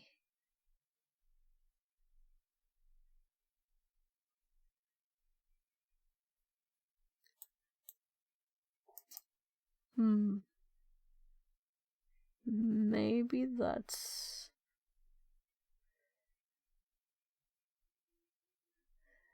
meaning it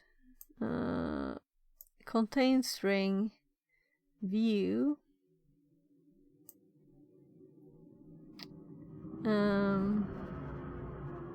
view contains this.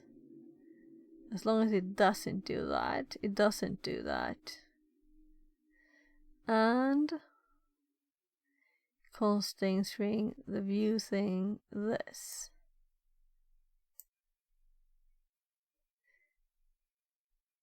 Then okay, it needs to contain this string. Yeah. So let's update. You're on the right screen, right?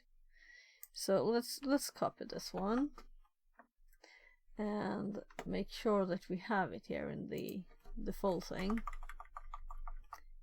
because this is supposed to be there.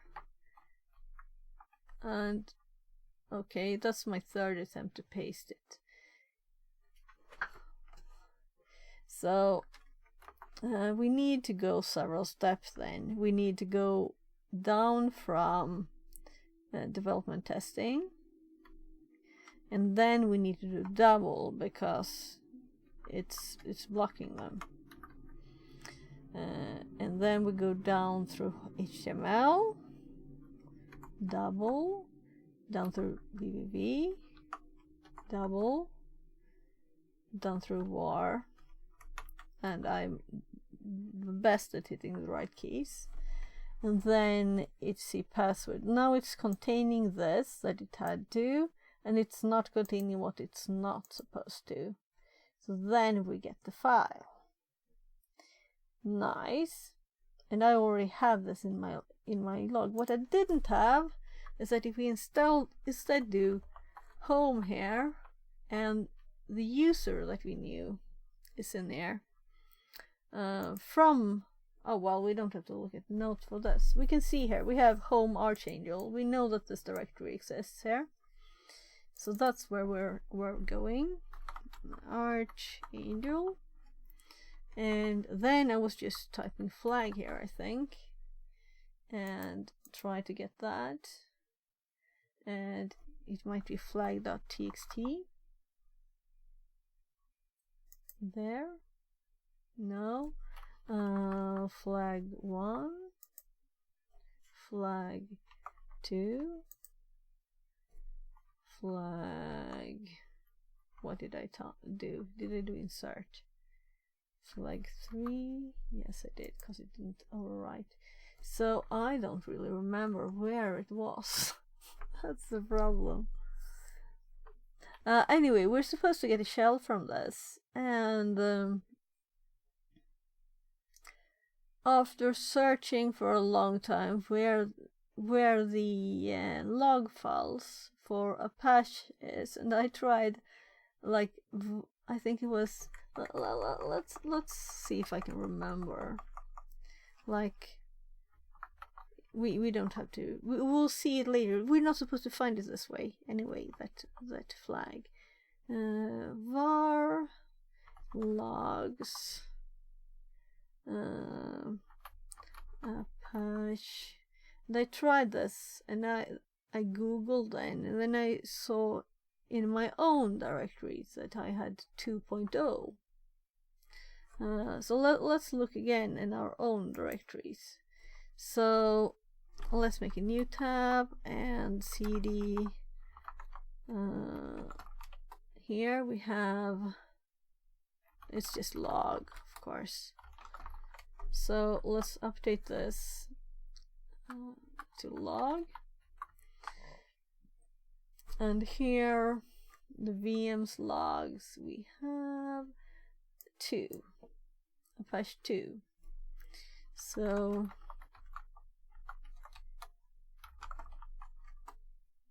and there we have 3 log files.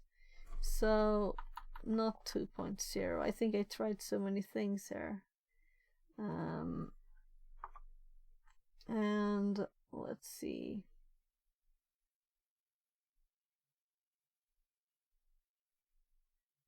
Yeah. We're almost where I was where I ended. We can see access log, error log. So when I looked then at access.log,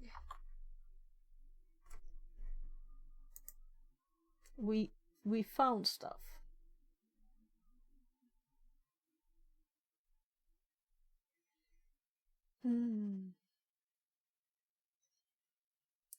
But and I think we're supposed to like get something bad into the log.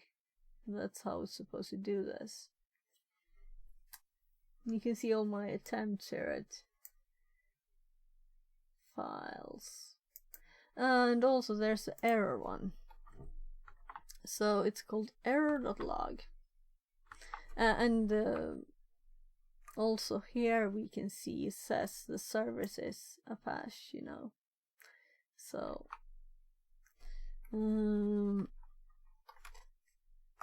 why did I go there? I'm just supposed to type error.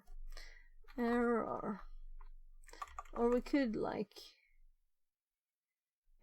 save this one too to the notes. So I'm just copying this because I want to be able to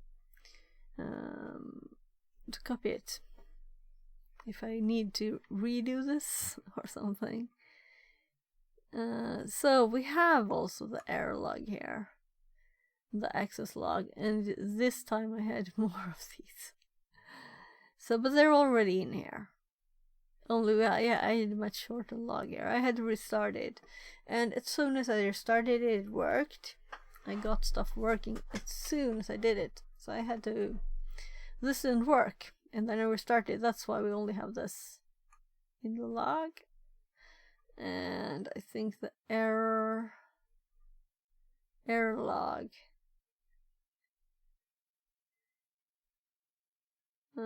It's interesting, the error log.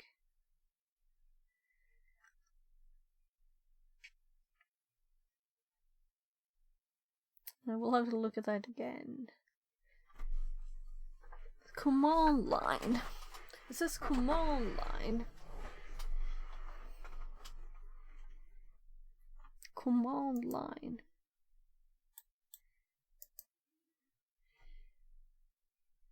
So I don't have to copy this because I already have it in the notes.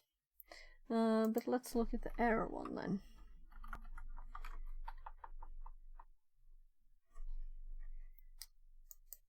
So, and it's so nice when it works, because I tried so many different paths, so many things, and then I realized, oh, when I restarted the box it worked. You know, that thing is annoying. So we have lots of errors in the error log. Warning, failed opening. Yeah, flag 3. Include path.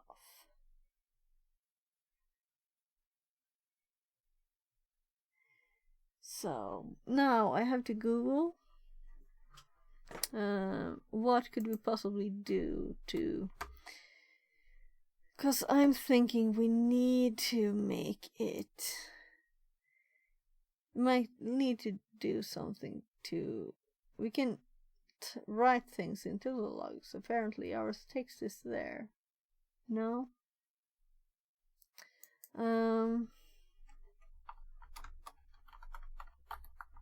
I think we'll find stuff just from this, right? Apparently I clicked those things for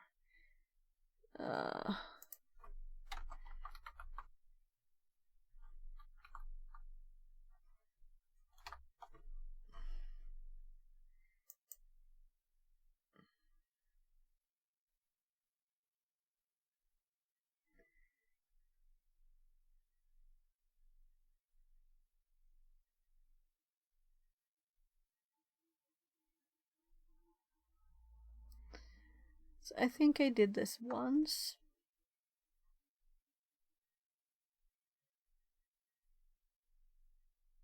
Fuss.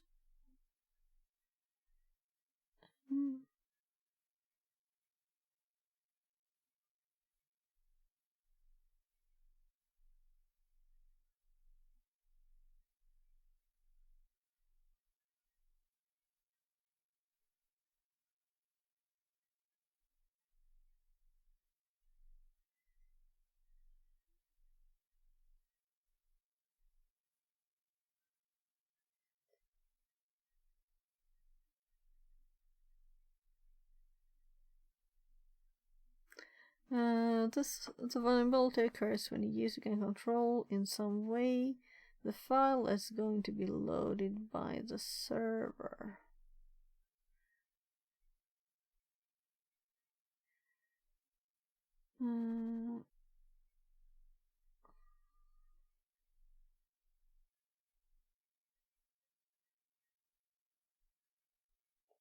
So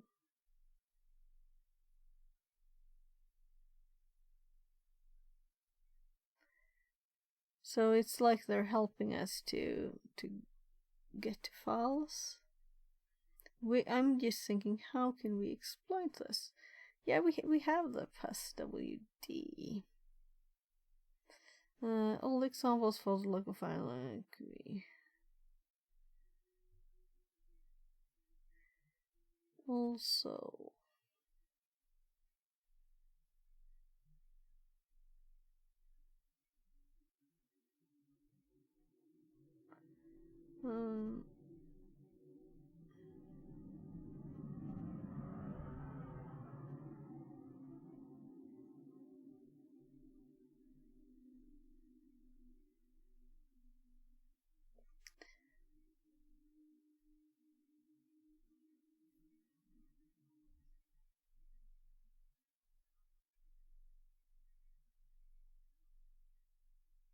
filter bypass tricks.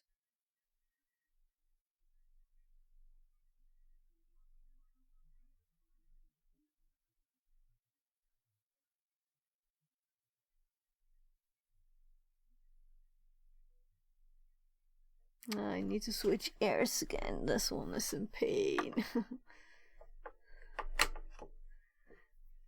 The other one ran out of power. I don't know. I must have had it cracked or something there.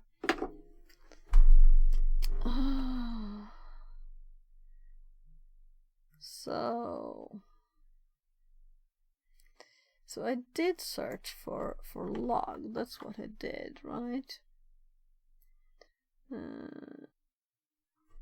Again, let's scroll down.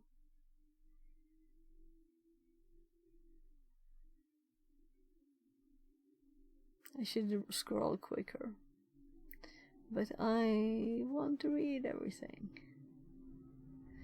Oracle.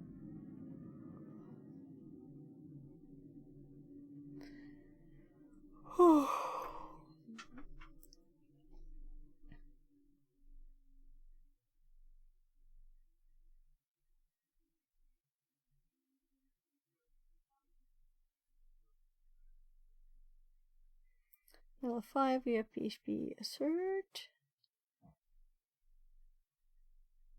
This is when I would like to have a big database in my brain with things I have done that I don't have because I haven't been doing this for so long.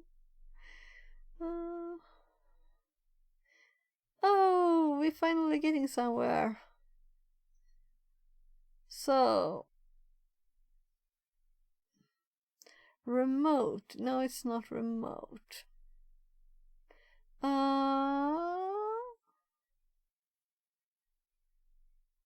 Explained previously. Follow this link. File inclusion. So we're hopping to another place in the file. Okay. Well, let's actually hop back here. So, yeah, just instead of that, using another link.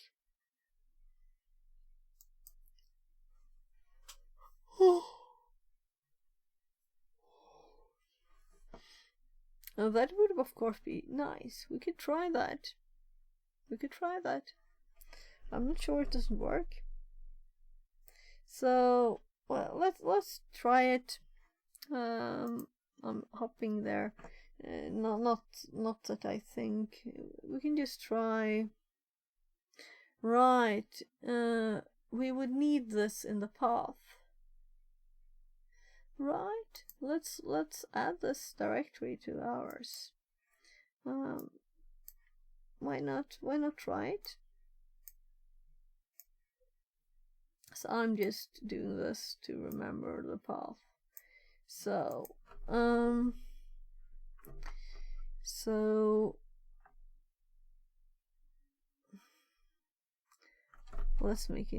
let's actually go to this one.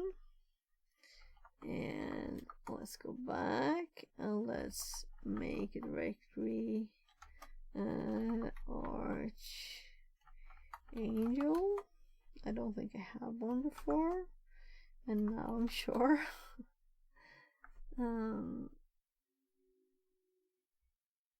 Oops. Okay. Apparently, do I even care about removing that? No. It's okay. Now I'm curious. Do we have it already? I don't think so, right? So, yeah, the same darn thing again. And we go, of course, CD. And then and I'm sorry if someone gets annoyed at me always LSLing everything.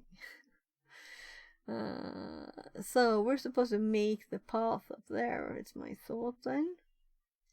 And then we'll let's actually start Python, yeah, right here. And then we open a new tab in the same path and we make these.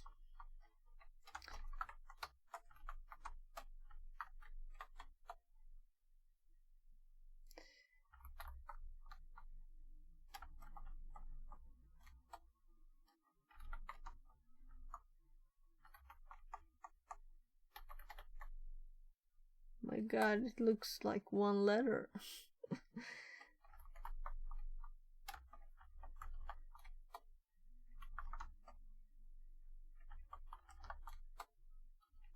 I'm curious what error message we will get or if it will work. So we're at var www html. So now we should spell the next one right. mkdir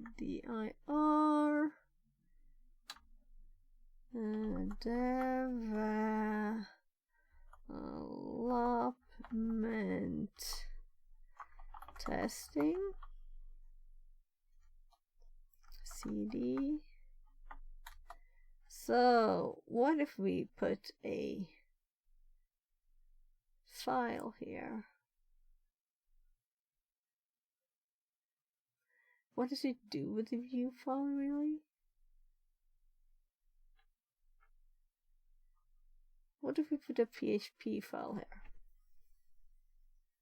So I'm going to go back to the first. No, it's not at the root. So let's open a new and cd. Oh my goodness. There. And no.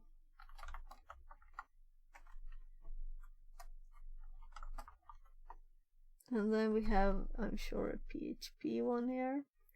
And we're on try-hack-me. So let's cat revsh.php.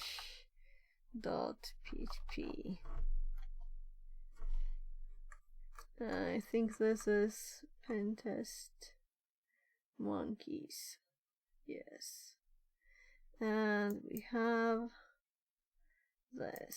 So we can make this big again. So let's open netcat on 443 because I believe that's where this one was listening, right? 443. So just in case it would work. I don't sound like it would, right? But it's supposed to be easy at the same time. Maybe it's maybe I don't have to do the other thing. I don't think this will work. I should believe in it. I should believe in it, right?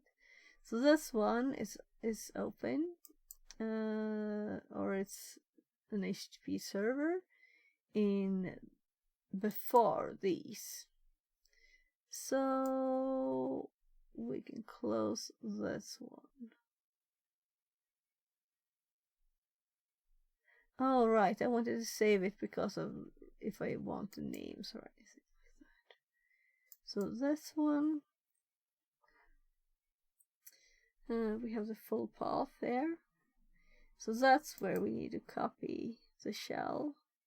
That's revsh. So copy.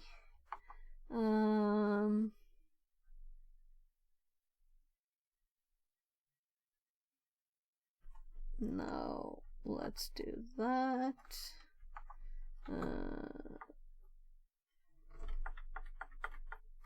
Shells revsh dot php, of course, to this directory there, and then we have this listening, we have this running, this file is in there. So if we go here now and no here, and instead of trying to look at a file that's, if this were to be PHP, I'm thinking it might run it since it's on a web page. So we'll just skip all of this path because ours also has this path. The file name here is revsh.php, and this is on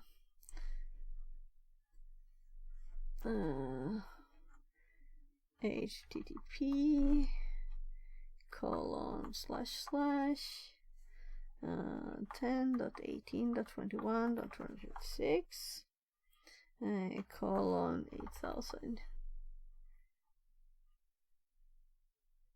there. So fingers crossed that this would work. I don't know why I don't believe in it. It feels too simple. It feels too simple. Here is a button.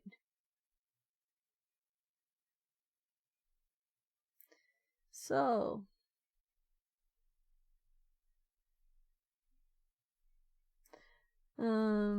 it didn't work, because if it would have worked, it would have been like delayed, and it is not. But I usually like test this anyway.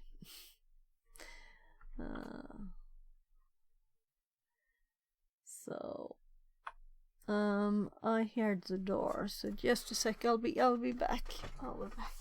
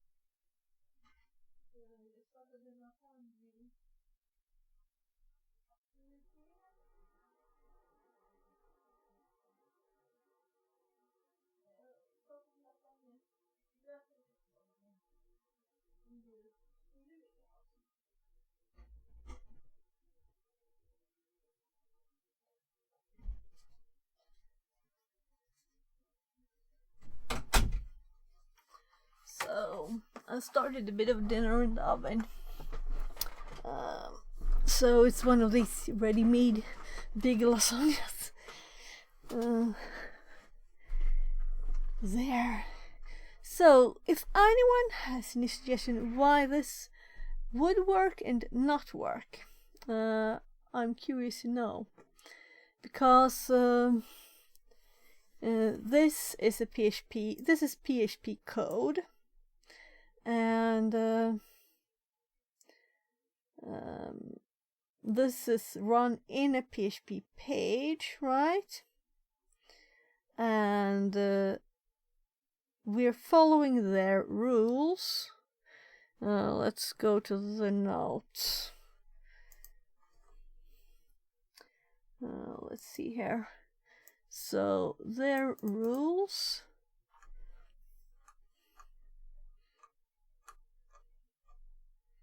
Here. We're following this rules. This is not in there. And this is in there, right? So we don't get the sorry, this is not allowed message. We are getting the, let's just let it render. It doesn't get anything here. Nothing. It's just a basic page. No message about anything.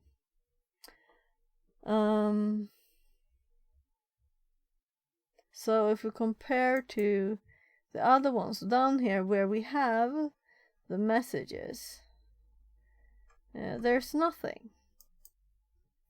But when we run it, I just assume that it's somehow blocked, right? It's blocked to be, we can't do this.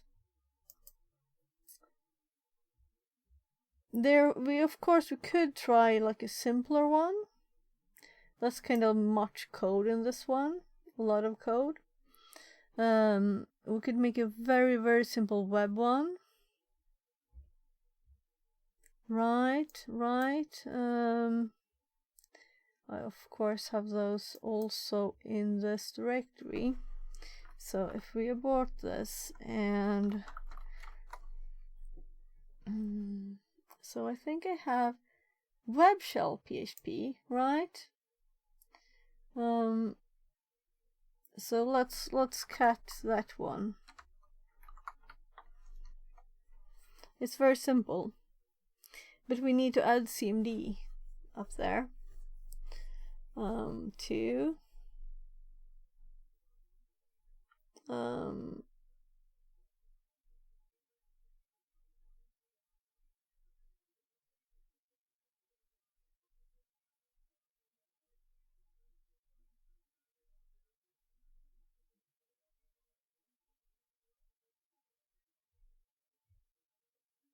I'm thinking about that all these things are also logged, and we could also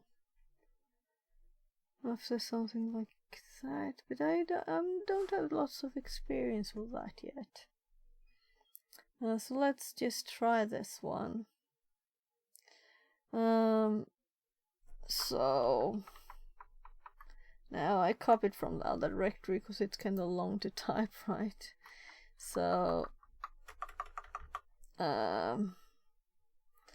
web shell that exists.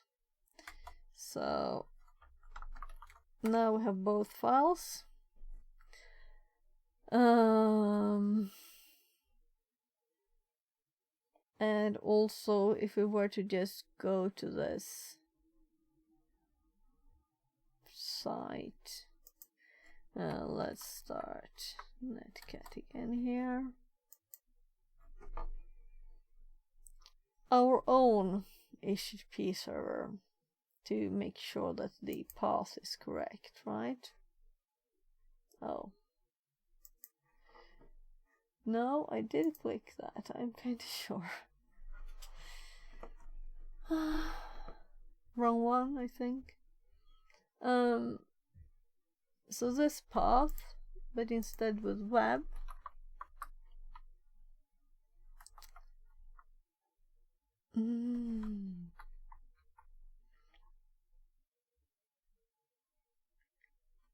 And then I always got uncertain about these easy ones. Is it like just and? Right? CMD. This is like so stupid. I feel stupid doing this.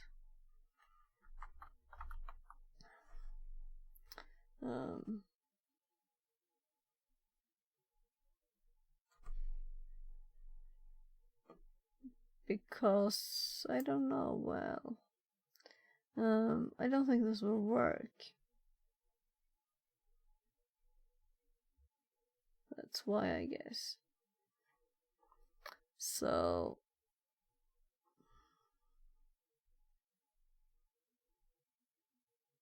what?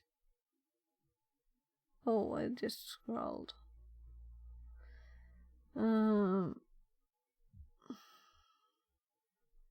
So what are they doing in their things? In PHP this is disabled by default. Allow URL include is off. It must be on for it to work. In the case will be include a PHP file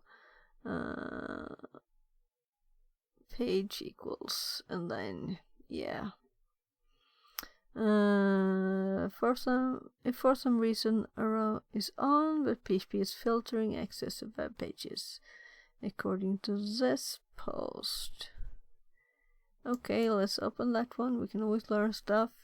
You could use for example the data protocol with RAID64 to decode B64 PHP code. ETRC. Okay. Yeah. The previous code, the +txt, was added because attacker needed a string that ended in txt. It feels like I read this just recently. So the string ends with it, and it's getting late. And after this B64 decode part will rerun just junk, and real PHP code will be included. So I'm going back to, we hopped back to that.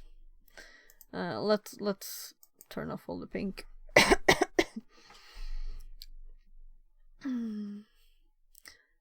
If a Apache or Nginx server is vulnerable to LFI inside the include function, you could try to access to. Yes, we can see these files set inside user get parameter p. And once more, vulnerable to LFI inside the include function, you could try to access to, or set inside the user agent or inside get. And include that file.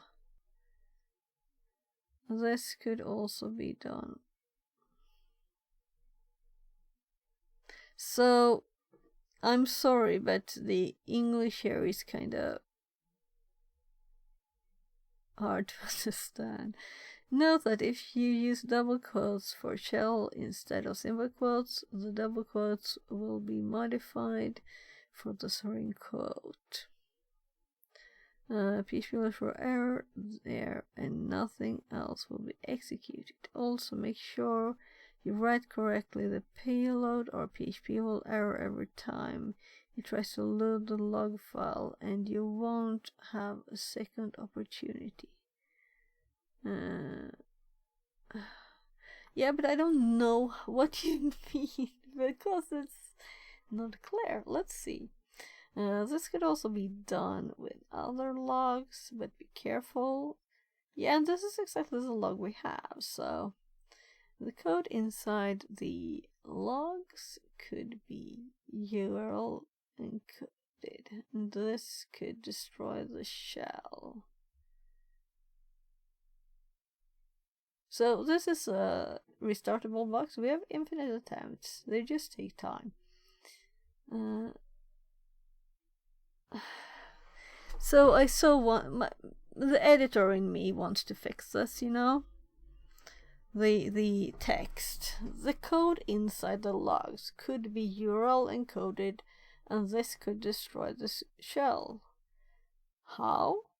The header authorization basic contains user password in base64, and it is decoded inside the logs. Okay. Decoded inside the logs. The PHP shell could be inserted inside this header or possible paths. Yeah, so we have Apache 2 ones.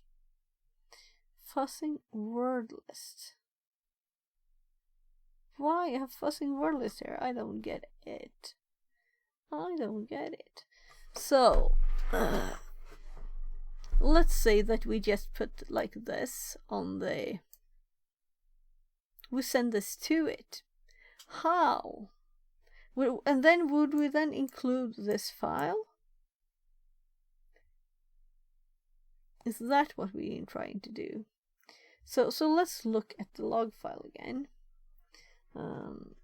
So we tried including our own file. We tried a web shell. We did not try this in the browser though.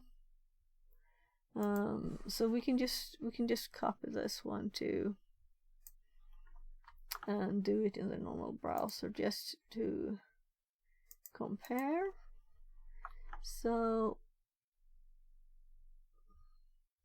oh right, I was going to try this bit first. So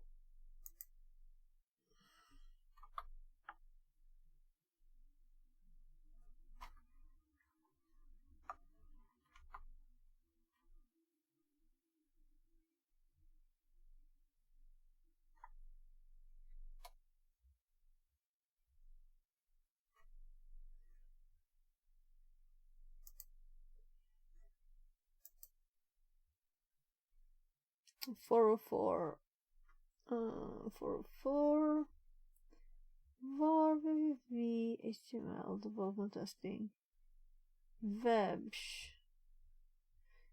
Did I spell it wrong? Yeah, that one is called shell. So that would of course say make it not work. But also we had no old log of it. If it had worked the other time, web shell.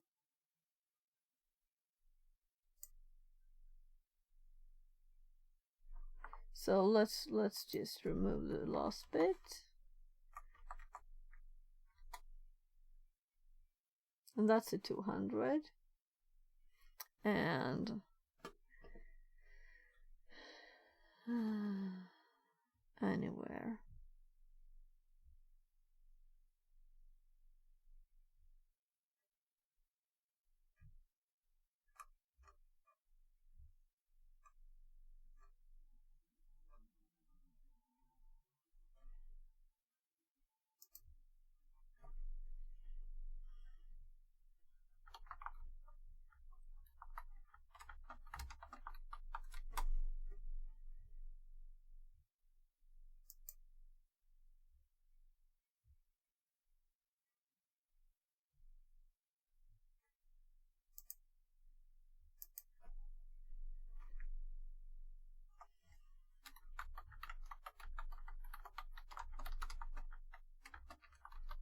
I'm thinking I should look in my notes too.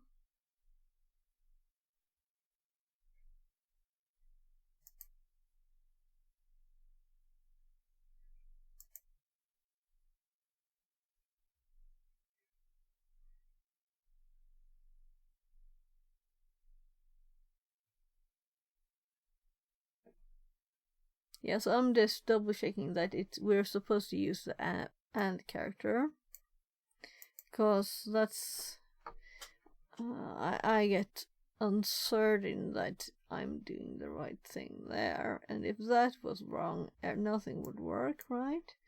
So if we were to add back the old thing here, it is the and we do cmd equals, and this should be the command in. Shouldn't that be the file? Shouldn't that be found? Did we still get a 404? That's very odd. Let's cut this away again and run this. And we have a 200 here, and we still get a 404 here. Oh, so it's downloaded. Okay. Sure. Because it's not run. Because, you know, it's just downloaded. Simple thing. So that's okay, and that approves this URL. So if we add this back and just copy all of it, and oh my, let's just add this instead. Shell, web shell,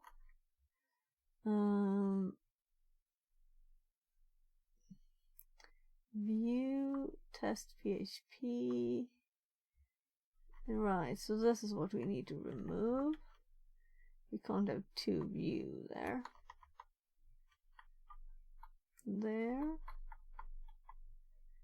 So this is just testing the same thing in the browser.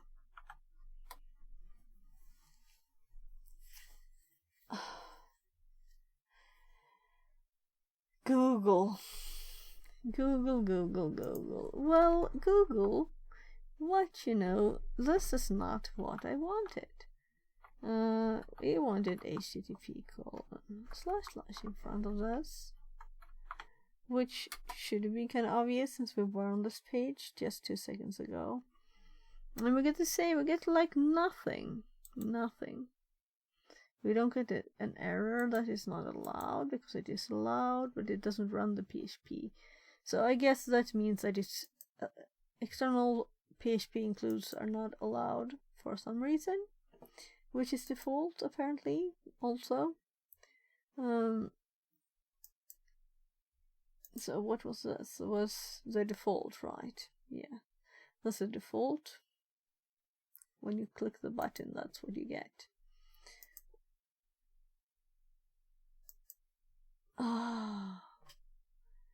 So let's just move that up there so I can click it when I want. So the only error with this one was that it was spelled wrong, but also that it won't be accepted. So we'll have to go to the next step, and we have access to the logs, meaning we can type in the logs. All right, so we had a link to an article here that we didn't read.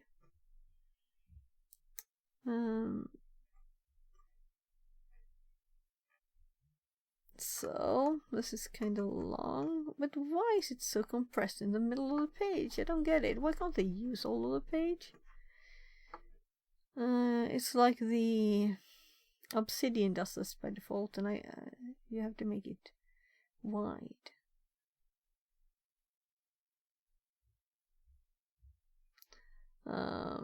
So let's look at it.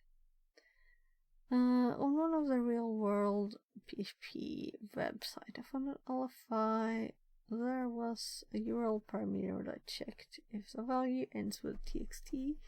If so, it would just display it. So I reported to the site owner that I have an RC using PHP filters. Because HTTP was already blocked to the owner, and he decided just to block PHP start and end tags. So now, how can I bypass this blog? No file upload on the server. The solution, according to the book, is to simply use PHP filter chain to the book. Oh. The book. So the book is Hactrix. I never think of it as a book, it's just a website. So this is exactly where we came from. No, it's not. Via PHP filters, that's why. That's what we started with. Should we continue using the filter things? Oh, I'm kind of thinking. I was tired when I started at 13. And reading lots of text now. It's kind of dinner time. I need to get something in my tummy. It's almost 19. What do you think? Should I? Well, I'm kind of saying I'm too tired, right? But this is lots of interesting text, so maybe I should just read this before I continue. That's kind of what I'm thinking. That I need to read some things to gain more knowledge that I can use. But before this, let's quickly search the notes, because I might have stuff in here.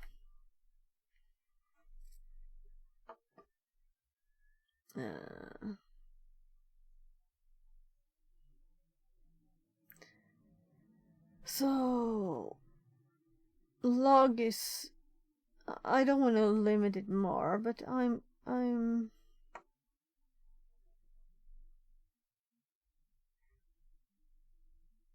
if I address, no, that was scroll too much. Okay.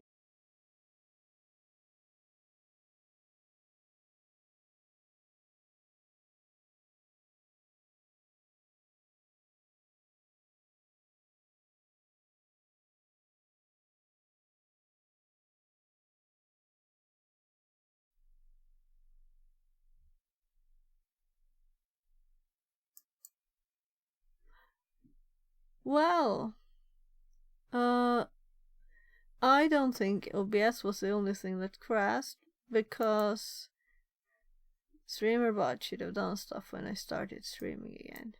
It should have started the thing, you know. So I'm kind of closing it. So when I start streaming, I should get the, well, to OBS, it looks like we didn't have that glitch. It crashed. I did do some changes. These are visible now, so that was done. These were actually saved. I didn't think they were.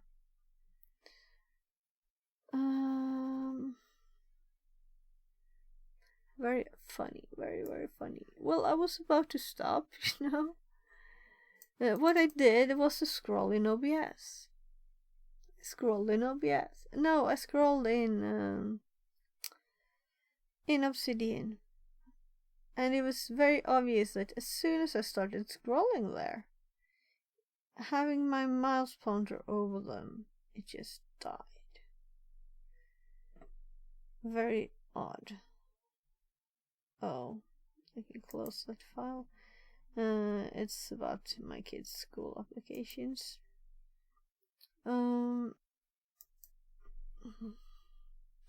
So let's make another try.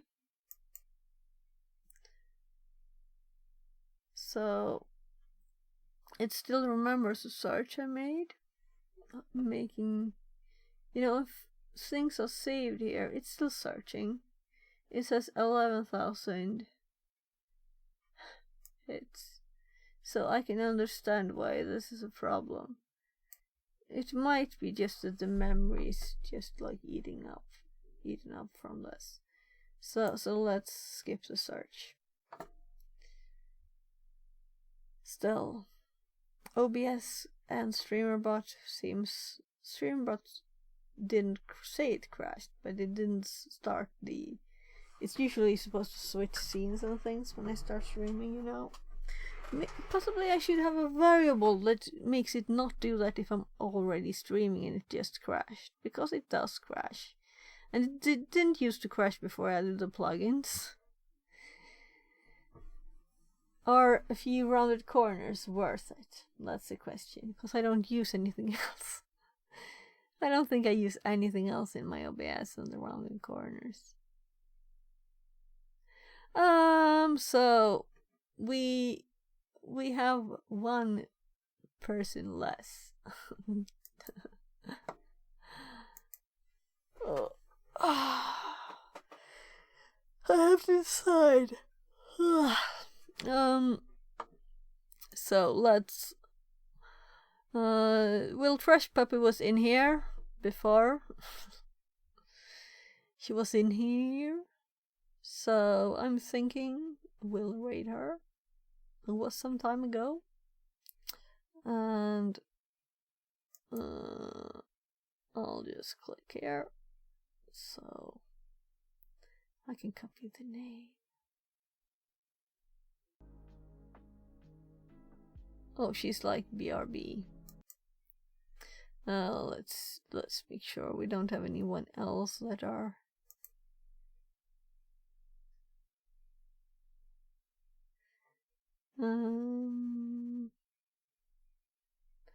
No, that's kind of like the.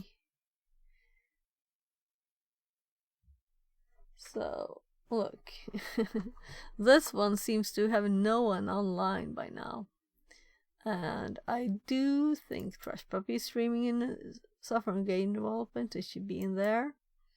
And I am too, though I did glitch offline there. So let's just make sure here that I'm actually still online in this. Though I guess no one should be watching me if I were not online, right? So it does say I've been going for 5 hours and 34 minutes and 34 minutes and 34 minutes. There. Alright, I should mute it over there instead.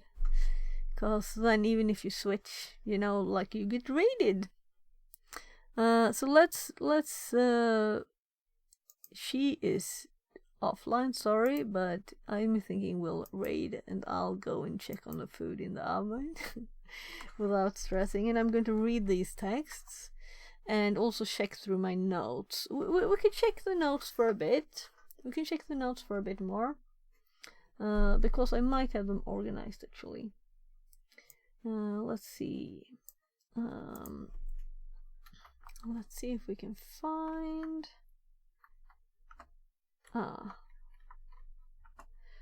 I'm just preparing, typing her name, so when we're done, I can just.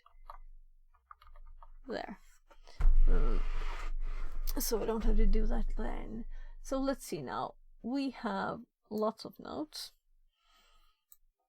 It's not a box notes I'm looking for. I would have to go through all of them.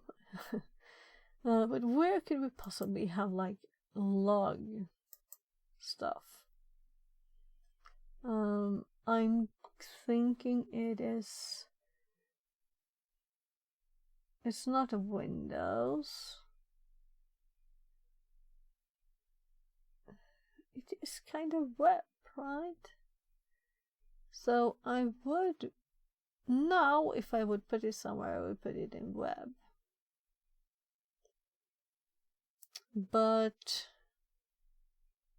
so if if I would make some notes now on this.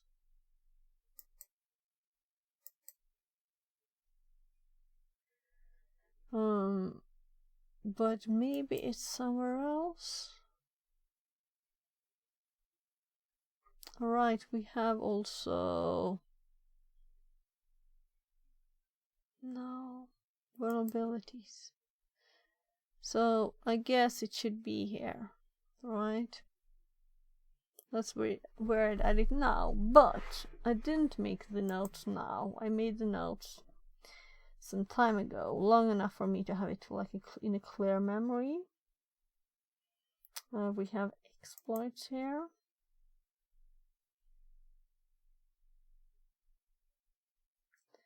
And we have examples.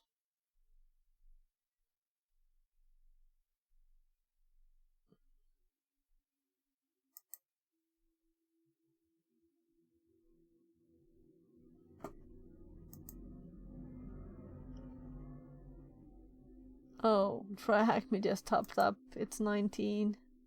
So yeah, and I just noticed that Trash Puppy's back. So I did click the raid. So we'll see. I'm sorry, people, for you who just joined. We will continue on this box that we're doing, which is Archangel, and we'll continue next time. But I do need to read a few texts, and it's dinner time, and I have lasagna in the oven. So I'm thinking I'll read and continue tomorrow. That's the plan. So we have all the basic questions done. So we only have the actual user 2 flag and root the machine left to do. Of this one. So I guess tomorrow, kinda soon. So I'm just checking the time. Oh, the time is going, it's going. So thank you very much for being here. VR Mechatronics says, hello, and bye. Yeah, Tomorrow. you just popped in. Yeah, tomorrow, and we can continue on the robot too tomorrow. Let's see here, it's... You won't have time. Bye!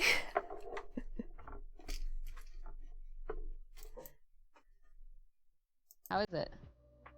Okay. I want to make this a little more... Uh-oh.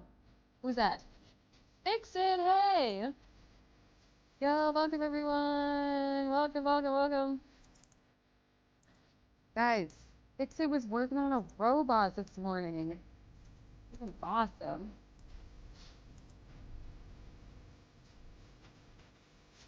How was it? Did anyone get to pick up the little thing? Every day, but you use it. Right, Oh, stop you streaming. like it, you know.